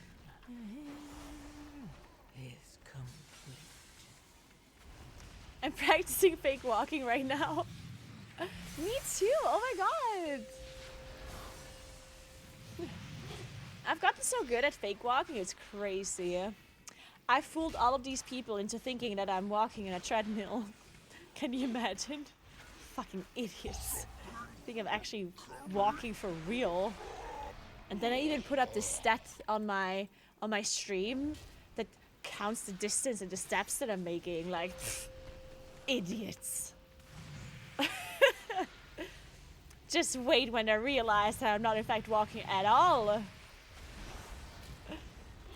What I'm really doing is swim. You should see their faces once they realize I'm in fact swimming. Stitch flesh will be irked to know you destroyed his prize creation. Your ascension is complete.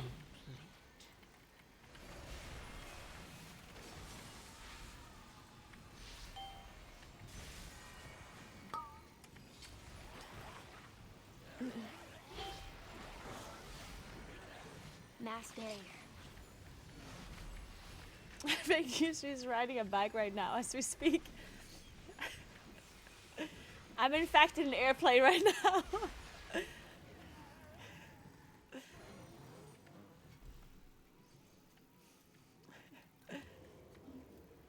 I'm a pilot.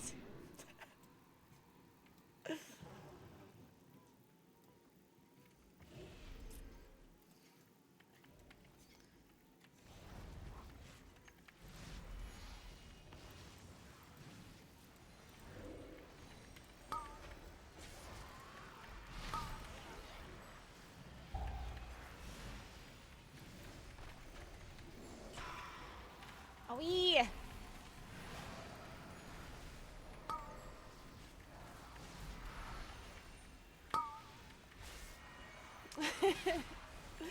Hey, Yad Blue, what's up? Your ascension is complete. Gathering all the in-laws means that whoever's in-laws this one's not driving and can get drunk. Wait, that's actually a good rule. I like it.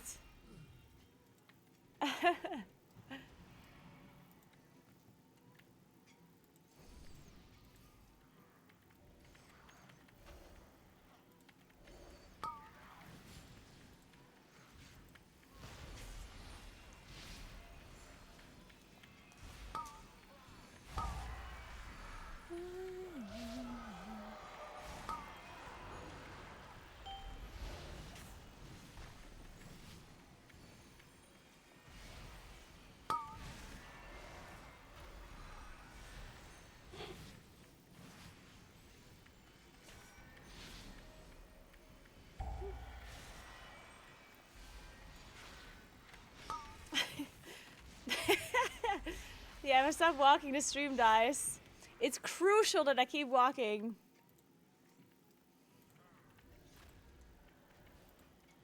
Could you actually imagine?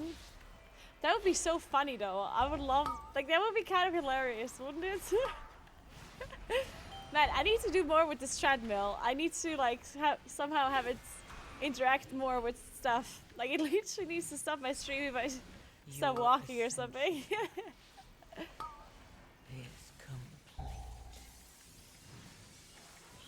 Dude, where was I supposed to go? That was the most BM swirly sandwich I've ever seen in my life. I'm gonna walk.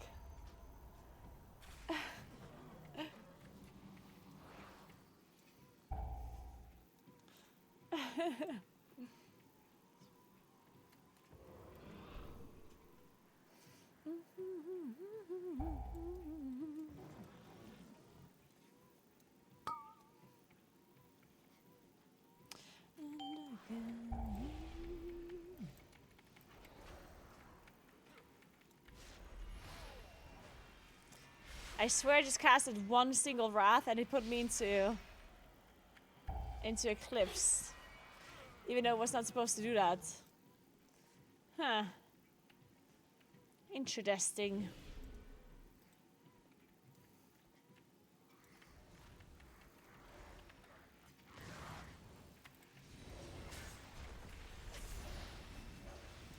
Your ascension Hey Kafira, what's up? is complete. How are you?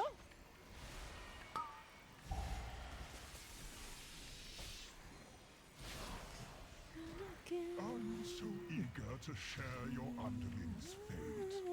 Your vaunted courage will be your doom. Your temple lies in ruin. Your brethren are butchered. You have already lost. Vile monster. So I asked some more people to join my Pico Park on Friday. And I think Jordan might be joining, guys. So now we already have Gusu and Jordan and Dratnos. And asked Miras as well. See if Miras wants to join it. I think he's streaming, so he cannot answer Your very well. ascension I could also ask Johnny if he wants to is join. complete.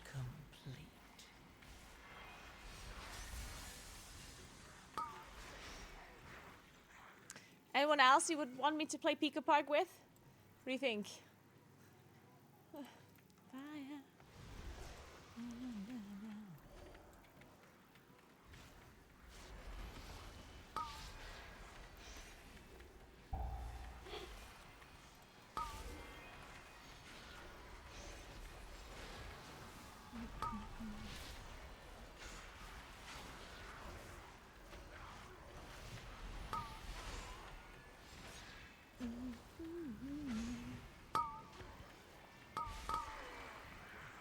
I'm coming this Christmas to Twitch. Glühwein, shit talking, and fake walking with Naguura.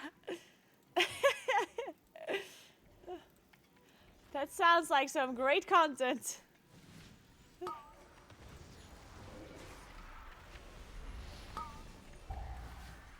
In my book.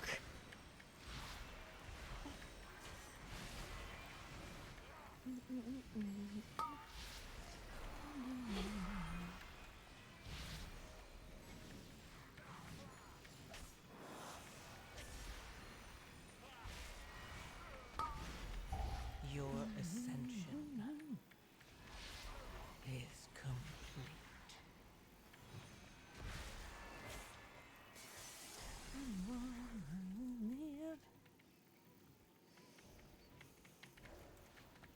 Guys, question.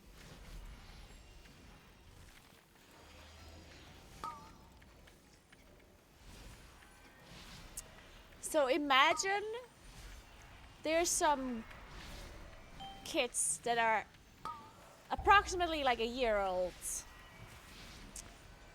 What would you gift them for like Christmas? Do you have any great Christmas ideas for 1-year-olds? Stocks, bottle of Jack, scissors, lead paint, and beer. Thank you, guys. Thank you. Your A ascension cardboard box. Oh my God, Twitch chat, you're being such a big help. I appreciate you. Thank you. Hey, Simon, thanks for the prime. How you doing? Flamethrowers. Fuck. Man, yeah, this is great. Keep it up, guys. There's so much to choose from, though. I don't know. What the hell? WoW tokens. Yeah. What's that, Lennox? In our family, up to the age of 2 years, we gift Wiener Philharmonica Münzen. They're pure gold and have only ever since increased in value. Really, Drusty? Will be brought That's so to interesting. How much justice. are they? You dare Like, how much Deny me the do you pay for sky, one of those then I coins? shall answer in kind. Sounds very cool. I like that idea. Foolish Paragon! Millions. There is nothing you can do to stop us. No matter. My minions are endless. But I like the idea of giving something that is like a small little investment. Shall serve me again. I like that.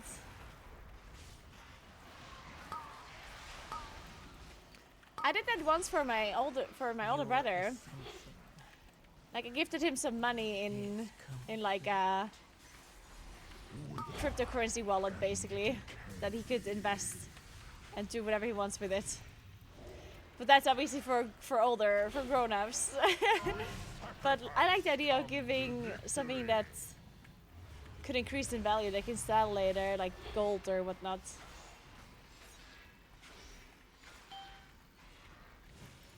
My soldiers It's 130 euros. Up to 2,500. Okay. Interesting, Drasty. They're called Wiener Philharmonica Münzen? Never heard of them.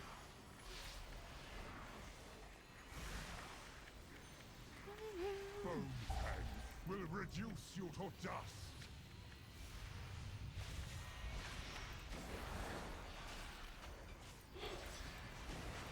With sacrifice comes victory. Gifting clothes. Kids at age. Yeah. I don't like gifting clothes. Generally speaking, because I always feel like... Your ascension. Like, I understand that obviously you need a lot of clothes. But... if anything, I like giving them...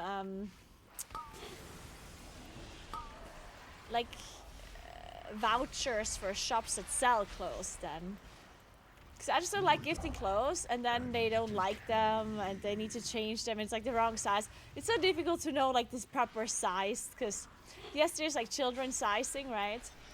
But then it says it's for the age of 1 to 2, but then it's their child actually wears clothes for 4 to 6 because I don't know why. Like, Your arrival proved timely. I don't know.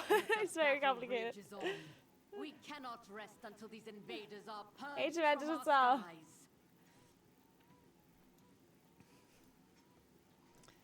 I will lead the effort here, while my disciples bring... We have I'm at all T-Box. the corpses we need, Stitch Flesh.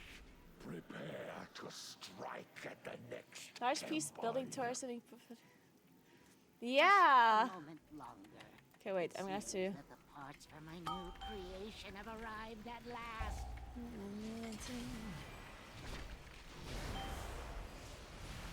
Mass barrier.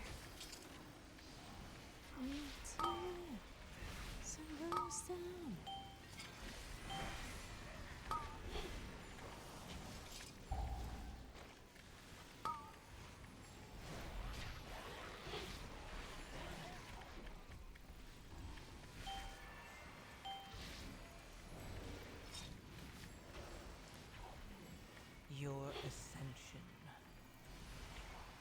is Why is our healer not released?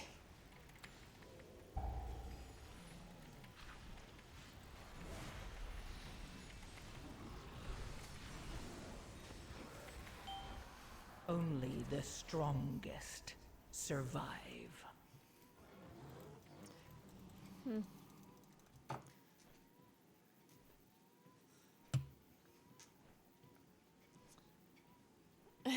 Seawolf.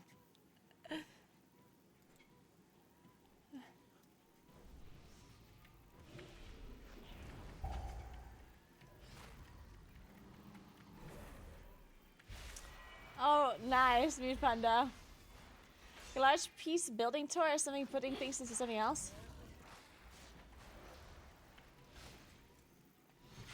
Yeah, I feel like nowadays okay, I want to say nowadays, but I do think sometimes it's a little bit difficult to gift for children without asking the parents. And I feel like if you're asking the parents, then it like ruins the surprise because mainly the surprise for the parents anyway when the kids are that young, right? Like, cause with clothing, I feel like, Your okay, what if the parents just don't like the clothes, right? Like, then no, like that sucks. And of course, that's the same thing. That's why I never give clothes to people generally. Yeah. And with toys, one thing that I always think about when it comes to toys, like some parents don't like having their kids have certain toys, or maybe some parents don't like having toys at all for kids that are like really young, because some of them really just want the kids to play with boxes and pieces of paper or whatever, because you know, like they or certain toys that are maybe making noises or different kind of distraction or whatever. So like, it can be a little bit difficult with that kind of stuff.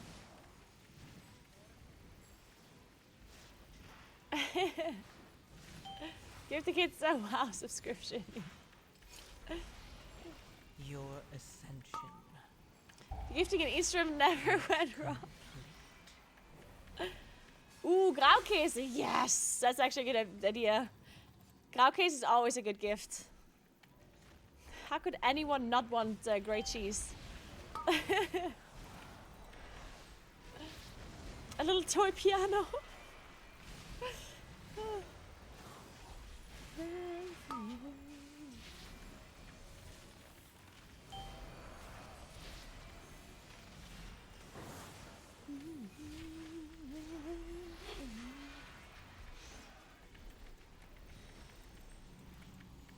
Hey Suhad, what's up? How you doing?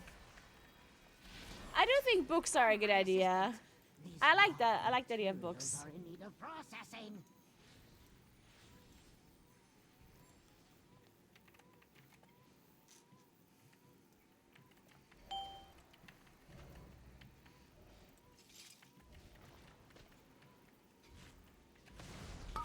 What the?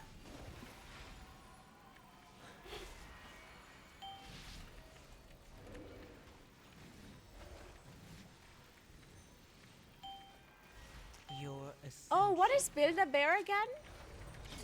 Fuck me. Complete. What is that again? I've heard of that before. Build a Bear. What is that?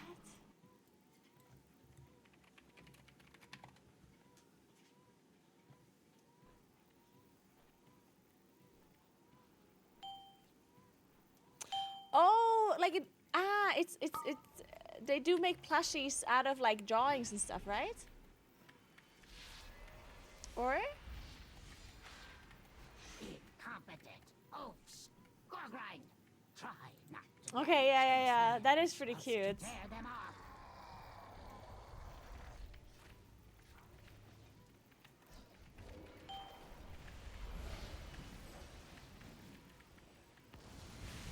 Real bears don't make very good pets. Well, did you try before? Are you just saying that, or did you actually try?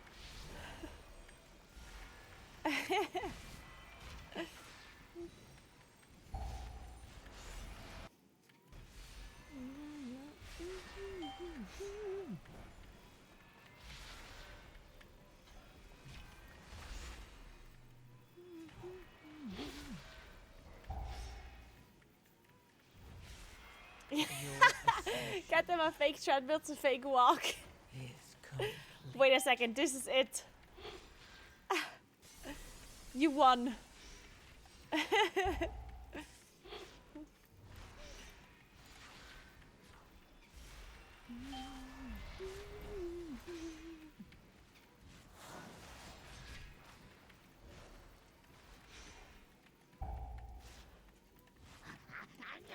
How vexing!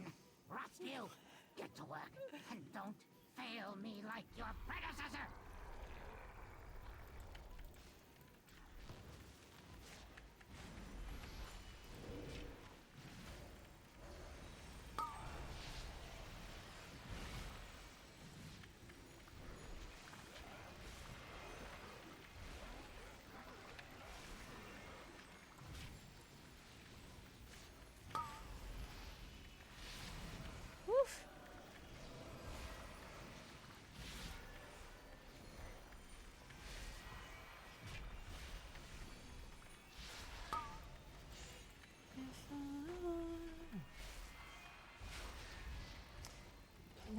Alright, when are you gonna do your next RL stream? On Monday, probably. We're gonna go to Stagina Must, Your ascension which is just like a fair is complete. that is happening once a year here in Bonnek, in the city where we wanted to play Poostix with the Nut. No! Now I have to So we're gonna do it on Monday. Hopefully it's nice weather on Monday. Can't wait That'd be for really you. good. I'll have you in stitches.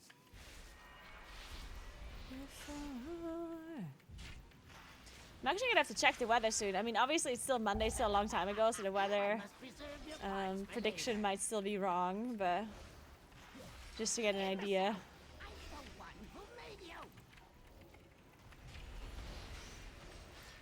Can somebody Google the weather in Bonnek for me on Monday?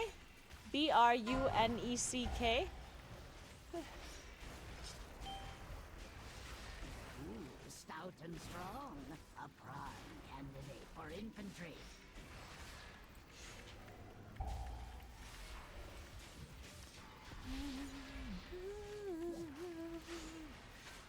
Oh, My constructs can handle you on their own. we got it. I'm Mass not barrier. an Hey, Serial Thriller, thank you so much for Prime. Thank you so much.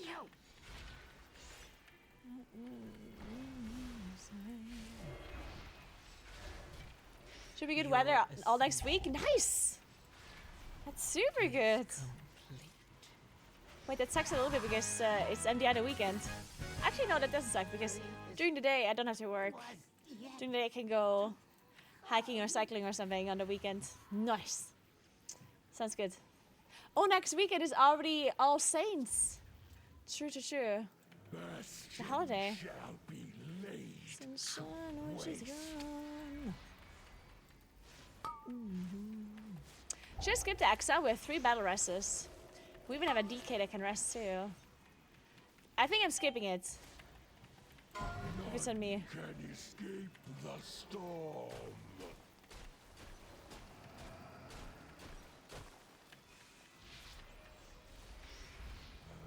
It's not on me. Had enough of you.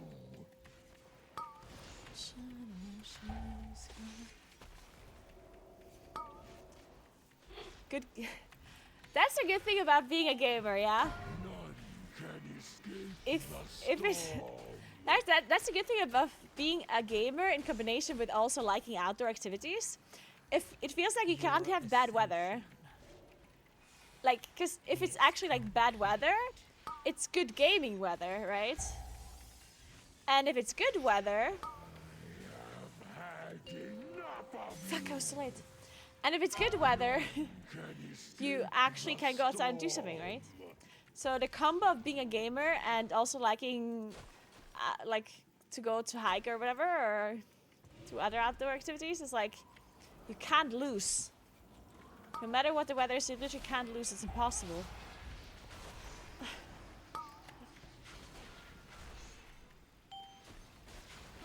None can escape the storm.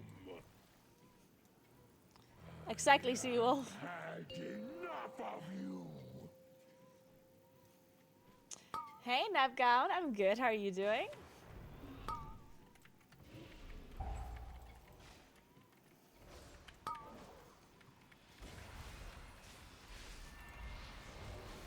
None can Your ascension is complete.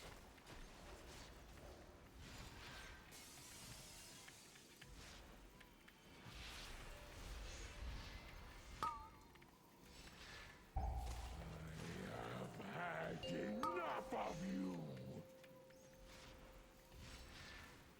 Oh, None can escape the storm.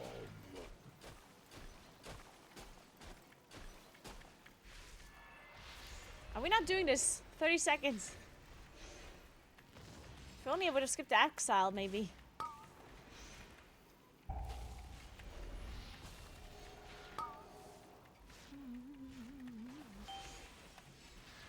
None can escape the storm.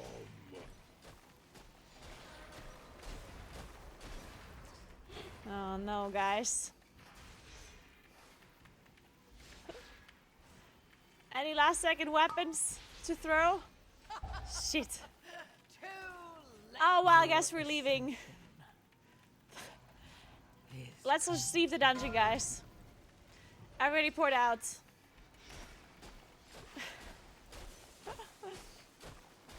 This is not worth to finish. Against a fraction of our forces.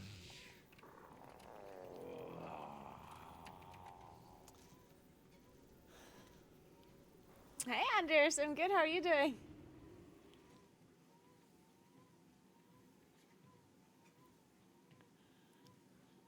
Oh, really, Kanji Khan? That's so strange. Huh.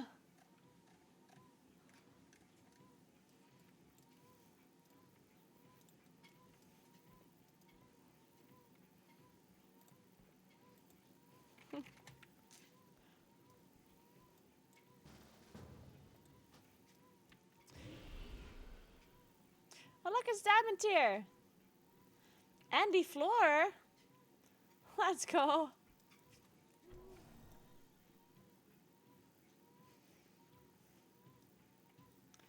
Have the changes gone live for you? They're live for everyone, yep. Yep, all of the changes are live.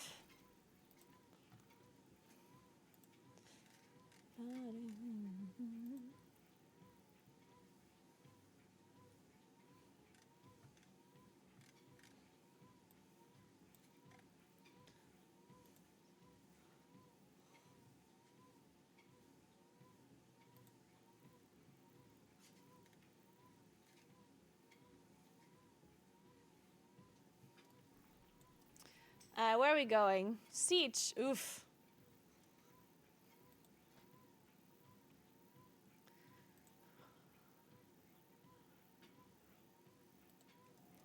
Okay, my portal.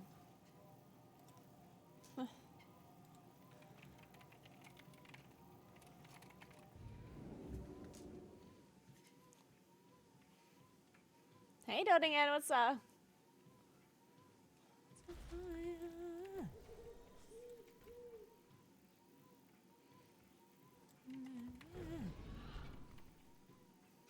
Hero, your timing couldn't be better. Mechatork is fading fast.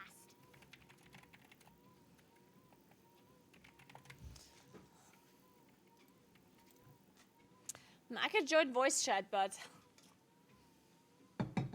then I can't talk about fake walking and Christmas markets again anymore. I mean, so maybe we join voice chat a bit later.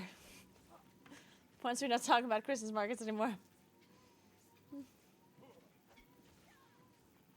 I can't even walk and talk at the same time. I just reach Twitch chat and plus 11 keys. I'm just gonna walk a bit slower then.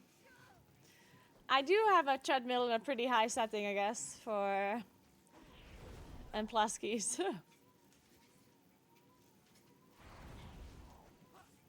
You can talk about Christmas markets with Neff and voice then.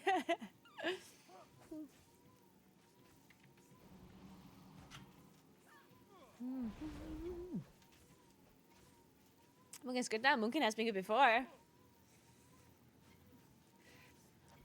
Hey, Mint, what's up? How are you doing? I love when you talk about Christmas markets. I do love Christmas markets. So I'm thinking, you know, when I do real life streams in the winter, I do want to do ski touring streams where, you know, we walk up the mountains and stuff. But I definitely also want to do Christmas market streams. And maybe we can do like a Christmas market competition stream where I visit different kinds of Christmas markets throughout December with a real life stream, and then we can we vote on which one's the best. We could drive to Gröden and have some. We can look at some Christmas markets in different valleys. 5, 4. Easy, mute them all and just continuously talk about Christmas markets over them. And the girl pioneering the Christmas market tier list, yeah.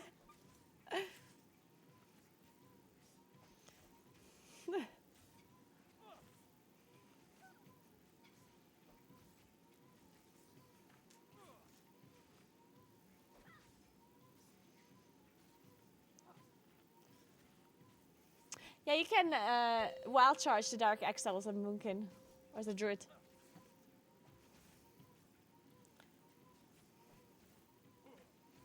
We're gonna invest after 5, third pool. Sounds like a 4, plan. 3, 2, 1. New idea for Naguura stream show. She travels the world and rates Christmas markets and Dirk Glühweins. And Oh my now god, I would love to We'll do secure that. the docks while you push further into the district. That would be so cool. With any luck, we'll drive this scum from the city before high tide.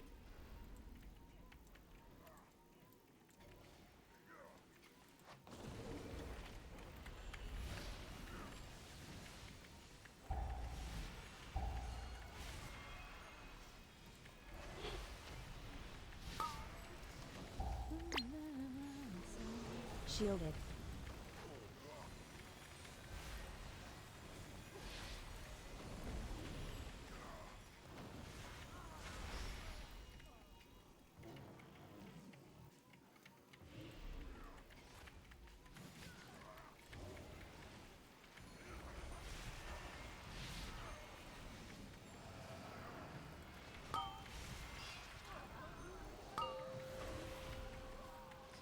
Can you line the grip? I guess you can line the shatter. I guess that makes sense. The scream.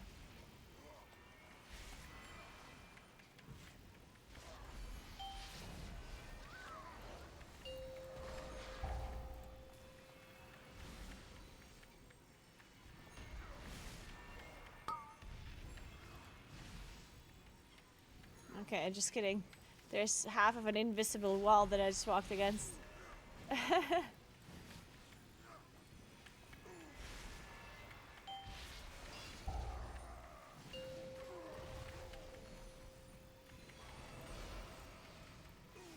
So we do one more pull, then we end this?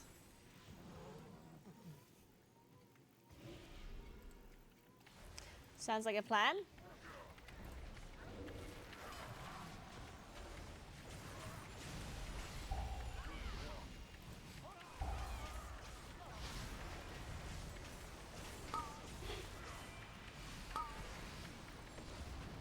Shielded.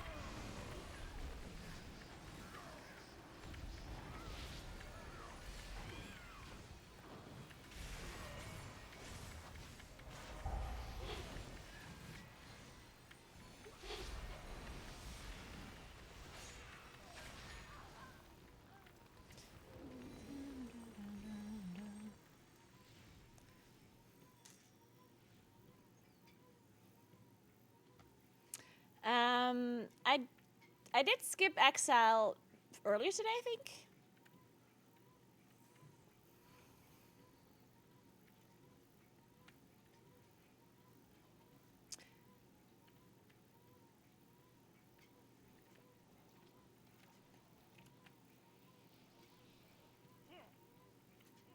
That's what I call a prime cut.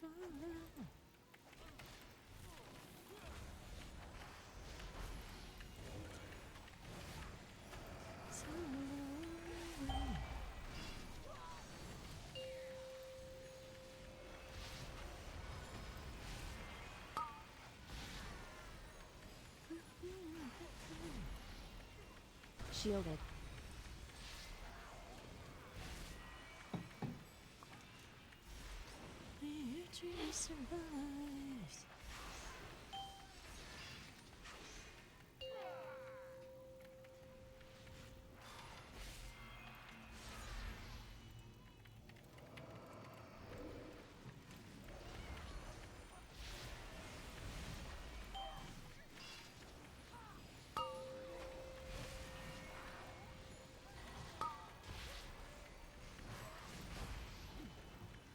Paladin seems to be pumping. Prot Paladin? Yeah. Honestly, don't really know anything about tank balance. It just seems like a lot of tanks are viable. Like, I definitely see a lot of different tanks. So I guess the tank balance is not too bad right now.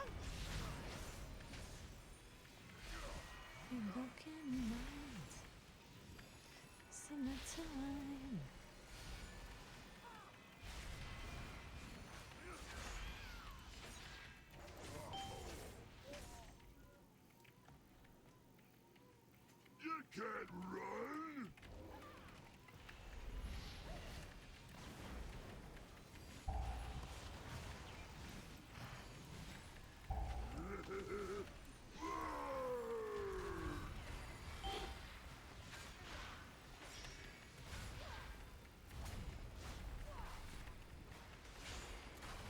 Shielded.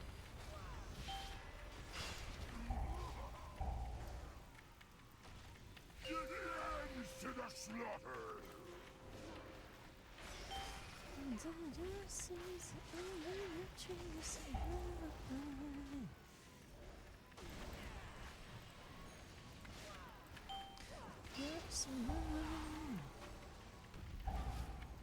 You can't run.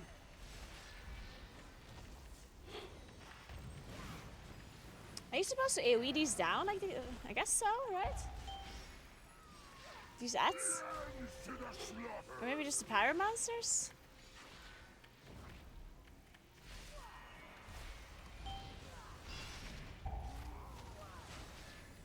You're next.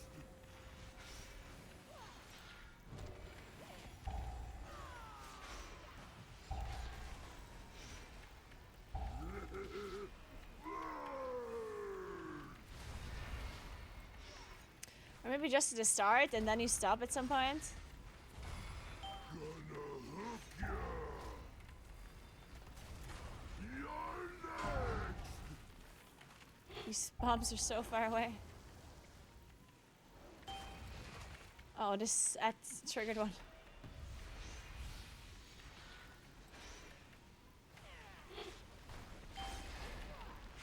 Shielded. Nice.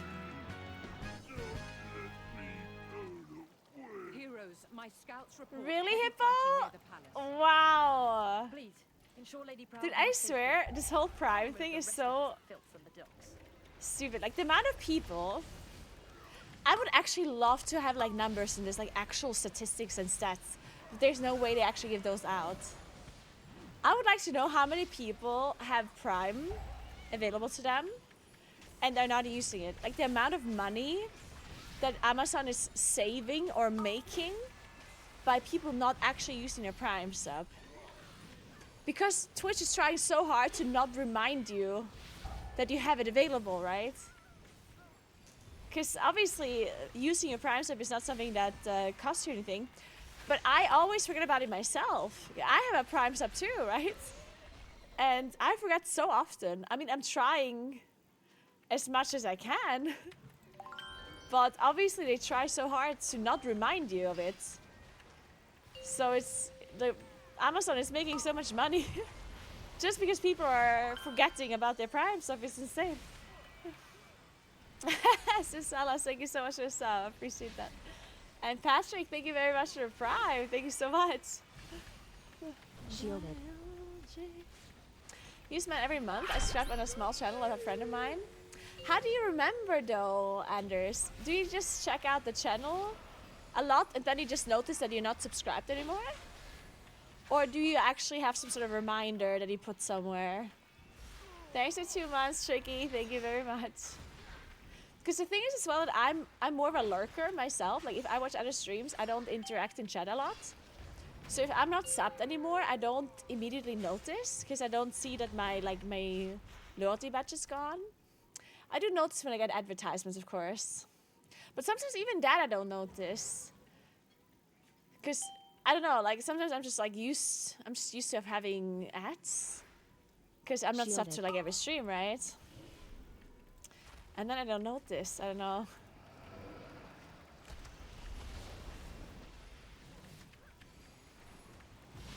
And I feel like, I swear, they did something for it to not be like exactly a month.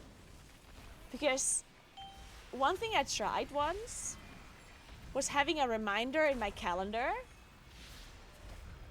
Like every 31 days or something to remind me to use my Prime.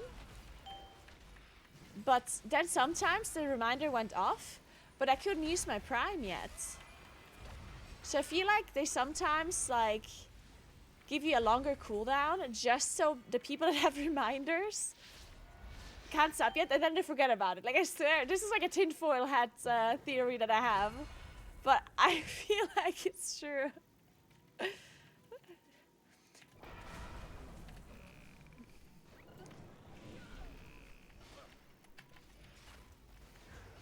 This might be a little bit far-fetched, but you know. Maybe.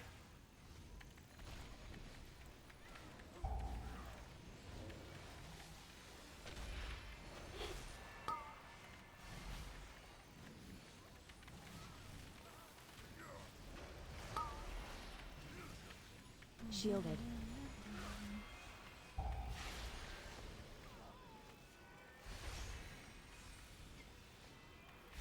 Really, Hippo? Yeah. You're making Andy depressed because he's losing to you in damage? Well. Captain Lockwood, our forces have lost control of the docks. It makes no difference. Maybe he needs to start talking about Christmas markets and walk on a treadmill. Maybe that's the secret. Azurite caches. Slaughter the crew and I'll haul its cargo out of the city. Honestly, I think it's a Christmas market talk. It has to be that one. Who doesn't love Glühwein and Christmas markets, yeah? It automatically increases your DPS by 5%. It's that that remind me, yeah, I guess.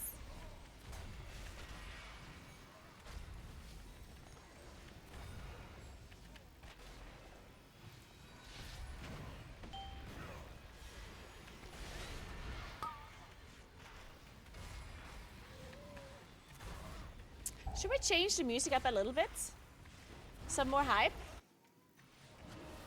Let's do it. I'm in the mood for some younger, wilder, and freer. Let's do it.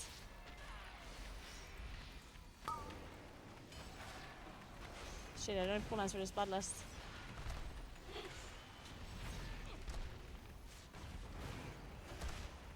Shielded.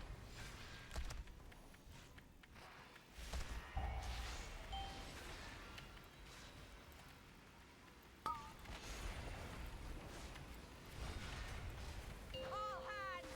Attack! All cannons! Fire!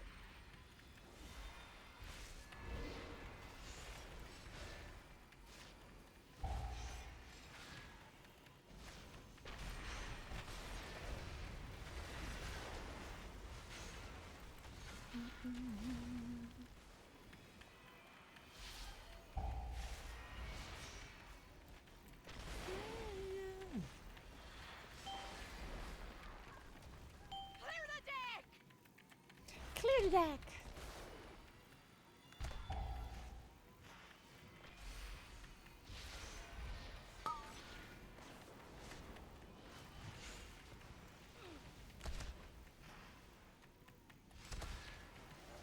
Shit, I just messed up. I just moonfired for no reason, even though my trees were ready. Shielded. All hands! Attack! Decimate rounds! Fire! Somebody call the rotational police, please, and let them know that they should be arresting me. I'm handing myself in.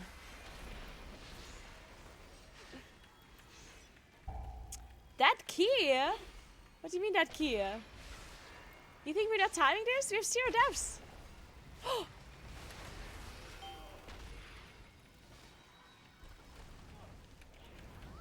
Okay. Oh, Jesus Christ. That was that was scary. You jink? Oh my God, that was you. You did that. You did that. Who said that key? Specialist. This was your fault. You just made Diamond-Tier die. Here's lead in your gut!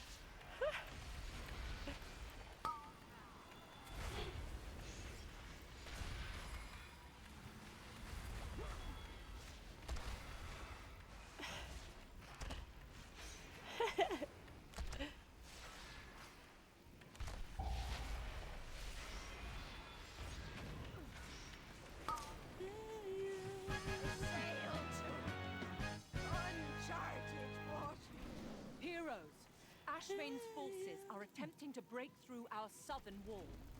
Stop them, and we may have a chance at driving them from Boralis. I'll rally the militia and secure the castle. Good hunting. Heroes, Ashvane's forces are attempting to break through our southern wall. Stop them, and we may have a chance at driving them from Boralis. I'll rally the militia and secure the castle. Good hunting.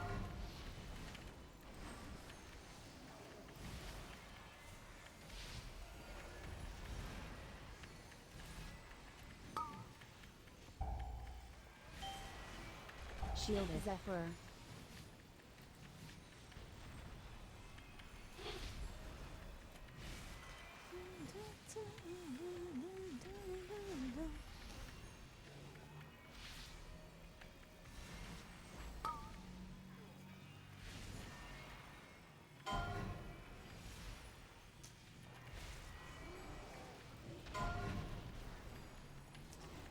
Hey Turok, what's up? I'm playing Keeper. I played Keeper before the patch too though. But EC is also good, you can also play that. They're all... Most builds seem to be very close to each other. Which is nice.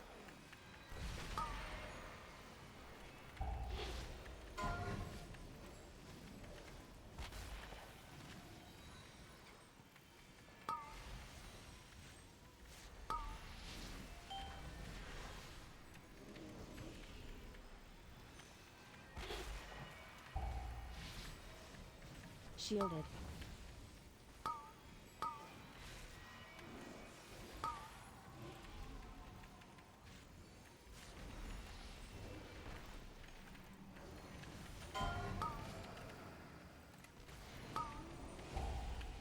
Oh my god.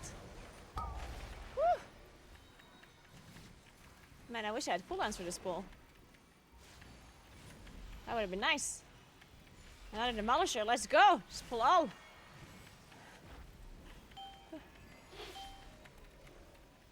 Uh-oh.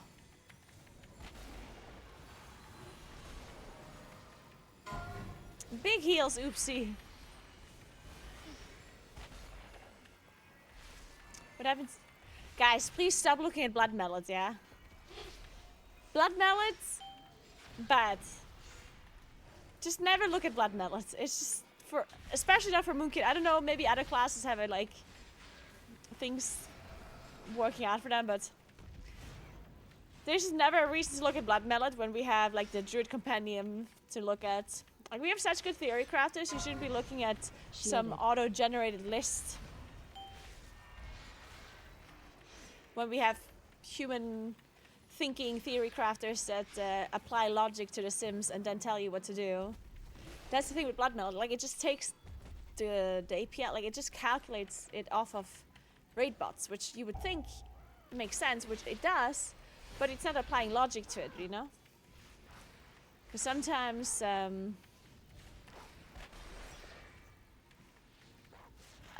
something like a trinket or whatever seems really good, but then if you think about it logically, it doesn't really make sense for it to be good because of certain actual scenarios that are happening in game, right?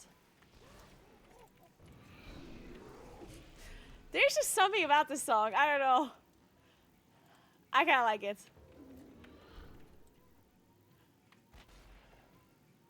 Heroes, we need your aid. That sea giant is demolishing everything in its path.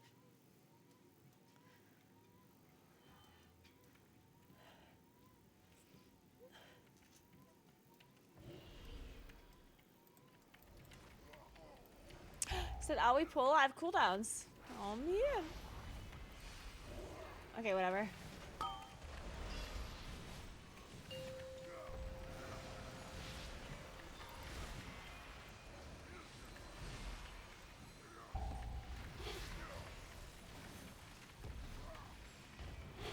Shielded.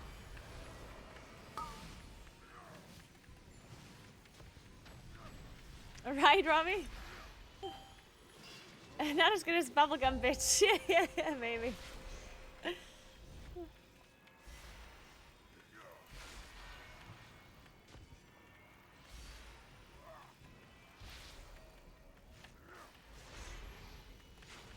Oh my god, look at our damage, yeah? Andy and I, we like, I've never seen a more equal overall damage meter. We both do 2 points.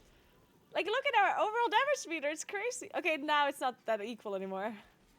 That was insane. We had the exact same damage number. Now he's gonna overtake me because I don't have cooldowns.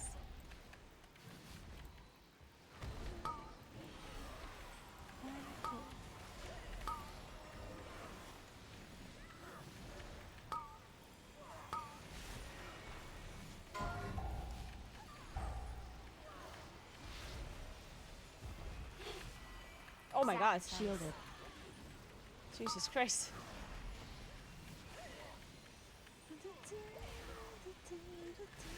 Shielded.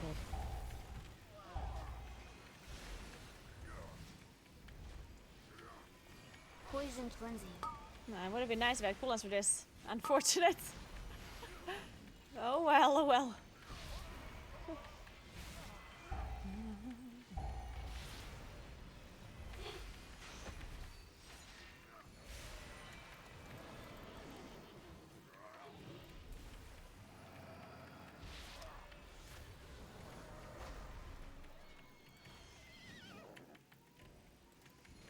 Am I using cooldowns for this?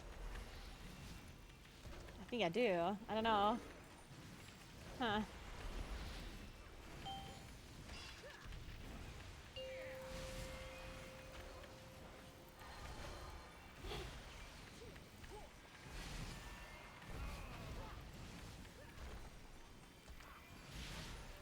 Dude, our evoker's just getting sniped. What the hell? That's just BM.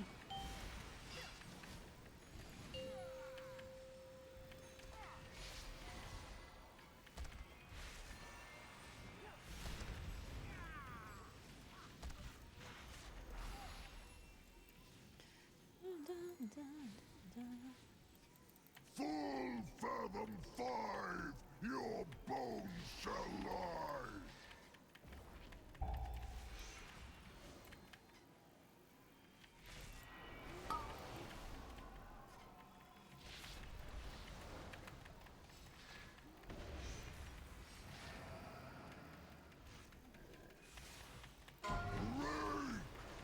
Shielded.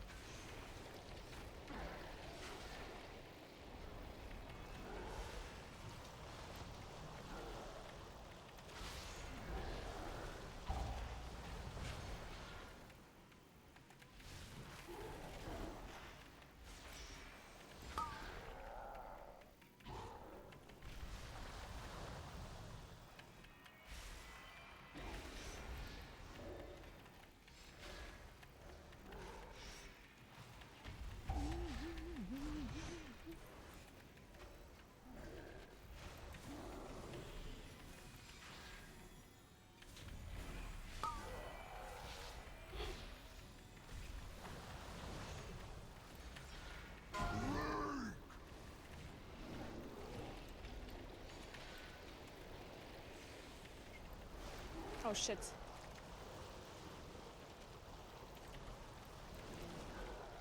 Oh my god. Are we fine? Okay. How did we not die? We just tanked the boss.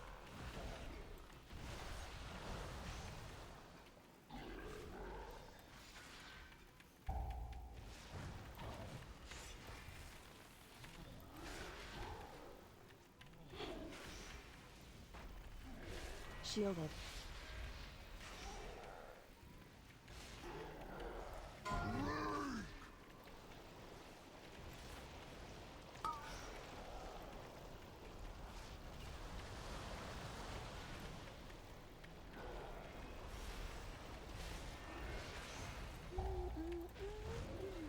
Zephyr.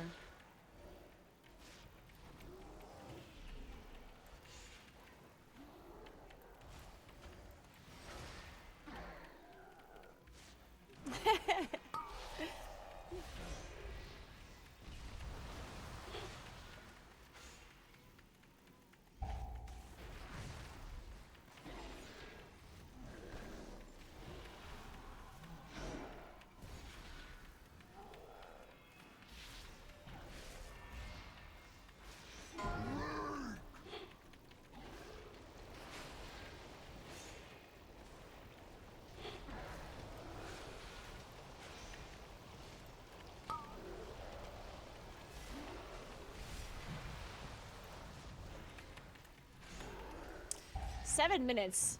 This last boss though. Do I have to go bear form for every application of the debuff? Is that gonna one-shot me? Because it might. I'm not sure though. I guess I'll just go bear just in case. Because I mean, 6 minutes is fine for the last boss, I guess. Without the Kuldiran fleet, you have no hope of defeating me.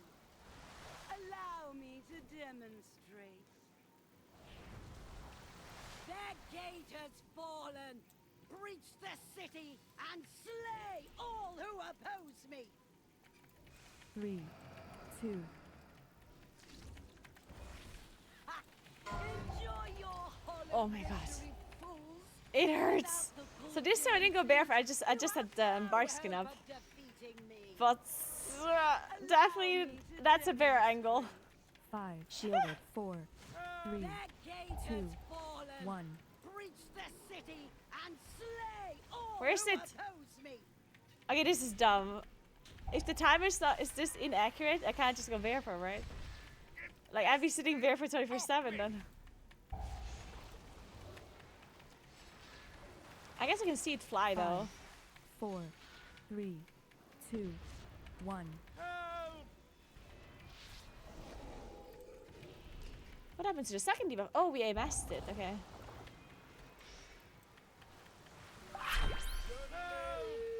Hey, Steve Nerd. Thank you so much for 5 months. What's up? 5. Hope you're having an 4, amazing day. 3, 2. As 1. amazing as Wednesday can be. Okay, it's not one-shotting me at least. I owe you. What do you think about Wednesdays? Just give me a second to get this cannon working. I personally am not a big fan of Monday for obviously. To be fair, I think I hate Tuesdays more than Mondays though.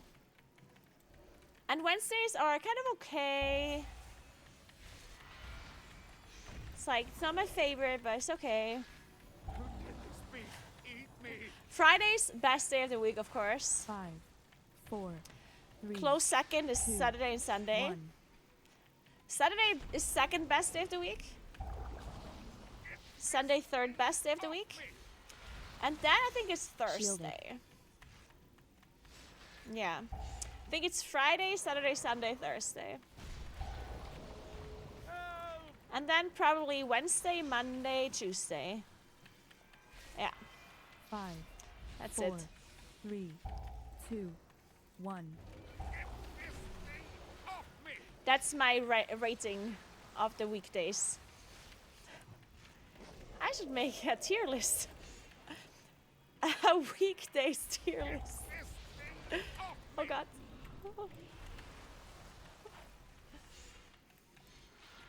Five. You guys agree? 4, Perfect. 3, 2, And, 1. oh my god, Speaker's weekday tier list just dropped.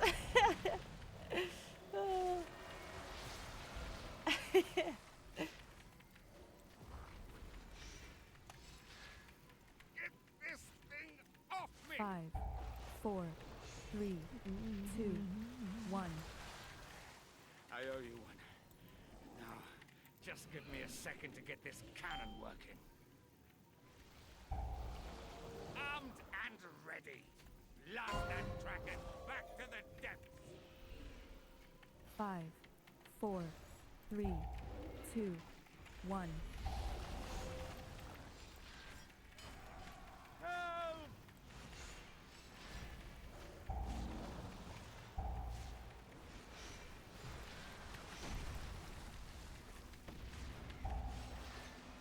Don't let this beast eat me. 5, 4, 3, 2, 1. Wait, are you not getting knocked anymore by this? Did they change that? Don't let this beast eat me. In the, like, you got knocked by this, slam. I just now realized. Did they remove the knockback? I guess that makes sense because that was fucking obnoxious. That was the most horrible thing ever. 3, 2, 1.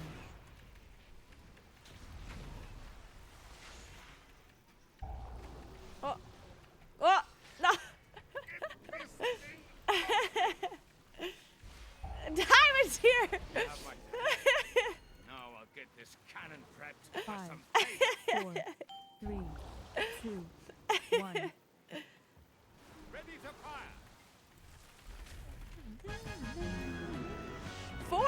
7 points. Look at that. You dare scar my beautiful cat? I Incredible. tired of this game. I'll Ooh, a reduce spark. Morales to Nice. cinders before I allow you to win. You've done well, heroes. But Morales is not out of danger yet. Speak with me when you're ready to put an end to Ashvane's fleet. Fake Sundays and slash Mondays only suck if you hate your job. I disagree. I absolutely love my job. Still means I like Sunday. And hate Monday. Oh.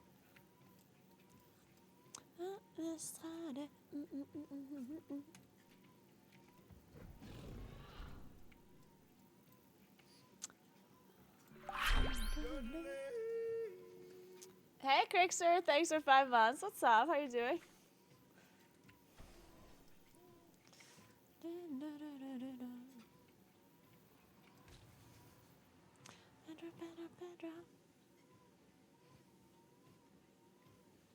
Man, I haven't listened to this song in a while.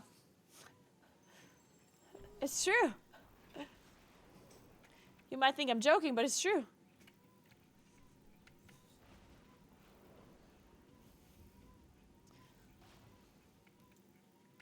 Honor to meet you.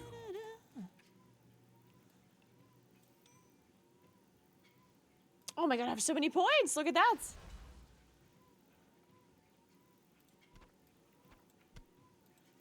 Oh.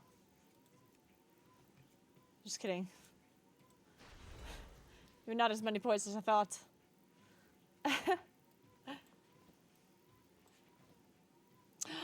I don't have any ruined crests. Shit.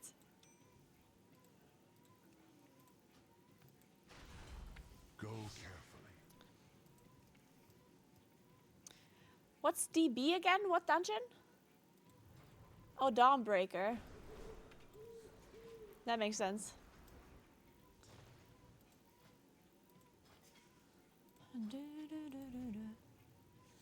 I do have to say that I haven't really done Dawnbreaker at all.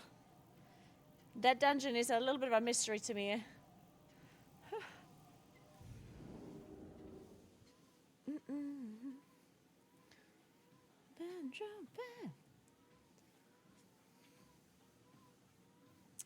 Alright, that was enough walking for today. How many steps do we have? 20k, okay, that's good enough. Time to take a break.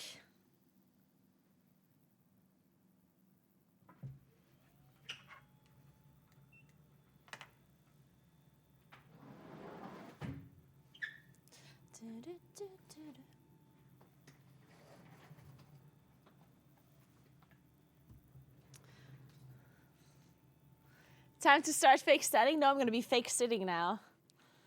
It's gonna be the fake sitting, guys.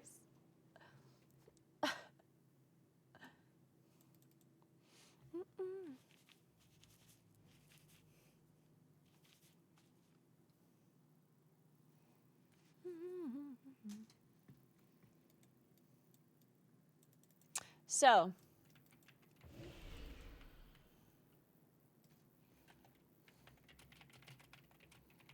bear back 1 second.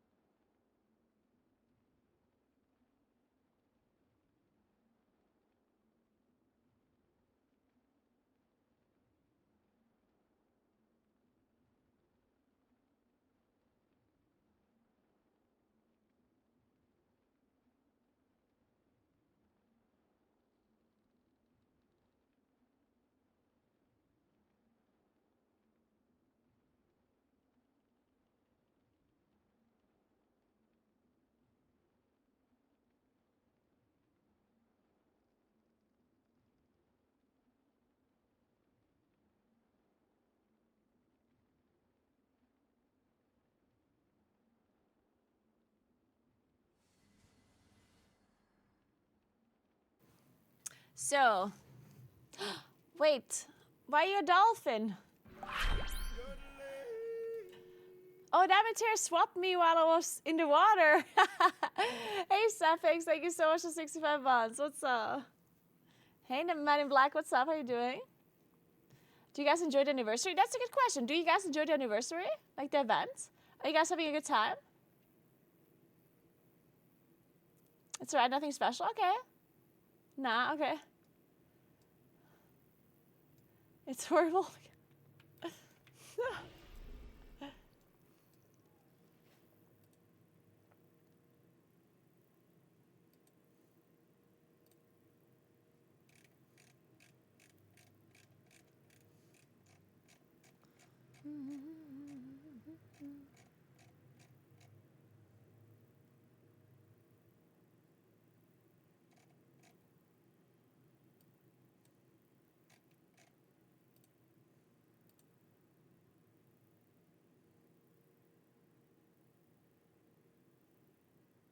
Oh, true, the sunrise hike crows. Yeah, so next week we might actually do a sunrise hike V2, round 2. Let's see what the weather says.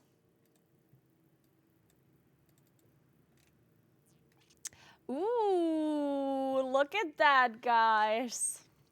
Well, well, well, if that is not the weather for a sunrise hike, where we can actually see the sun this time around. The fog witch is not gonna get us this time. 4 degrees seems a bit cold, but that's fine.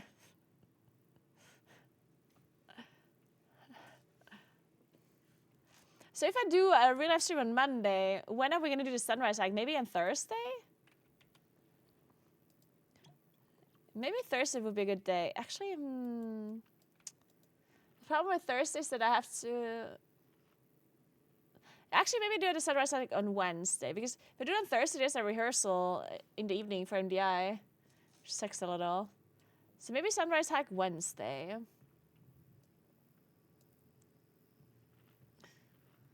Wednesday might be a good day.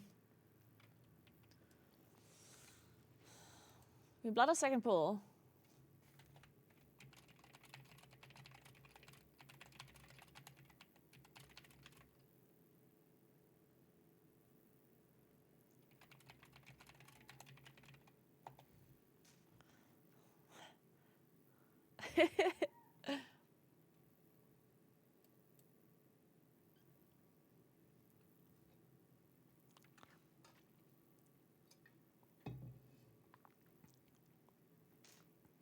Alice, I'm a new boomy. Do I use New Moon as V? Well, I don't play New Moon at all. But if you're playing New Moon, I would just make sure that you use it in an eclipse. And preferably in your cooldowns, but obviously your cooldowns are not going to be up all the time, so just make sure you use it in an eclipse. And not outside of it.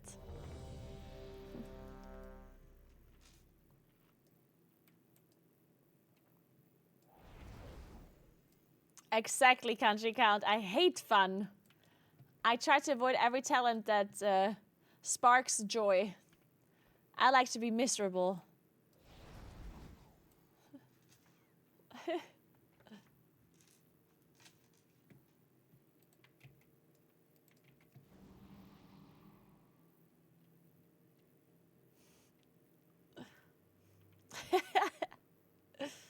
That's a new spec miserable tree.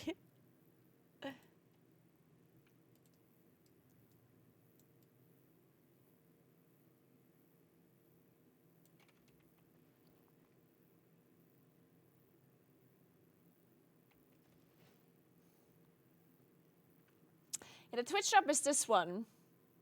You can see this really ugly crab that honestly I don't know why anyone would want it. It's not even a crab, it's just like a... It's a thing. An ugly thing. An ugly bug. But yeah, the drop is from 22nd October to November 5th. And all you have to do is watch a WoW streamer for 4 hours. It doesn't have to be the same WoW streamer either. You just have to fill up the bar by watching 4 hours in total of WoW streamers. It just does not work simultaneously. Since the decimation So as long as you don't try to like open multiple at the same time, then you're gonna be fine. Who are those intruders?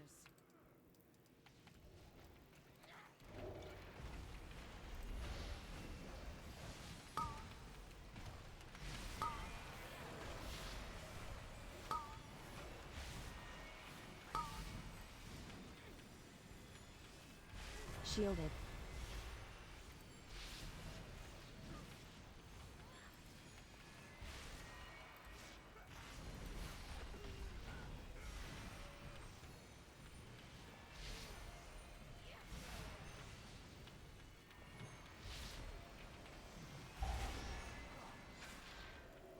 The Order of Night is trying to steal the flagship.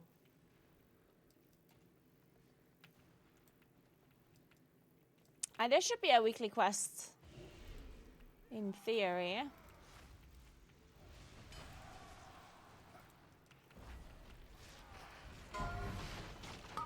Secure the deck. We need to gain control of the ship.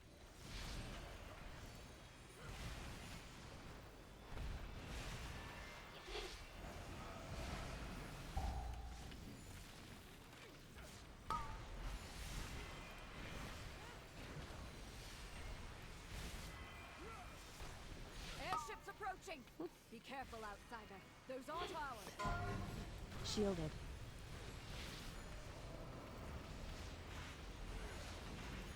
They empowered Belladon's This song. banner. The Lamplighter's blessing will keep you safe.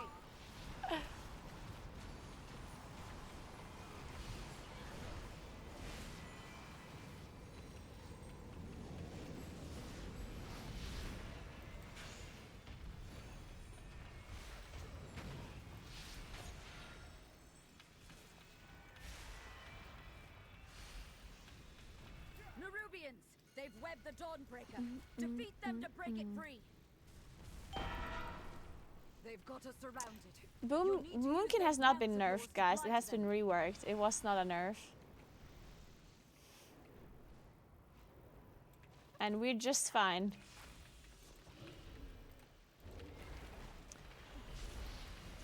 Moonkin is great.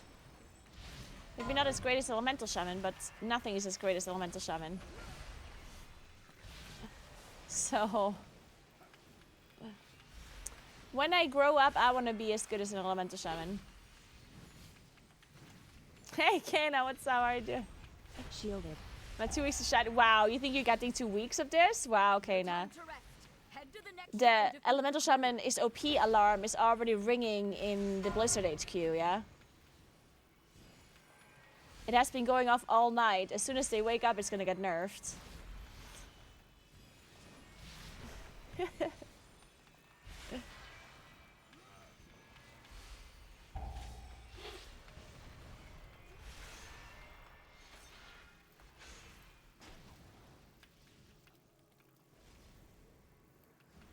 Only one more ship and the Dawnbreaker is ours again.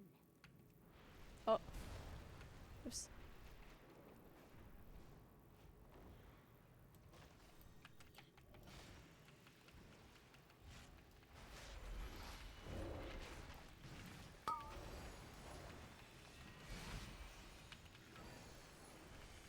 I know, right, Bambi? It's actually true. Now that I think about it. What's going on? Is Ian Hazzikostas finally giving in? Maybe this is like Ian retaliating. Maybe somebody within Blizzard is like not list like maybe maybe Ian just wants something. Maybe he's not getting his favorite desk or his favorite office. And he says, guys, I'm gonna make all of the shaman specs broken until you give me my favorite office.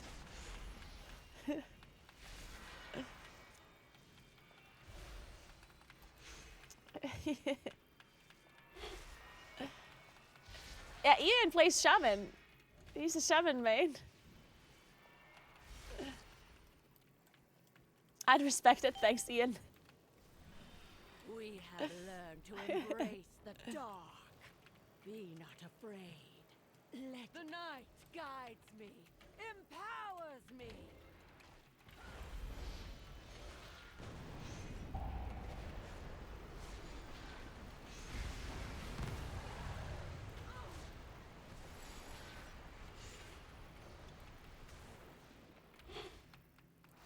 The Shielded. shadows bless you. Let night be unending. Does the dish actually do damage from the spawn? Oh shit, it grows. I didn't know that. Feel night's embrace.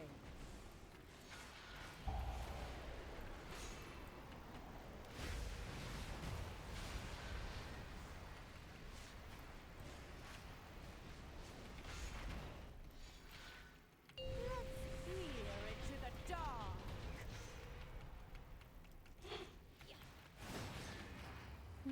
The shadows bless you.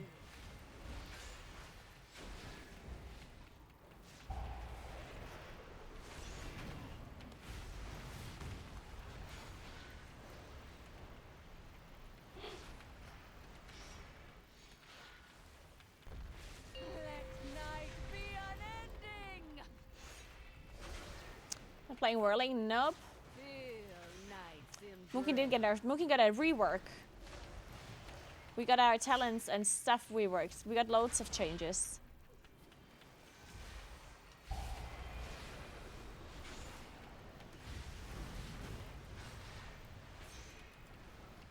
All shall be shadow. She's lost control. I think that like people shouldn't simplify changes like this. Like to me, in my opinion, oh shit. In my opinion, a nerf is only something like, at least I see it this way. Like obviously a rework could also be a nerf, right? But I do think that you should call it a rework because a nerf to me means that a spec in particular, like the purpose of the changes were to Shielded. make it worse, right? Like if I get like Star Search damage reduced by 3% or Starfall damage reduced by 10% or whatever, like those are nerfs, right? I think the changes in Moonkin God are not meant to be nerfs. If it ends up being a nerf, then that's just something, like they can address that, you know? If they didn't intend on nerfing Moonkin, but it ended up being a nerf after all, just because the rework ended up being like a slight number nerf, right? Then they can change that. And it would make sense for them to do that if they didn't intend on nerfing it. So whenever people call something a nerf, I feel like it's just wrong, right? Like we didn't intentionally get nerfed. Maybe we got nerfed unintentionally, but the main thing that we got is a rework. Like we just got a change. Like they changed some of our talents and they changed some of our talents and baseline abilities and whatnot.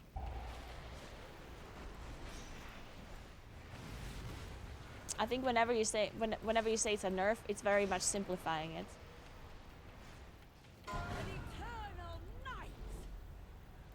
And it's very misleading, right? Because She's lost control of her magic. Get out of people that if you say, oh, Moonkin got nerfed, then you think that it's misleading in a sense that people think that Blizzard intentionally nerfed Moonkin, you know, which is not true. Oh wait, I forgot that I should be flying somewhere else.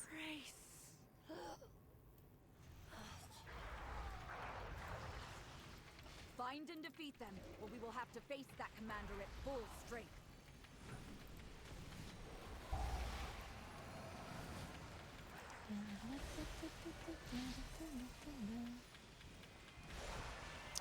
Yeah, so I personally don't think that we actually got nerfed damage-wise. Like I feel like I'm doing the same damage as before. Shielded. Now, obviously, I don't know that for a fact, because obviously M+ is a little bit more complicated. But it just didn't seem to have any major impacts to my damage overall in Mythic+. At least not that I can tell, Shielded. really.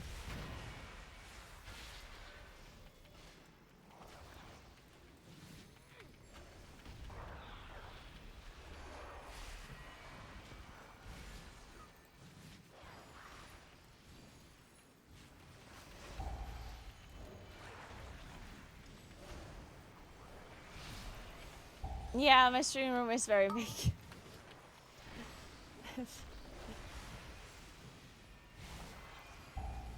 I have to move the wall again, like the wall over there. Like I think I need to move it a little bit over so you can't see the fridge and the microwave in the background.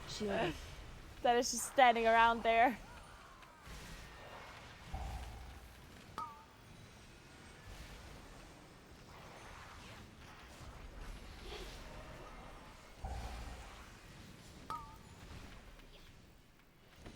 Yeah, Loon's Chosen definitely, like apparently a lot of talents are now very similar in damage. A lot of talent combos. So Loon's Chosen should be feeling better. To what we had before.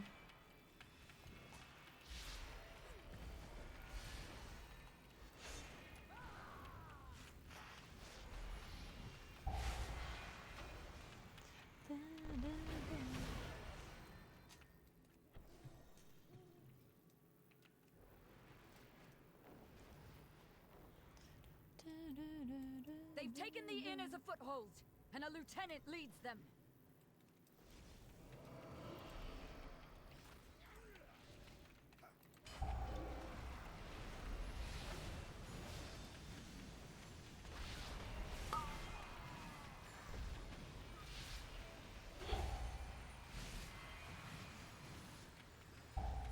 Shielded. Zephyr. Wow.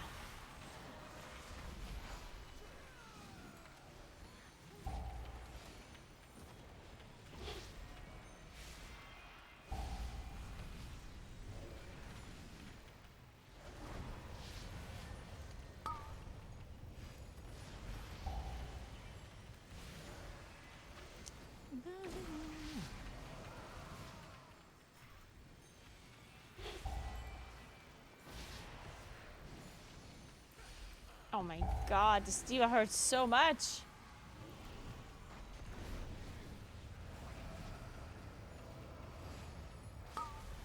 Jesus.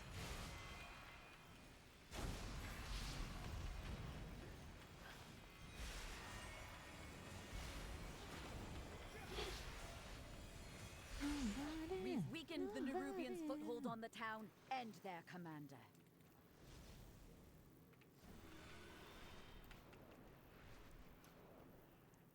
Guys, there's no such thing as you're supposed to play this or you have to play that. It's the start of a patch, right? Like, we currently, whatever the Sims say, is not something that has to be correct for Mythic Plus, that is. For a single target, yes. For a single target, we of course will have correct numbers, but and Plus is not a correct science where you do a sim and then that's just what you do.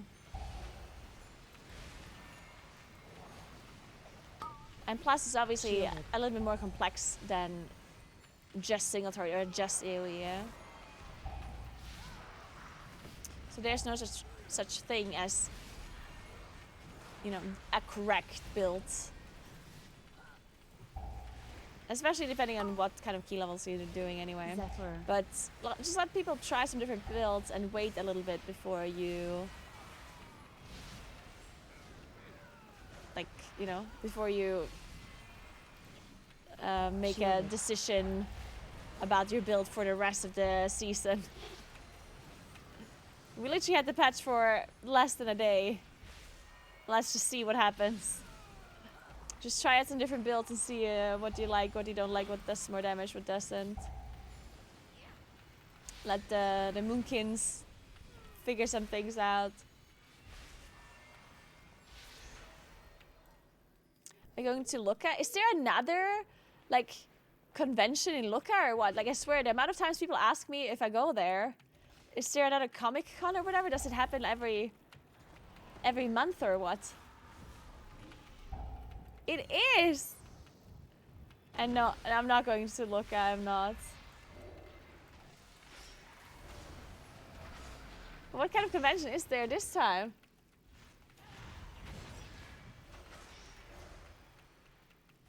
Oh, it's a yearly thing. Really? It has been a year ago? I swear it feels like it was not a long time ago at all. Huh, that's crazy.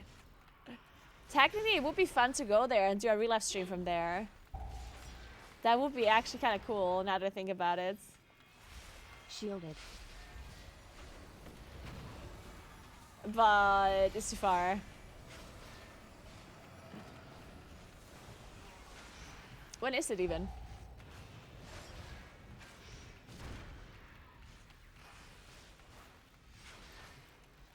Oh, 30 seconds. I'm casting the MDI during that time. Unfortunately.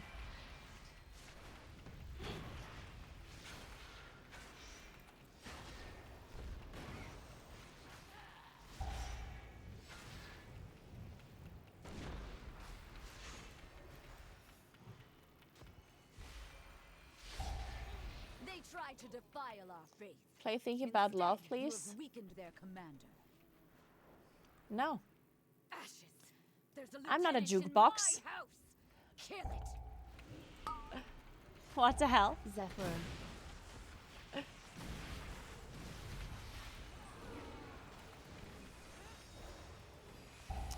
I miss jukeboxes though. And when I say I miss them, I never actually had them, yeah? I'm not 80 years old. But the idea of them is nice.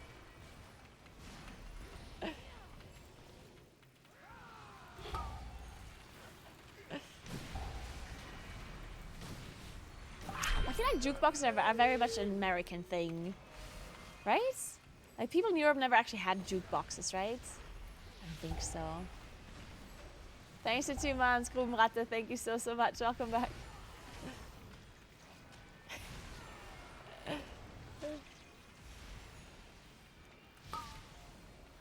Yeah, I'm only 79. I'm very close. My 80th birthday is coming up next year. Really excited for it.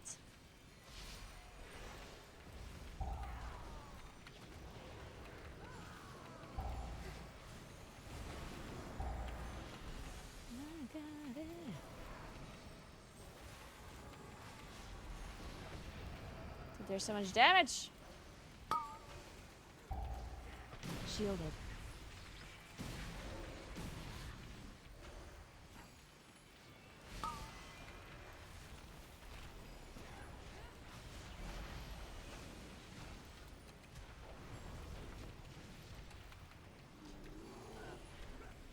Luckily, my What daughter does and this her channel children even do? It seems like it doesn't really do weakened the anything. commander and cleansed my home.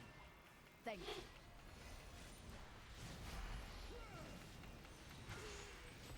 This torment cast.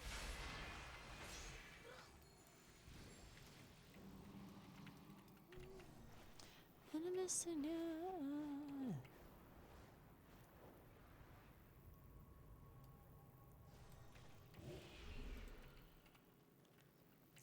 Me in my face. Wow, Grandma, I'll send all love, wow, Grandma. Huh.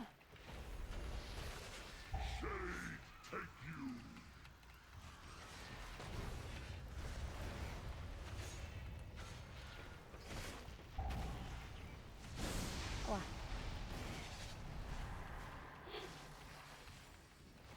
Shadows gather to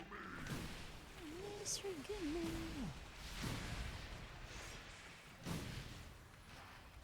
Shielded.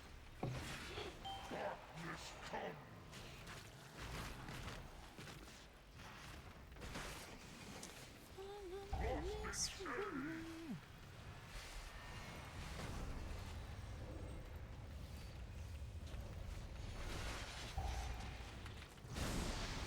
Oh my god. I almost died to the orb combo plus cast. The shadows consume.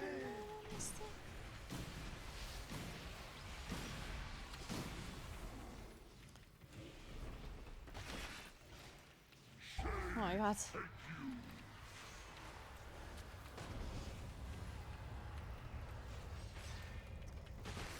Darkness come.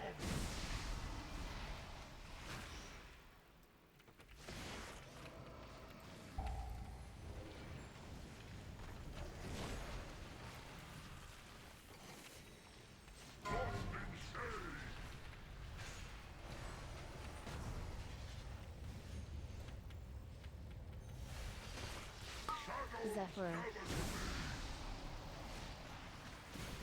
Man, this boss does some damage, huh?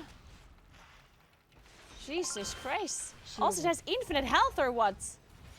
Is this boss ever going to die? Hey Possum, thank you so much for Prime. Appreciate that. Thank you, Dankeschön. How did you enjoy the Almabtrip?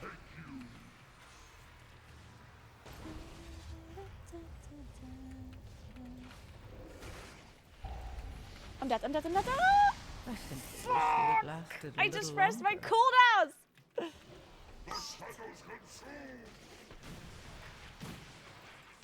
Shielded.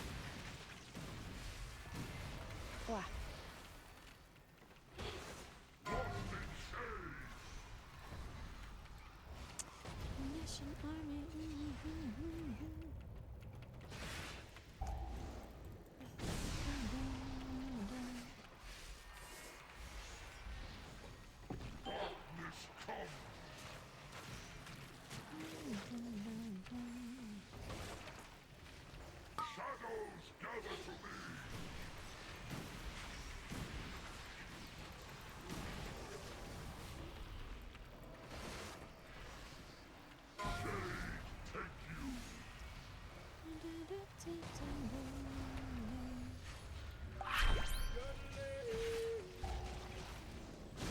Hippo, thanks for 21. There we go. The prime worked. Let's go. Took a while. They should pay you to compensate for all the ads you had to watch, Hippo. In that 1 hour.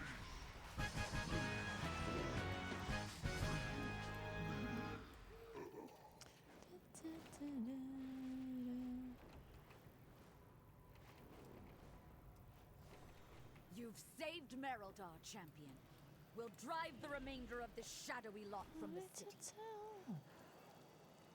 Wait. No! They've sent a force backup and retaken the Dawnbreaker!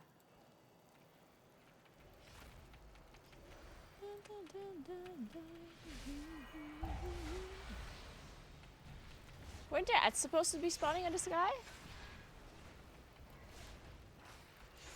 No? Did they change that? Oh, wow. Dude.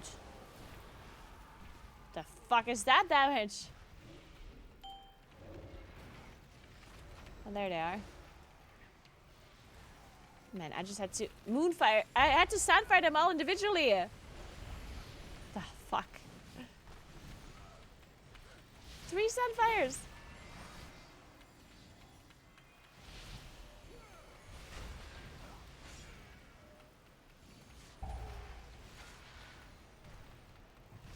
Shielded.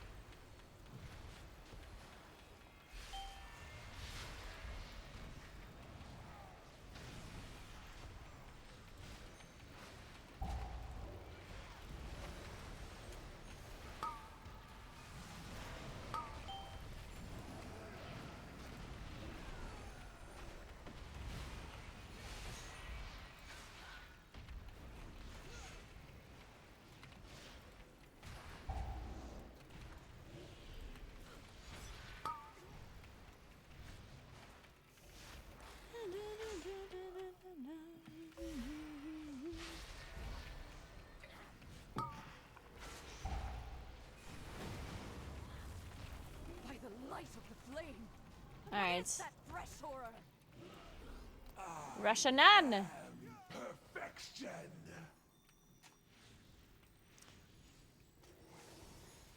For Queen. 25 seconds for CDs.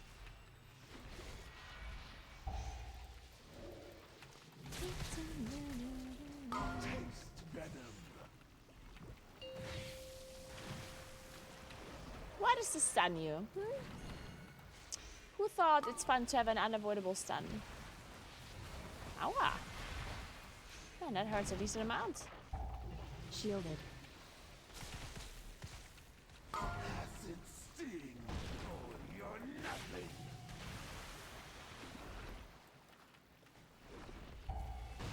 Not stop me.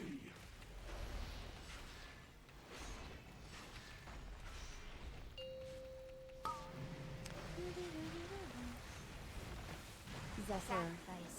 Ow. Jesus.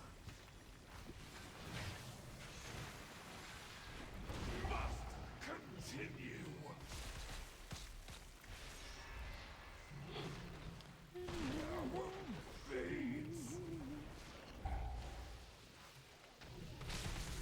Chase that monster from the Dawnbreaker. You must pursue and drive them from Hallowfall. This darkness is deadly. The Lamplighter's blessing will keep you safe. Okay, let's try not to die while flying.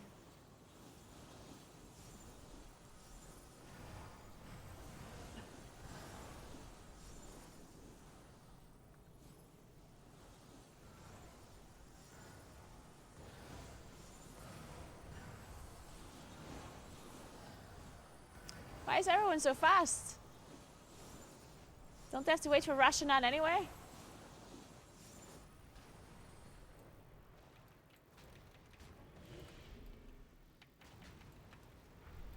Are we lost in this phase?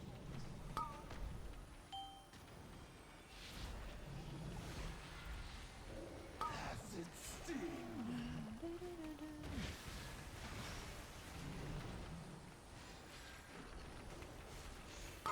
Die still. Shielded. Aua.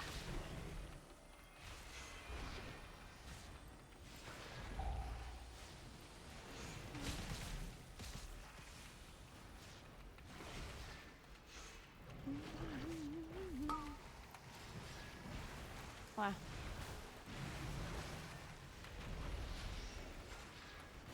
Did they ever fix the Fear Balloon, by the way?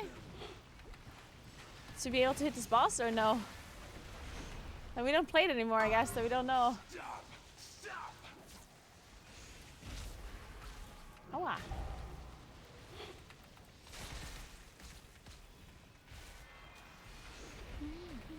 No, they didn't? That's so funny. Zephyr.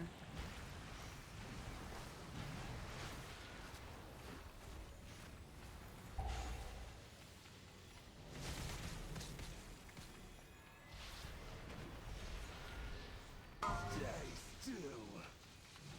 Sacrifice. Acid sting.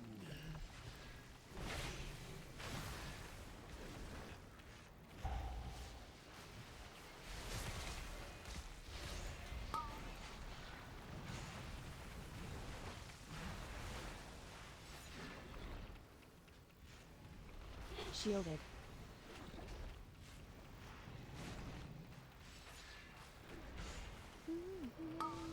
Stop. Stop.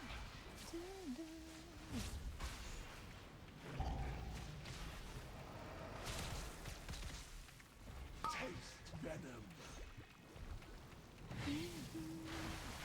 Oh. Ah. That's so BM.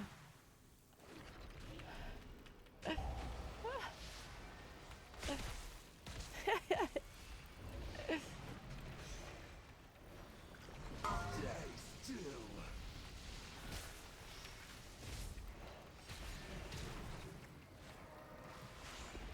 Acid sting.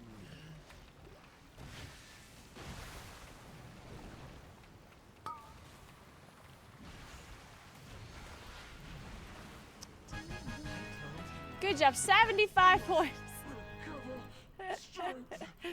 Incredible. Hey, Belciara, thank you so much for 15 months. What's up? How are you doing? Reset to learn fake walking from the best fake walker around. Thank you. Oh my god. Finally, somebody acknowledges how good my fake walking is. I do appreciate it. I've been practicing this whole time, and finally somebody gives me recognition. Thank you. Hey, Kalandra, good morning. Hey, Bullet, what's up, what's up? That creature of theirs has fled back to their queen. No doubt with tales of your fearsome heroism. Okay, let me upgrade something else. I have enough. Actually, no, wait, I need 140 points, right? And I only have 137. Cross again. But for now, Yeah, Drusty, I know, right? It's a give and take.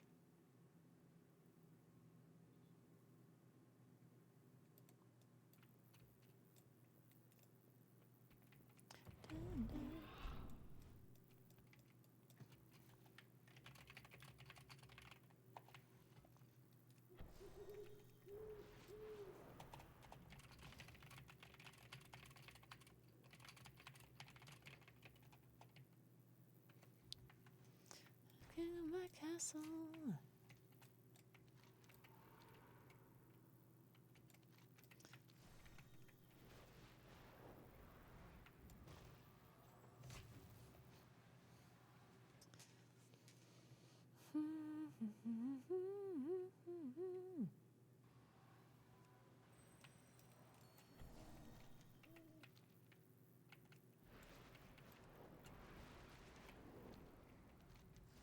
Alright, let's upgrade some items. What do you seek? If I can afford. Nope. Nope. Nope. I can upgrade a ring. Incredible. Fine. Farewell.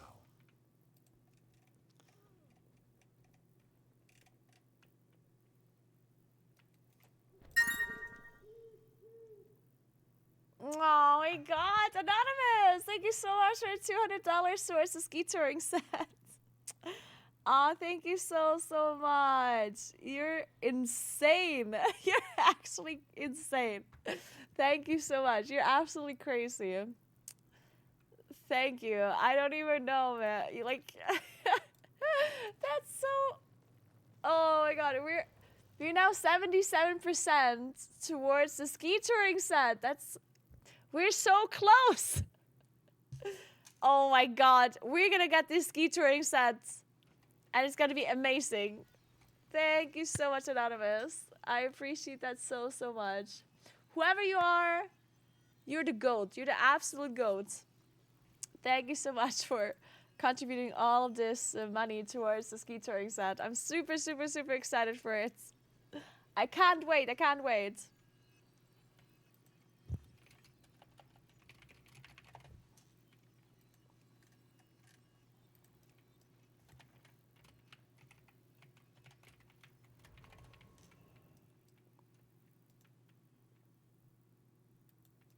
So, okay, they want to do back-to-back like mists. So, and I can only do one more dungeon. And to be honest, even one dungeon would have been kind of close anyway, because I'll need to leave at 4. So I think it's actually better. But yeah, they want to do back-to-back mists, and I could only do one. So it's better if they invite somebody else to get the practice in. What's the point of using the talent fluid form? Well, it's David's. I don't think so. Do you see who's donating? No, I don't. If they donate anonymously, then I don't see who is donating now. You can put your name when you're donating, but the person that is donating is choosing to stay anonymous, which I think is even cooler, yeah? I mean, okay, don't get me wrong. Like, I personally don't, like, if somebody donates anything, I don't think it's bad if you're not doing it anonymously, right? Like, obviously, if somebody's supporting me and they're doing it with their name, that's amazing, and I love that. But there's something about people, like, donating or, like, supporting the channel anonymously that makes me think they must be, like, the most kind human beings on earth, yeah? Like, to donate and to support somebody and then not say it, then not say who you are, and not get, like, proper, like, attention or, like, recognition back, makes me think they're, like, some saints, you know what I mean? It's like donating to charity and not telling anyone about it. It's like, just like that, you know? You just wake up someday, donate to charity, and you don't tell a single soul about it, you know? Not to say that I'm a charity case, but you know what I mean. Thank you so much for Prime, Lost Fedora. Thank you so much.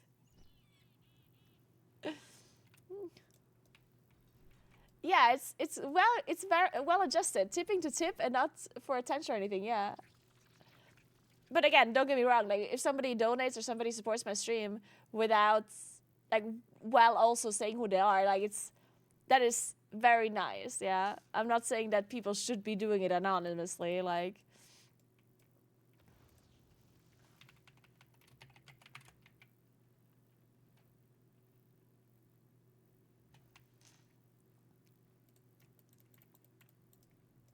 Luna's Chosen feels Darkshield to play. Really? I haven't tried.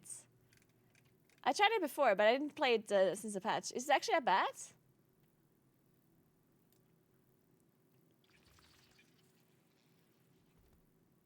Not that people... No, I'm not saying that, of course, right? It's not that people that are tipping with their name are doing it for attention. Like, I'm not implying that. Of course not. I think you know what I mean, right?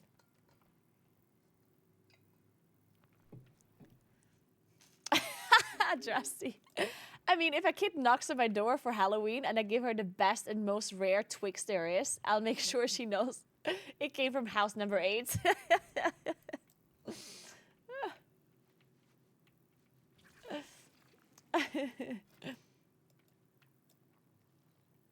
Man, well, we got some score. Let's go.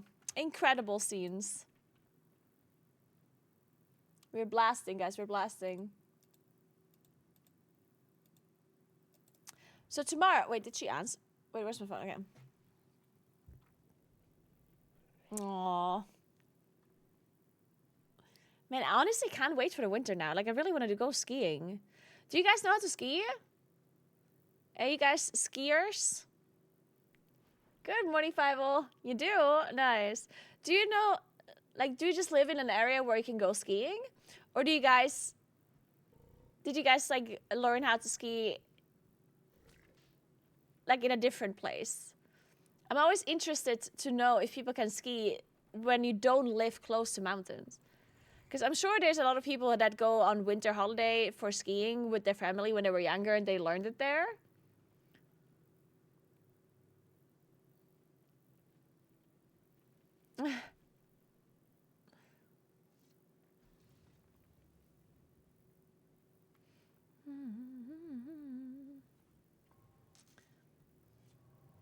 Almost like Canada learning how to ski. I live in northern Germany and can ski. Nice. Yeah, northern Germany, there wouldn't be any mountains, right? So you definitely have been going to other places to learn how to ski. That's kind of cool. Can go out my door and start on a ski trip. Okay, that's nice. Yeah, let's see. I learned it in Austria on holiday, but never lived there. Oh, really? So hard. Interesting.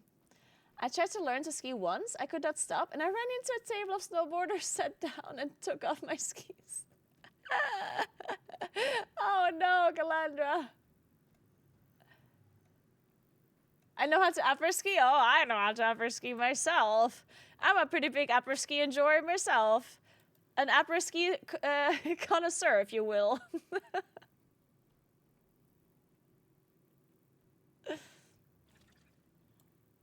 I learned how to ski in family holidays. I live in Florida. Oh, nice. Farthest possible place to skiing. Yes. Florida is the farthest. Yeah, I guess that does make sense. Yeah. Huh, that is kind of crazy.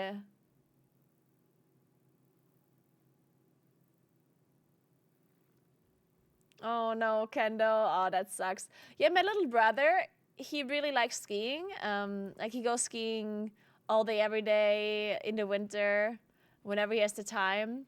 But unfortunately, he has issues with his knee and with his ACL. He tore his ACL last ski day. Like we had a ski, like my brother's birthday, or both of my brother's birthday are back to back in December. My little brother is on the 18th and my older brother on the 19th. So sometimes they do like a ski day where on the weekend they invite a bunch of friends and go on a skiing area, like in a skiing area, and we, drink a beer or two, and then we go skiing.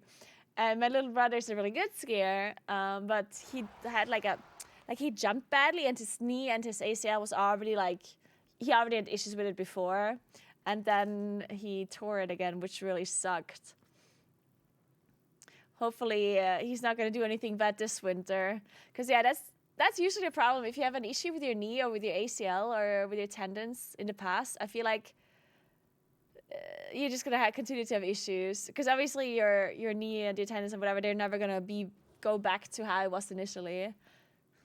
So it's so easy to have another accident or to have something tear again. If you go skiing, will you bend another glove on top of a mountain? Maybe, Fievel. I might attempt another sunrise hike next week. So maybe we pick up my other glove.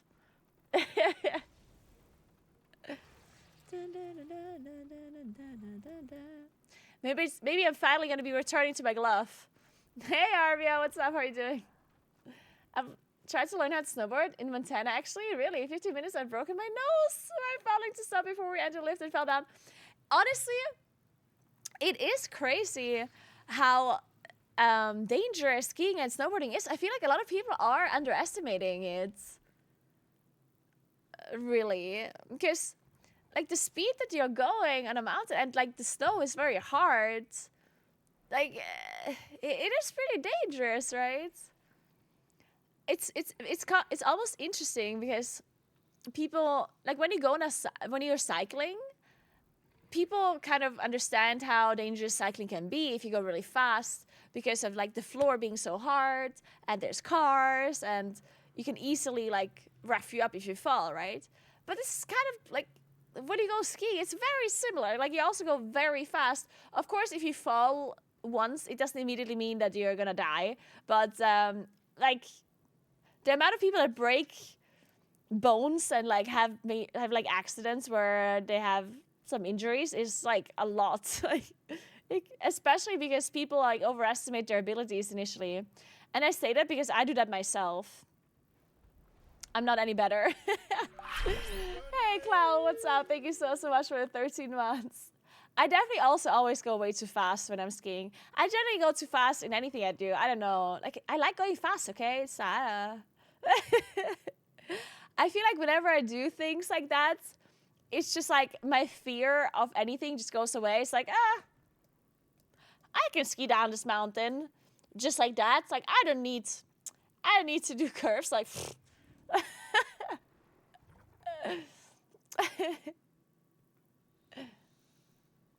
sounds like if I would try skiing, I would die. Yeah, even going slow, you can have a major like injury or whatever. Yeah. Yeah, it's funny because so I was skiing when I was younger. I was like in a skiing club, in a racing club. I did a bunch of races when I was a kid. Thanks for Prime, Eduardo. Thank you so much. I appreciate that. Welcome. So I did a bunch of races when I was a kid, like skiing races. And then at some point, it's not that I got bored of skiing, but snowboarding was just cooler. Like the cool kids were snowboarding, right? Thanks for the Prime Smoke. Thank you. So I was like, yeah, fuck yes, I'm a snowboarder now. So I ended up snowboarding for most of my life until last year. Last year, I was skiing again after not skiing for what must have been like close to 20 years. Like I hadn't stepped foot on skis for 20 years and I skied again for the first time like last year. And I enjoyed it so much. Like initially I was impressed how well I could still ski. Like I thought I would have to relearn it completely, but I was actually like the memory I had of skiing, like the muscle memory or the reaction time or whatever, it was still pretty good, honestly. It obviously got better the more I skied, but now I still haven't skied that much again. I don't know, like maybe like 10 times in total that I skied now last year. And I'm still not like super confident on skis, but it goes pretty well. It's not bad. I'm impressed, honestly. Oh no, really? Ansumi, oh, that really sucks. Thank you so much again for the sub, Smoke and Eduardo. Appreciate that. The one thing I really enjoyed about skiing, again, was that you don't have to... Like, skis are just so much more convenient to get to places and to get into ski lifts and whatever, because a lot of the ski lifts nowadays are... well, to be fair, I guess that's... Yeah, I don't know, like, it's just more convenient to get in and out of skis compared to snowboarding. Because to get into a snowboard, you kind of have to sit down and, like, get in. Like, you can do it while standing, but it's a little bit inconvenient. And, and then if there's... Like, if you're in a straight like area where there's no downhill. What's the words? Slope? The opposite of incline?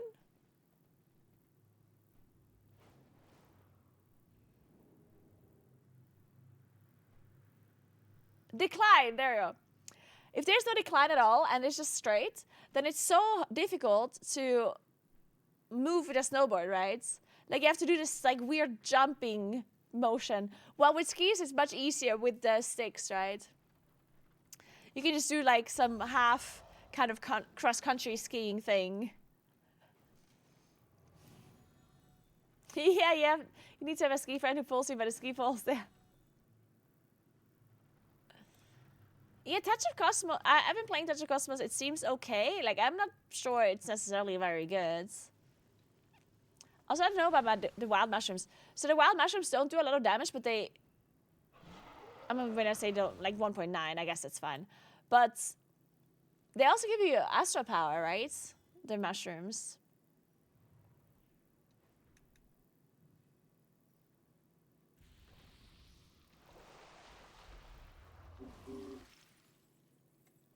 I have to see what the breakdown looks like for these sims here. It looks pretty similar. Let's see.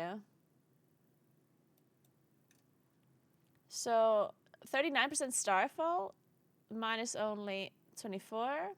20% Starfire, 13. 9.8% Star Search. Okay, this is very much an AoE sim. There's no Star Search at all. Okay, this is just like a full AoE sim. Okay. How did Force of Nature do 14.1% damage, though? Wait, that's crazy. Wait, what? Huh?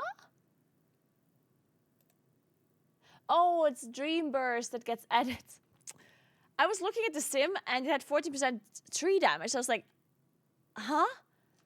But it's just calculating the Dream Burst and the trees. Like, it's just adding it all up together. Okay, that makes a lot more sense. Jesus Christ.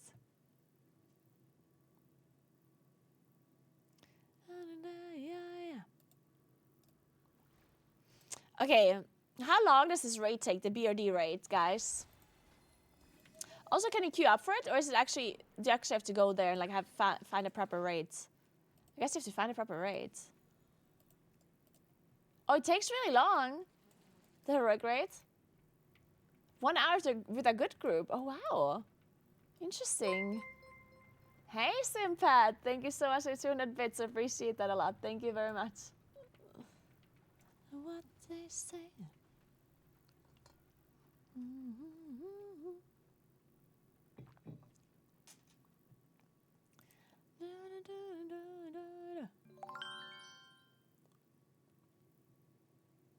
Thank you very much for gifting us up to Simpet Anonymous. Thank you so much. I appreciate that. Thank you very much.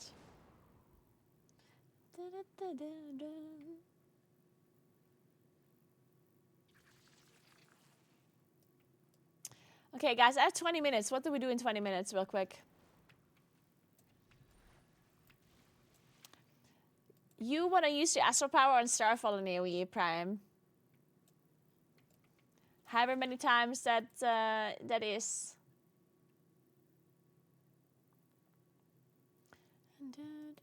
Arena Skirmish.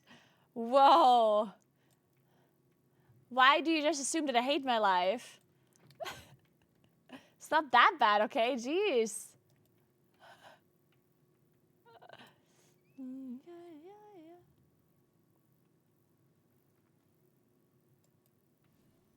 Is my time ahead or is your in-game time behind? Oh, that is true. The in-game time is 3 minutes behind. What the hell? That's true, it's 3 minutes behind. Yeah. Wait, that's so funny. I haven't seen that before either, yeah. That's... Oh, it says realm time 3:41, local time 3:44. What? Uh-oh, guys. My character lives in the past. Yeah. Really? So all of the Moonkin players out there, do you actually think that Moonkin, like, what do you think Moonkin feels like now? Like, better or worse or the same? Like, what do you think? In Mythic Plus in particular. Simpa, thank you so much for 300 bits. Should I get a Mythic 2-hander from Vault, even though I have a crafter one? I would say no. No, I don't think I would do that. I wouldn't do that. If anything, what you could do is take a one-hand weapon from the vault and then recraft an offhand with Ascension on it. But a two-hander would prevent you from getting Ascension, so I wouldn't do that. I would only ever take a one-hand, like a main hand, and then put Ascension on offhand. You're welcome, Simpa. Thank you so much for the bits. Thank you, thank you, thank you. Using passive mushrooms and the crashing star, I like it's far nice. Yeah, I think I also like the mushrooms. It's a little bit of RNG, and sometimes I feel like I'm getting aggro because it procs immediately as we're pulling, you know? Yeah, I'm also hoping for a class 3 rework. The class 3 is definitely on the shittier side.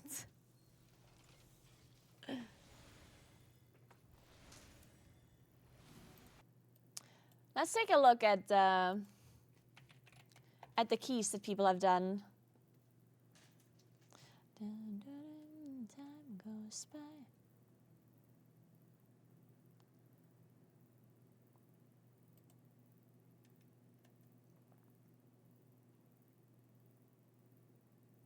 Can we look at this week?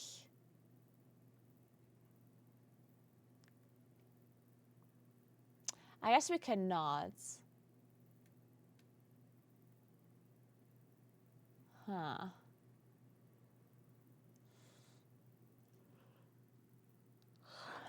But I assume all of these keys are actually, or a lot of these keys probably have been done recently because how broken Shaman is, right?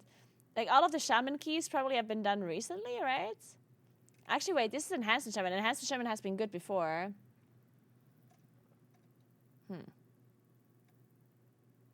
Did they do this key today? Yeah, they're all enhanced, actually, yeah. We can just look at what Yargi is playing, if he's playing right now. 1 day ago? 21 hours ago? That's before the patch.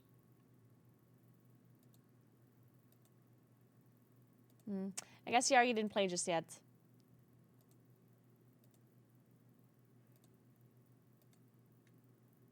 Yeah, he didn't.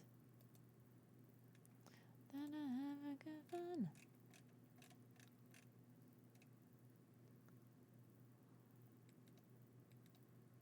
Let's see if one of these Moonkin played. Time goes by.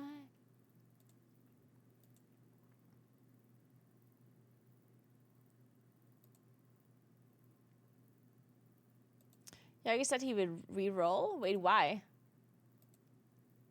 Why would he re-roll?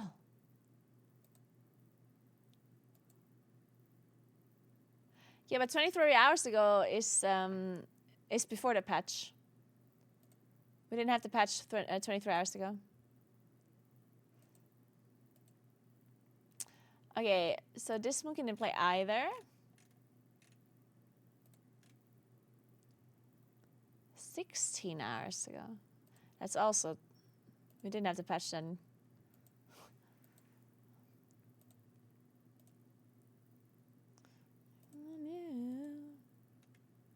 Oh wait, unless this is an ape Moonkin. Good point. Is this an ape person? Oh no, EU. Okay, just killing. Oh, this is a US Moonkin. There we go. We found one person. Okay, let's see what they played. Looks like they just played Keeper. Okay, so this Moonkin played Keeper without Touch of the Cosmos, but instead they play Astronomical Impact. And And stellar amplification. So stellar amplification and astronomical impact is the only difference to my build. I was playing the same without... Like, I was just playing Touch of Cosmos and Hail of Stars instead. I assume he was playing this build everywhere? Or maybe not. Maybe he was just trying some stuff. Let's see a different dungeon. Maybe Stone Vault. Oh no. No Stone Vault to be seen. What about Necrotic Wake? One day ago. Oh, he was tanking this one.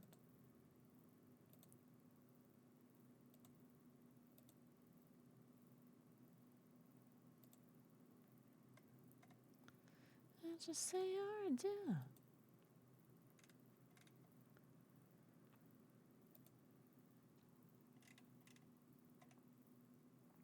Oh, he played Convoke as well. Oh no, he played Incarn in this dungeon and Convoke in the other dungeon.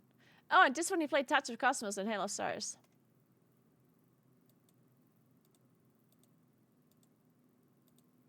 Otherwise, seems very similar.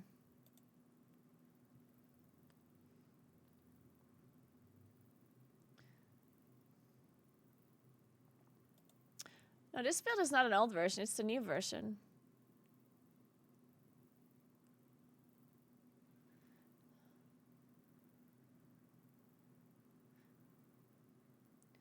Chopper, this is not an old build, it's a new build. Oh, the imports from Wowhead doesn't work? Oh, well, that's a Wowhead issue. Then you just copy the talents, yeah? You can see it. Just copy it.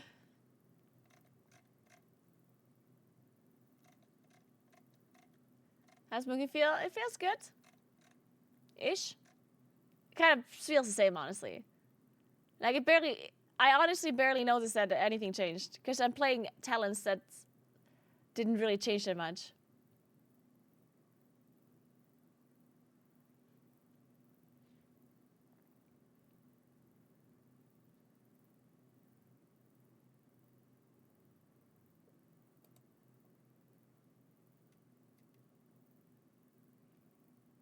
Wait, is Mike actually playing Moonkin right now?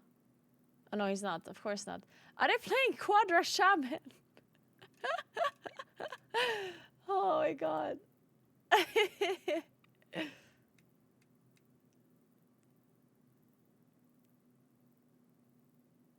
just can't get over what they did to Eclipse this expansion. It's the same as last expansion, right? We had so many good versions of Eclipse over the years, and they give us this. I mean, I don't like Eclipse either. But I also never liked any Eclipse versions. Like, I personally think we never had a good version for Eclipse, and they should remove it permanently. This whole Eclipse thing, it sucks. Hey, Chachi, good morning. What's up? How are you doing? Gross. Thank you that I bought a walking pad now, that I make some steps when I play WoW. Thanks for giving my money away. You're welcome, Toro. You're welcome. I gladly spent your money. But honestly, if you're actually getting some steps in while playing WoW, then that's a good thing, and you're welcome. That is really cool to hear that you're doing that.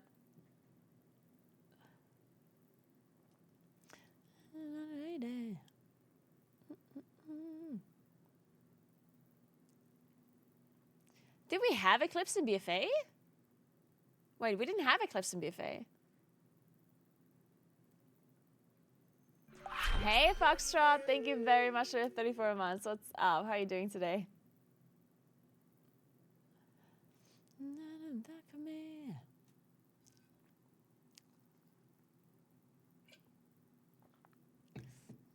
Tell me who. I have no idea what the best single target spec is. I don't rate, so I didn't really look into it. You can look at the Dream Growth, the compendium, the Druid compendium. I'm sure they said it there. Say baby, I love you. Say my name, say my name.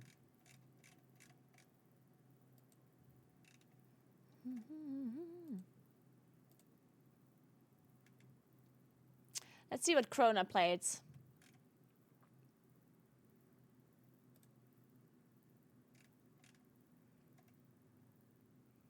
Krona played Denizens and Convoke. And what did he skip?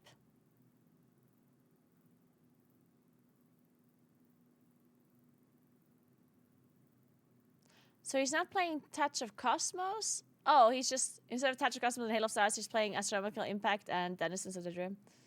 Okay, okay. Nothing, like, super weird. Well, and he plays Convoke.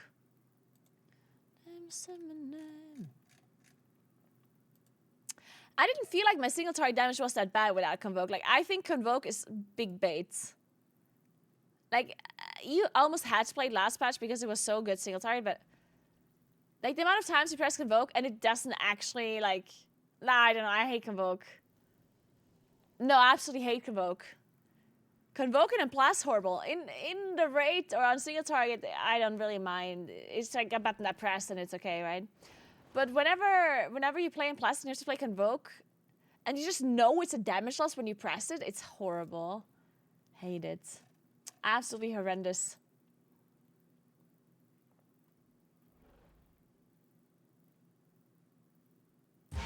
Yeah, ABQ.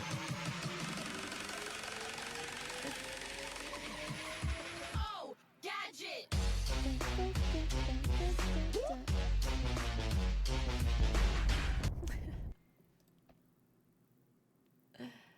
I don't use LVI.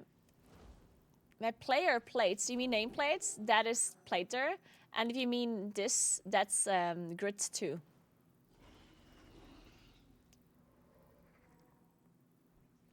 Say that be love, yeah.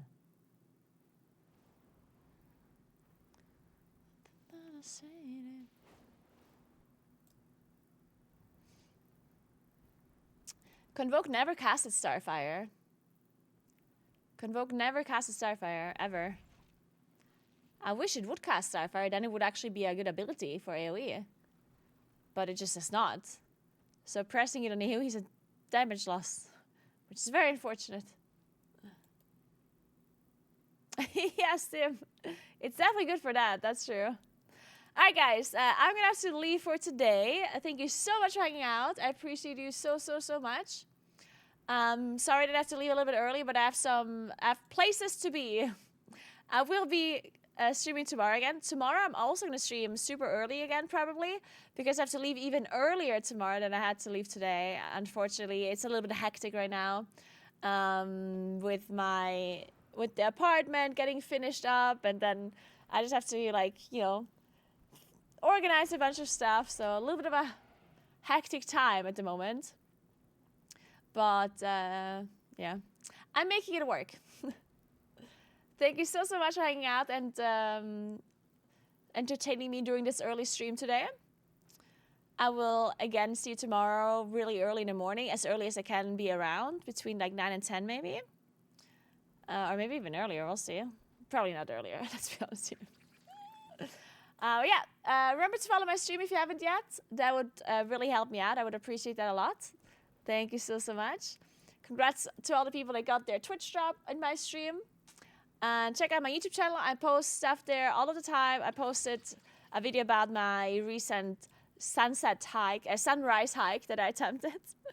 If you watch the video, I might be attempting round 2 for that sunrise hike next week, so stay tuned for that. And then there's also going to be another real life stream on Monday where I go to a fair in a close by town. That should be a lot of fun. And I'm also going to be possibly posting some YouTube videos about the other real life streams I did lately, maybe with the cow parade and whatever. That seemed like a lot of fun, so maybe we can make a YouTube video out of that. And yeah, let me find somebody to host real quick. Remember to also check out my Instagram. I post stuff there whenever I'm not streaming. And check out my TikTok, my Twitter.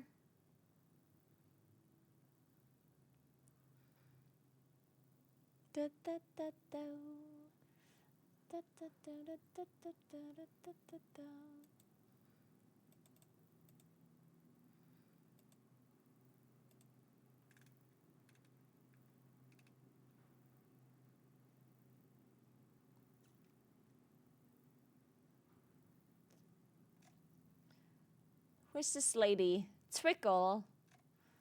She looks cute and she plays in Plus. Say no more. Say no more. Hey, 2000-ish.